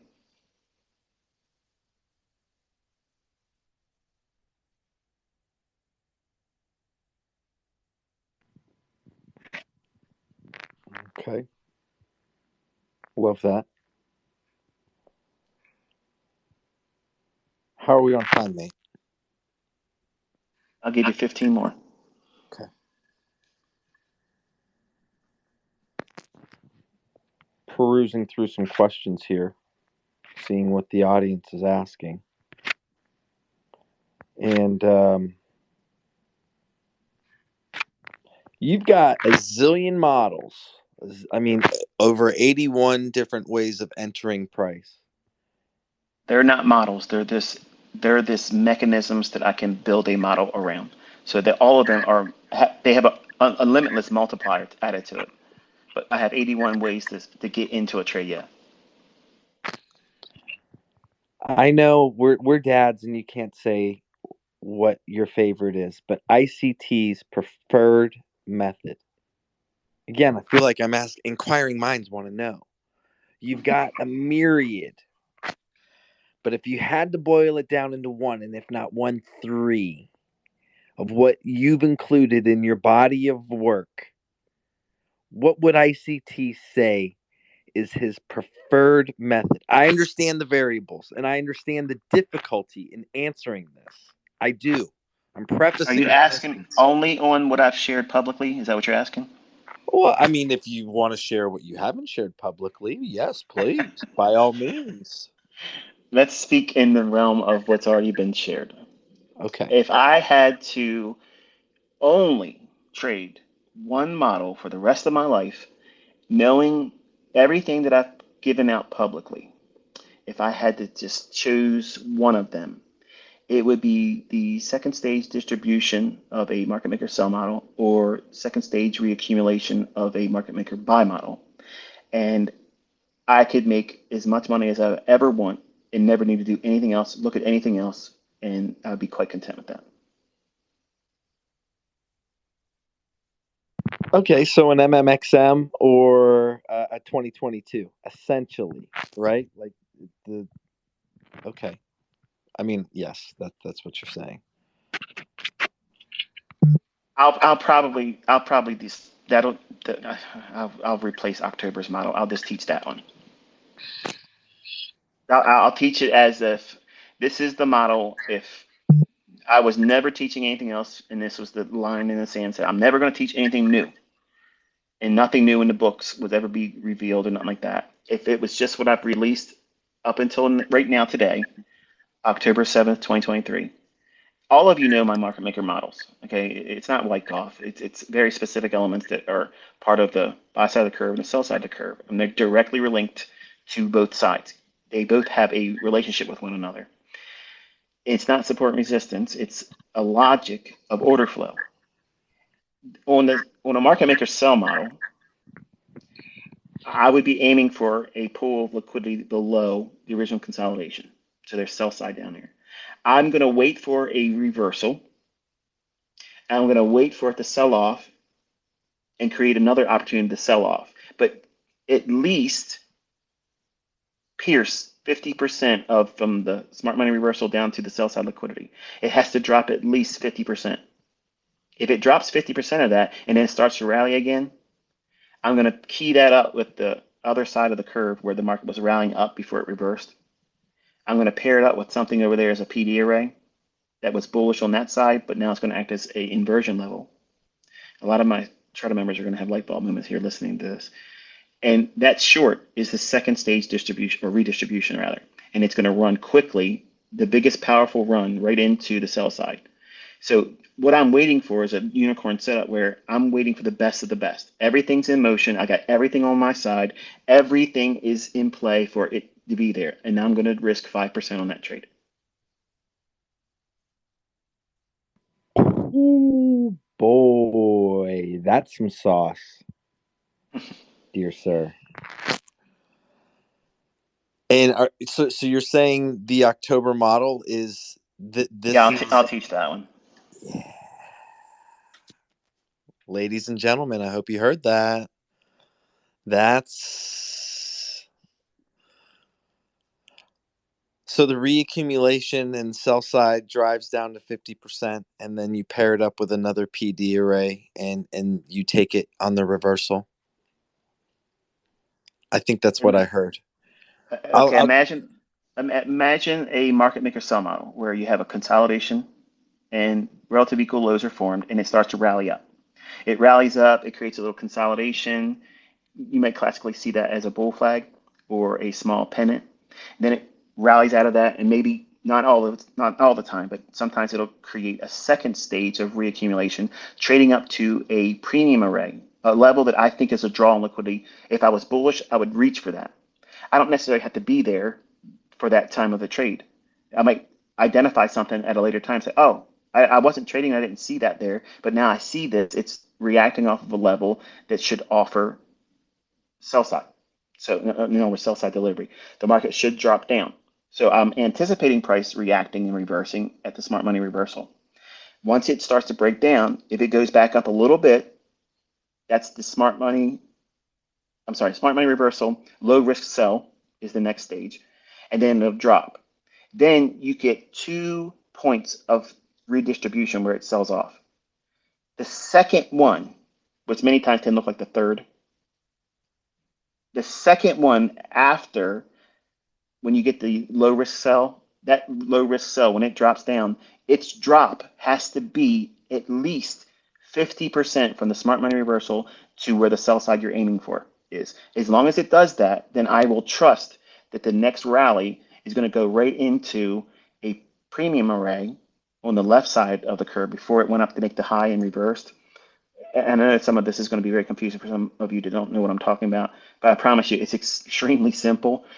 But the caveat is the first sell-off needs to go down 50% of the total range before you get to the sell side. Once that occurs, I know, because if you remember in the core content when I'm teaching market maker sell models and buy models, I give instances where that market maker buy model can fail to go to its target.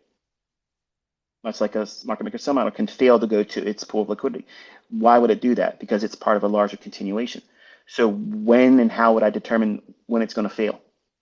That first leg of redistribution on the sell side, if it doesn't pierce 50% of that range from the smart money reversal down to the sell side liquidity, if it doesn't do that, then it's not going to go down there. It's going to be a continuation and reversal go the other way. So I literally just gave you something that even charter members don't know. And some of you don't know what I mean by that, and that's okay. But you'll learn it this month before I close the month out. Oh boy, if Zeusie's listening, I know he would say, sauce. It's a universal model too, so it works on all time frames. It's not limited to any one particular time frame. I love that. I love that. I love that we get a couple trading specific kind of gems in this conversation, meaning for a fact, folks are going to go back and listen to, and the trader specific questions. I know folks are going to love combing through. So, I mean, we've had a vulnerable Michael. We've had an articulate Michael. We've had the trader Michael. We've had the family man Michael. We've had an excellent back and forth in emulating and mimicking what our conversation was for nearly 5 hours back on, I believe it was April 11th, I want to say, if my notes are correct. It was around then.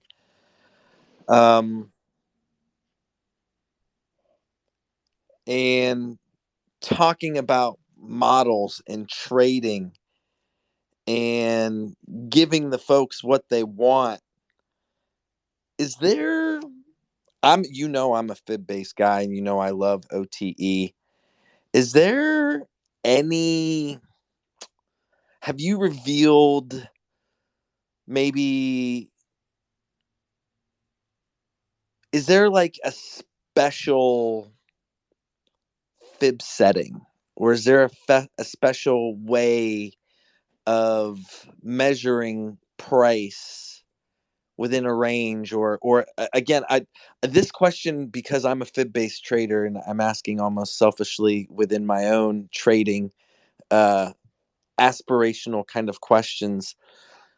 Outside of the 70.5, we know, and I'll say the 61.8 is also a real big deal just because of the Fibonacci of life, right? Within our elbows, our hands, and bending of things. Is there a certain way in 2023 today that Michael would explain a fib setting, or a way in which to key off of a fib that he hasn't already utilized within your body of work? Just asking. I don't know. Is there any None that I would make. special? None that I would make public. Okay, that's a very fair statement. Very fair statement. Okay. So the short answer is yes, and that's not for us to know. With all due respect. And that's your prerogative, my friend. I just would be remiss if I didn't ask, being such a fib based trader. I'll toss this out there, and you'll see it mentioned in one of the books.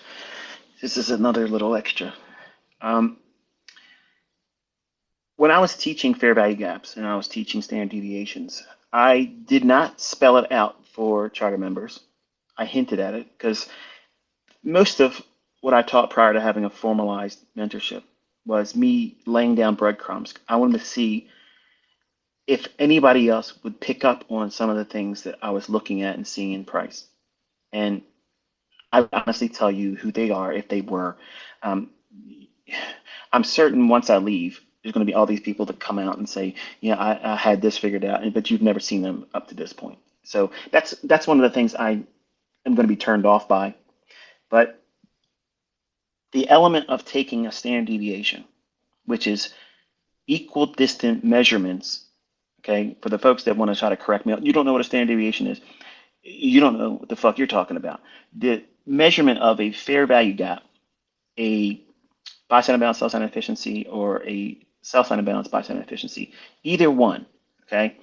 If you have that measurement from high to low, and you run standard deviations with that, if you get a standard deviation of that equal distance replicated above and below, and it agrees with a premium array that you're already anticipating as a draw, you have increased the probabilities of that trade exponentially. If you include standard deviations of a new week opening gap or a new day opening gap with the same thing, if you have convergence of those levels with those deviations above and below, if you're bullish, you're going to focus on the expansion higher with standard deviations moving up. If you start seeing these overlapping, and it has to be for Forex, it's going to be 3 to 5 pips.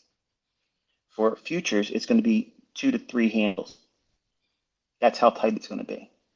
If you start seeing that convergence together, those targets are most of the time my targets.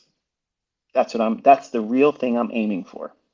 And I'll take partials along the way that make sense to what I've shown publicly, where, oh yeah, this is a buy side liquidity pool on the 15-minute time frame, but I'm using the structure that's on an hourly chart. But since there's a reason to take something off, and I'm teaching students to pay themselves because they're not going to have the ability to hold on to the full trade. I already know that. But if I teach them, it's okay. It's allowed. It's permissible for you to not have the ability or the courage to hold for the full trade, take partials here. And it gives them mile markers to reach for. Say, okay, it's real hard for me to hold for this one, but if it gets there, I'm going to take the profit and I'll close the trade off and I'll just watch and see what happens, which is great. It allows for growth. But standard deviations can absolutely be mapped on imbalances, inefficiencies, and new week and new day opening gaps. Saucy. After my boy Zeusy. I love measuring gaps. I mentioned that a little before. I love hearing you say that. Wow. Traders. Getting the sauce from ICT. Trader Roundup. Oof.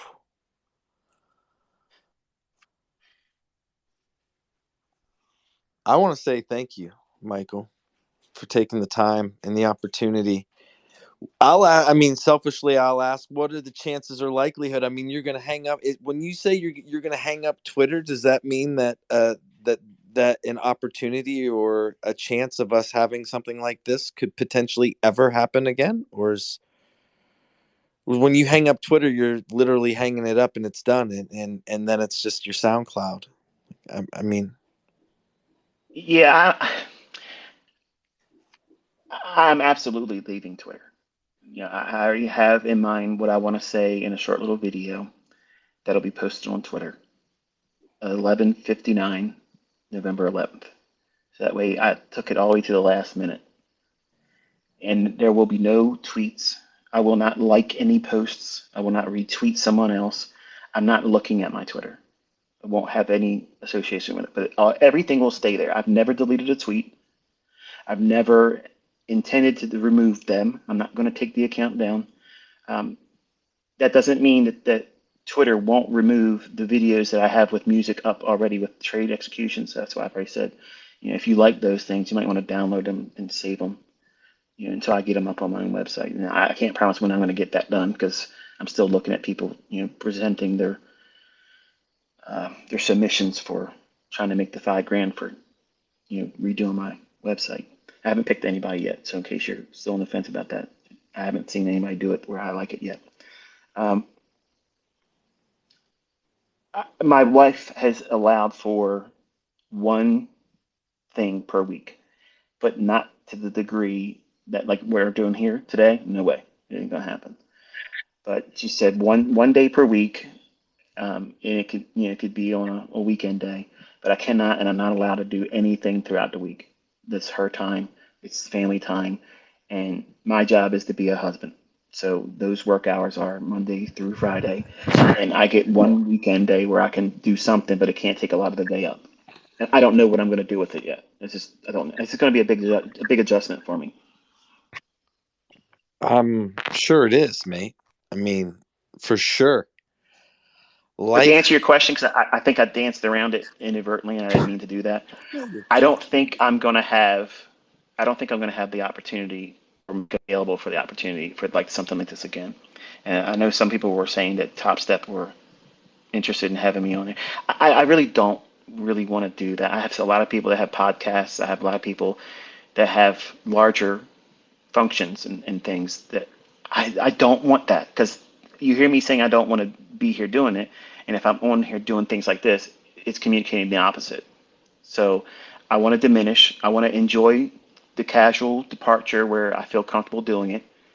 And I don't want to increase as I'm going out. I want to just slowly, smoothly just say a friendly goodbye. And I'm going to still be haunting everywhere, but I'm not going to be engaging publicly. That's all. Wow. I feel honored. I feel honored that you're here. So again, thank you.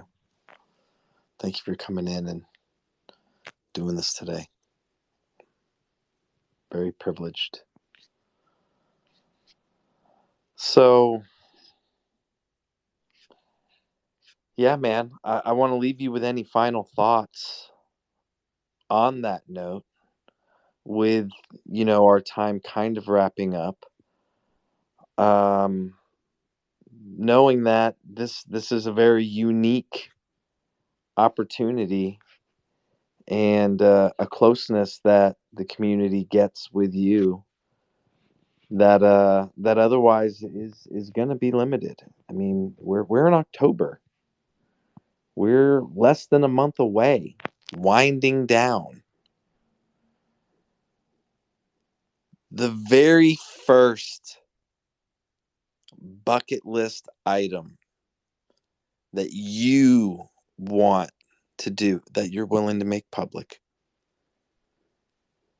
for your wife, for your family, for anything, is there a burning desire after so November 12th hits? What's the first thing Michael Huddleston's going to do?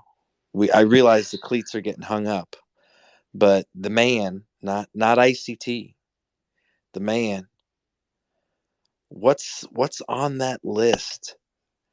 I know you want to spend time with the wife and family, but is it the Bugatti? that beautiful car, because that looked pretty that looked like a pretty stellar flex.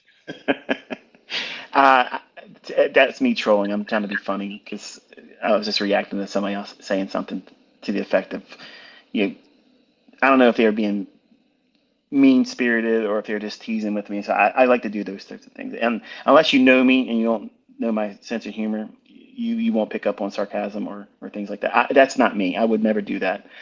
The roads up here beat up my vets, so to have something like that, millions of dollars for a car, I would never spend millions of dollars on a car. That's an IQ test, and if you buy those fucking things, you're stupid.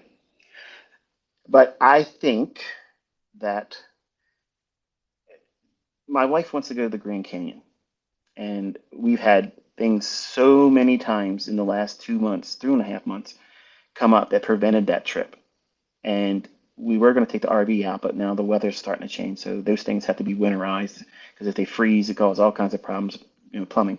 So she's wanting to plan a trip to do that. So we have to work out the logistics with the older kids to, watch the house, watch the dogs, and be here and help manage the everyday thing while we're doing that. If in fact that's what we do, it's still up in the air. But apart from that, there's not been one thing. Because I'll be honest with you, my wife doesn't believe I'm going to do it. She's made it very adamant, ultimatums like, hey, look, it's, we're going to have real problems if you keep doing this. And I'm telling her that we're done. And because of that, well, a perfect example. This morning I said, I should be done in about 2 hours. How long have we been going? A minute, brother. A minute. So she knows that my nature is over delivering. So she's asked me to now redirect that to her in the boys, and she doesn't believe that I'm going to be able to do it. And I'm admittedly nervous because I don't know how to not be ICT. Like I don't know how to not be him. It's scary to think about it because that's who I've defined myself as for a very long time. But I don't want to lose my wife, and I don't want to make her any more upset than she has been. Let me ask you this. It's a follow-up to that thought. Like, you've heard of professional athletes leaving a professional league. Like, I'll utilize an NFL player or an NBA player. When they leave the NBA or they leave the NFL, when they're used to these stadiums of just crowds of people, similar to what you do, just with a tweet, with any sort of interaction that you have within the community, there is this withdrawal. And you knowing yourself and your audience knowing you and your wife knowing you, this disbelief, could you see maybe some parallels with leaving this, coliseum of folks and there being some form of withdrawal? I mean, could you see? I could see where that could be difficult. I could see where that would be a challenge with, I mean,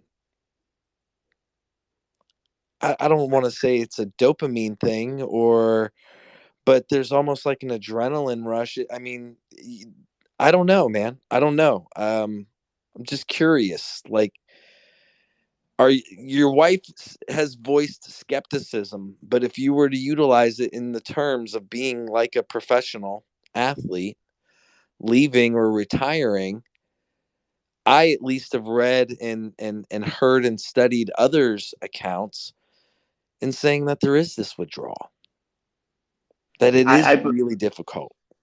I'm already anticipating it, and I have been trying to condition myself because the level of output, and if you've seen on the YouTube channel, I'm trying because I could literally put all kinds of videos up there. I could do reviews every single day. If it was all about ad revenue and collecting that money like that, I could be pumping them out there, and people would be watching it, and I'd be getting paid doing it. I'm trying to condition myself over the last couple months to do less and less and less. And look at my Twitter. Same thing. I'm tweeting less. May not feel like it because I go on a rant once in a while, but I've been tweeting far less than I have in the past because I know I'm going to have withdrawals. I'm going to have, I'm going to be looking at my charts. I'm going to be trading and I'm going to see something. And the natural impulse is go to Twitter and tweet out this. I'm going to have that. But I have to now discipline myself. And it's going to take my wife observing me probably not being my normal self. And that's why I have to also be cognizant of that and be aware that don't look like you're miserable because you're not doing what you're so used to doing, because that'll offend her. And then I'm afraid that I'll influence her. So she'll say, go do what you give into it and just go do what you want to do. That's not fair to her. So I have a lot of pressure on me to do something that I think in anybody else's eyes should be a very easy thing. If you don't want to do something, you just don't do it. But my whole life has been this. Like my whole life has been like I was inner circle trader before you knew me on Baby Pips. Like I've been that guy. I've been that guy since 1997, going into 1988. Like that's when inner circle trader was really coined. But before that, I was Oxytixo. That's who I was on America Online. That was me. But I've always Wait, been this guy. Oxytixo? Oxytixo. Oxytixo. I didn't know that. Yeah. That's an interesting name. Yeah. I love sharing and I love getting the feedback when people see it pan out. And that feedback on Twitter I guess in a way is a dopamine hit, but it's not on the basis of me being celebrity. It's on them sharing that moment of, see, it works, doesn't it? It has nothing to do with me. I'm completely outside the conversation. I'm just a conduit that says, hey, look here, watch where it goes. And boop, it goes there. And I try to make an emotional response that you'll remember because everybody lives on emotion, right? I mean, think about the first time you had your heart broken. You know exactly where you were, you know exactly what it felt like and who it was. It leaves a scar. Well, I want to have a mile marker where you remembered being here live, where I said, this is what it's going to do. And it happened. And then when I tweet and I have the tweet already typed out, as soon as I tell you before it's going to go there, I already have in mind what I want to say in the tweet. I tell you where it's going to go, and then I start typing out the tweet and picking the meme picture that I'm going to use with it. And then I have to sit there and wait for it. And then when the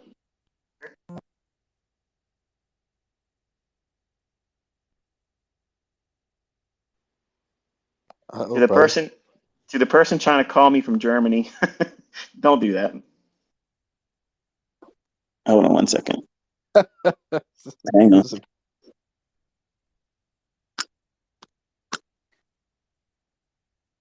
Can you hear me? Yep. Okay, back. I had to put it on Do Not Disturb. I forgot to do that. Usually I do that because every time I do a live or I do a Twitter space, everybody knows my phone number. Like everybody has my fucking phone number, and they either tweet to me, "How you doing, ICT? Good morning, ICT. Thanks for this or this that." And if I would have had my phone next to me when I was doing a live stream the other day, a couple of them were telling me, "Hey, there's no audio. Fix your audio." And while I appreciate that, all of you are the reason why my phone number is changing in November. I'm having an unlisted phone number and a business name you'll never know about. So, please just understand that I have to have my own privacy. And I know some of you would love nothing more to be able to say, I got ICT's phone number in my phone and I can text him, he'll reply to me. that's just not where I want to go with that. And I don't want to offend any of you or make you feel like I don't appreciate that love and adoration. But that's just beyond where I want to have our relationship. I want to be able to lay something in your hands, watch you run with it. I want you to be the star, all of you. I want to watch all of you rise up and be better than me, be bigger than me. You know, I want to see that in all of you.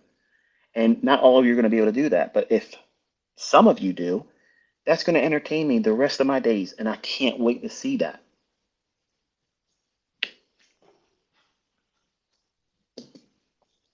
I love it. I love it. We got a who's who within the community here. We got a lot of folks here, and it's nice to see them here. I mean, you're used to the large audiences. It's nice that they engaged with Trader Roundup and hanging out with us today. Me being able to see you, and for me personally, having you and M7 in the same room, it's awesome. And I really like the community building aspects versus the divisive tribal nature that some traders can take. So I just love having the most important, and for me, who have been the most important folks in my trading career in the same room, on the same call, understanding that this is a limited thing. This is limited edition. This is not something that happens regularly. I mean, I want to say from the bottom of my heart, thank you to ICT and to M7 for the clarity, for the increase that I've been afforded based off of your ability to communicate and articulate where and how you see price. And I believe you do it in such a way that this idea of universal just means that all of the components are there for an individual to be able to construct it and make it make sense for themselves in an otherwise chaotic, very competitive environment that is, statistically conducive to loss. So again, I want to say thank you from the bottom of my heart, and how grateful and appreciative I am to have you, Michael, here, and to have M7, who's been a real friend and mentor to me as well. It's a very, very honor. It's very much an honor and a privilege to share the stage with you guys. And Michael, thank you for recreating our 4-hour plus interview from early on in April, doing it here for folks to get an opportunity to listen to. And And I felt a little guilty because I tried very hard to clean that video up, and I exhausted everything I could. I was like, you know what? I settled in on thinking I would just do an audio version of it. I was like, it won't work. Like, it won't work. It'll look different from all the other ones anyway. So I said, you know what? He asked if he could, do audio version. Okay, well, I'll just make myself available to hang out with y'all. And I'm glad that you at least see it wasn't the same conversation, obviously. I mean, different things were said, and we were being more personal that won't be here. But by far and large, most of everything else that would be not so personal, we covered it today. And I wanted to make sure, since that was the one that I did last that wasn't able to be making it up on my YouTube channel, you're welcome to share this and do whatever you want to do with it. It matters not to me what you do with it. But I wanted to give you your time, and I felt like it was unfortunate because we spent some hours talking and we had a good conversation, and it was lost to technical glitches in the bandwidth coming through. So I was like, let's just do it again. And I'm not going to do any more interviews. Like, I apologize for the folks that want to do them. I don't have enough time to do all them. And it's easier for me to just have a short little exchange with you on Twitter while I'm here. And most of the stuff really, if you really condense it, they're all just basically trying to tell me what they do with it and just say thank you. And there's a short way of doing it. Just send a tweet. I'll appreciate it. I'll like it. I'll show it to my family and say, here's another one. Everybody that ever shows me their results with what they've done with this, my whole family sees it. I'm proud of you. You're like one of my children. I don't care if you're older than me. I look at you as you just did something that I can hang on my wall and say, that's mine. They listened and they did it. They're succeeding. They don't just like flash across my screen and I'm forgetting it. Like I have screenshots of everything. Every one of your certificates that you pass, every time you do a withdrawal, every time you sent me pictures. I have boxes of stuff that people have sent me letters, pictures of their certificates, their photographs, drawings, everything. I save all that stuff. I have all kinds of stuff saved up from even when I was doing the mentorship, people that wrote me and appreciating and saying this and saying that. Yeah, in a lot of ways, I'm a pack rat for that because they're treasures to me. When I'm older and no longer anybody reaching out and it dies down, and I want it to, I want to be able to sit back on my rocking chair and pull out these things and relive all these moments because they're like journals. They're like journal entries. They're people's lives that I was so fortunate enough to be able to touch and make something better for them by having my time and energy directed towards them. And you've given me a gift by sharing your experience with what I've done with my entire life. And I thank and appreciate all of you that have done that.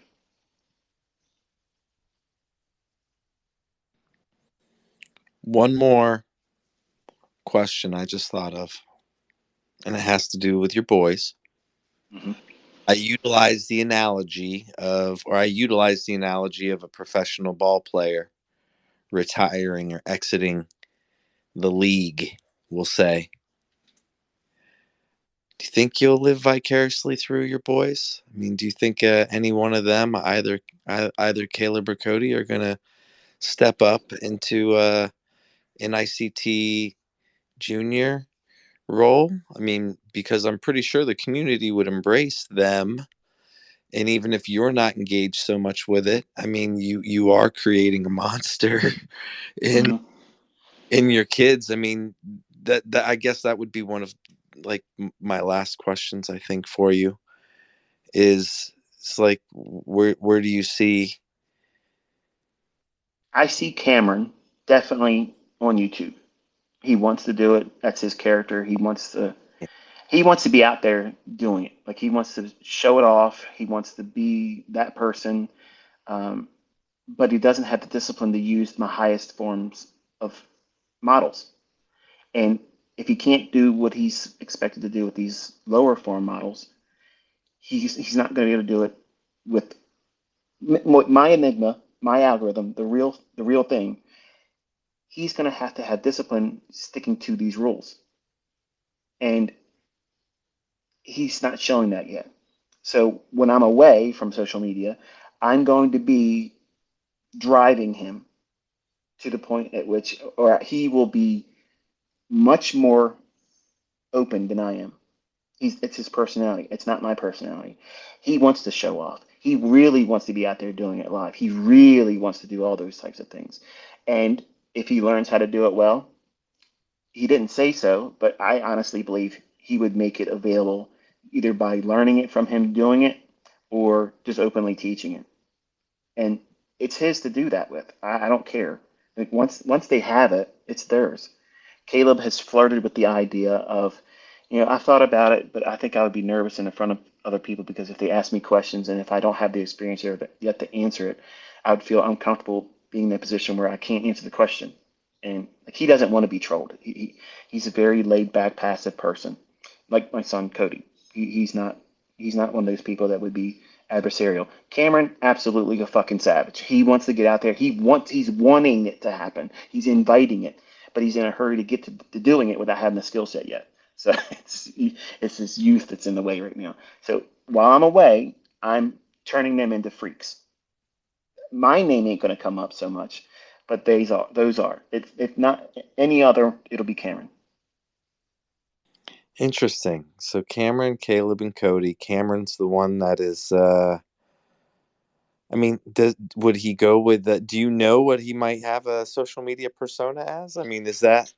I He mean, doesn't have a social media now. There's already people out there pretending to be him. He does not have social media. He does not have a YouTube channel. He does not run a Telegram. He does not have a Discord. He doesn't have a Facebook. He doesn't have any of that stuff. Doesn't have any of that shit. And I told him if he gets to where I believe he's ready for it, I would make an announcement on my YouTube channel saying, here is my son Cameron's social. You're welcome to follow him and bring it. Because that at that time he'll be ready.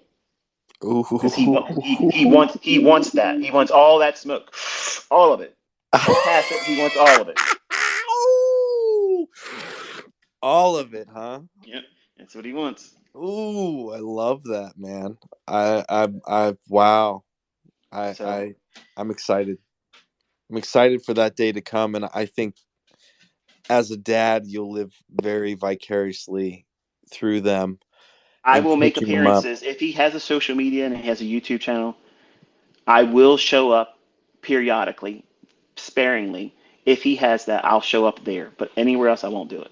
And it's just to help promote his whole thing. But he wants to trade in front of everybody. That's what he wants to do. Like he wants to do that. But him going up on the Top Step leaderboard and being recognized there, that fed him. Like that gave him that little seed in there. Now he's like, I want to be top dog, Dad. I want to be better than you, and I want people to say these words: "You're better than your dad," and I'm all fucking for it. I want to hear everybody say that. I want everybody to see that. I want to do it, and I want to try to create as much as I can in him so he can do that. And then I want all the other ones to try to keep up with him. And then I've been successful in what I've been trying to do with them my entire life. I don't see my youngest son, admittedly, I don't see him as a trader. I don't think he has the makeup to do it. And he's challenged. So, I don't think it's any fault of his own. I'm not saying it's a complete wash. He can't do it. I'm just at this point now, I don't think he has it in him to do it. And we have to do a lot more to help him along. But the other ones, the other three, I think Cameron is going to be the one that excels past it because his disposition is just like that. Like he's a go-getter. He's arrogant as fuck. He's confident. He wants that engagement. He wants the challenge. He wants to be able to talk smack. He wants to do all that shit. But he doesn't have a skill set yet. But you can see what he's already done in its early stages. That's not a lot of money that he made, but that's a huge milestone to pass those challenges that most people fail.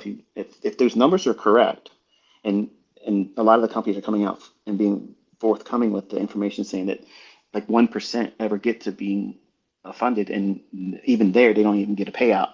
He got 2 of them in the same month after getting there, and to have 12 days sitting with winning every day, 12 days in a row, and to be recognized, even though it wasn't a lot of money, that to him is like a big deal. And to me, as his dad, it's a big deal. So it's given him the foundation to say, you know what, I can do this.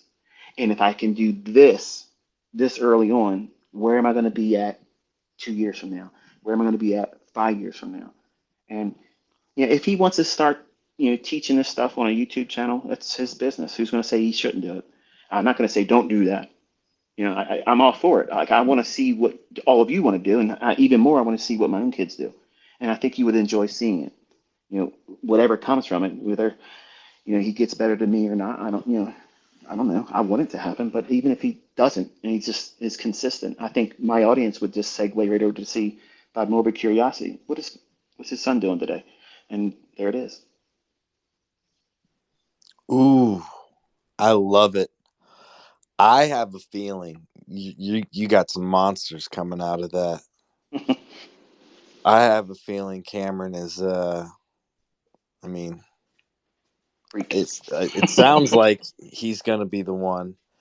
But I could see you having a whole camp of traders coming out with old Yeah, dad's concepts, pushing it out on YouTube and getting, thousands of folks engaged instantly, if yeah, not tens of thousands. And old dad will be like, let me show you guys what's up. I haven't forgotten yet either. yeah. I can see it, bro. I literally think of a professional athlete retiring and their kid having watched them from the sidelines the whole time, getting old enough, mature enough, getting capable enough, and that transition happening. I could very easily see it, and I'm excited, and I'm rooting for the kiddos Yeah. becoming grown. It's time. It's time for them. It's time for me to sit down and sit back and watch them climb up. It's awesome, man. I think that's a good place for us to leave it, as far as with time and respecting your wife and graciously, thankfully appreciative of you, giving your time and energy here, and the flowers earlier, and even asking some of the questions and whatnot. We definitely recorded it, and we'll definitely try and keep it living in the interwebs for for future prosperity. I appreciate you being patient with me because like I told you, I planned on having it again and working it out, but with everything going on at home and Cody getting hurt, and we have other things going on in extended family that's just been such a big distraction. And with me trying to also end all this stuff and come to a conclusion that is satisfactory to me, it's just everything keeps falling to the back, farther back in the queue. So I'm glad that we were able to have an opportunity to sit down and chill and conversate with one another, and had an opportunity to tell everybody, what I think about in more detail, what I think you do with your community, and I hope it grows. I really hope it does. I hope there's more people that come to it, not necessarily using our stuff, but other traders that like to be around other supportive, mature audience members that have an appreciation for people that want to get out there and get it done. And they don't have to have the same game plan, but they can respect the grind that everybody else is doing to get where they got to get. So I've had fun talking with you. I've had fun, conversing with some of the members that had the opportunity to come in. If you didn't get a chance to talk, I hope you're not offended. But you're obviously welcome to send me direct messages on Twitter. Not a direct message. I don't have my messages. I will never direct message anybody. But if you want to tweet something to me or whatever, I read everything. I read everything. It might take me a day or two to get to eventually, but I see them all. And I just greatly appreciate everybody's willingness to spend time with what it is I've put out. And I wish you nothing but all success. And I look forward to hearing what you all do with it. And thanks again, Kit. Thank you, Michael. I've got ICT concepts explained on my my YouTube channel, so hopefully I can get you creeping in there every once in a while, if and when I trade there or whatever. So I'll keep you informed. That's for sure. And yeah, man, thank you for everything. Today was awesome, and we'll leave it here. So comments are open. My DMs are open. Feel free to engage. Some of you have my number. Some of you have my WhatsApp. That won't stop or change. There's a lot of scammers out there that are going to creepily ask you how your trading is, and to join some group or something. We do everything here, and we do it in the open. And you'll see it on my page with the blue check if it's coming from here, from me. So again, thank you, Michael. Thank you, M7, for at least being here, brother. And it's been an honor and a privilege. and all the love and all the respect in all the world. Thank you. Thank you, Michael, from the bottom of my heart for everything. Have a great rest of your day, everybody. Peace.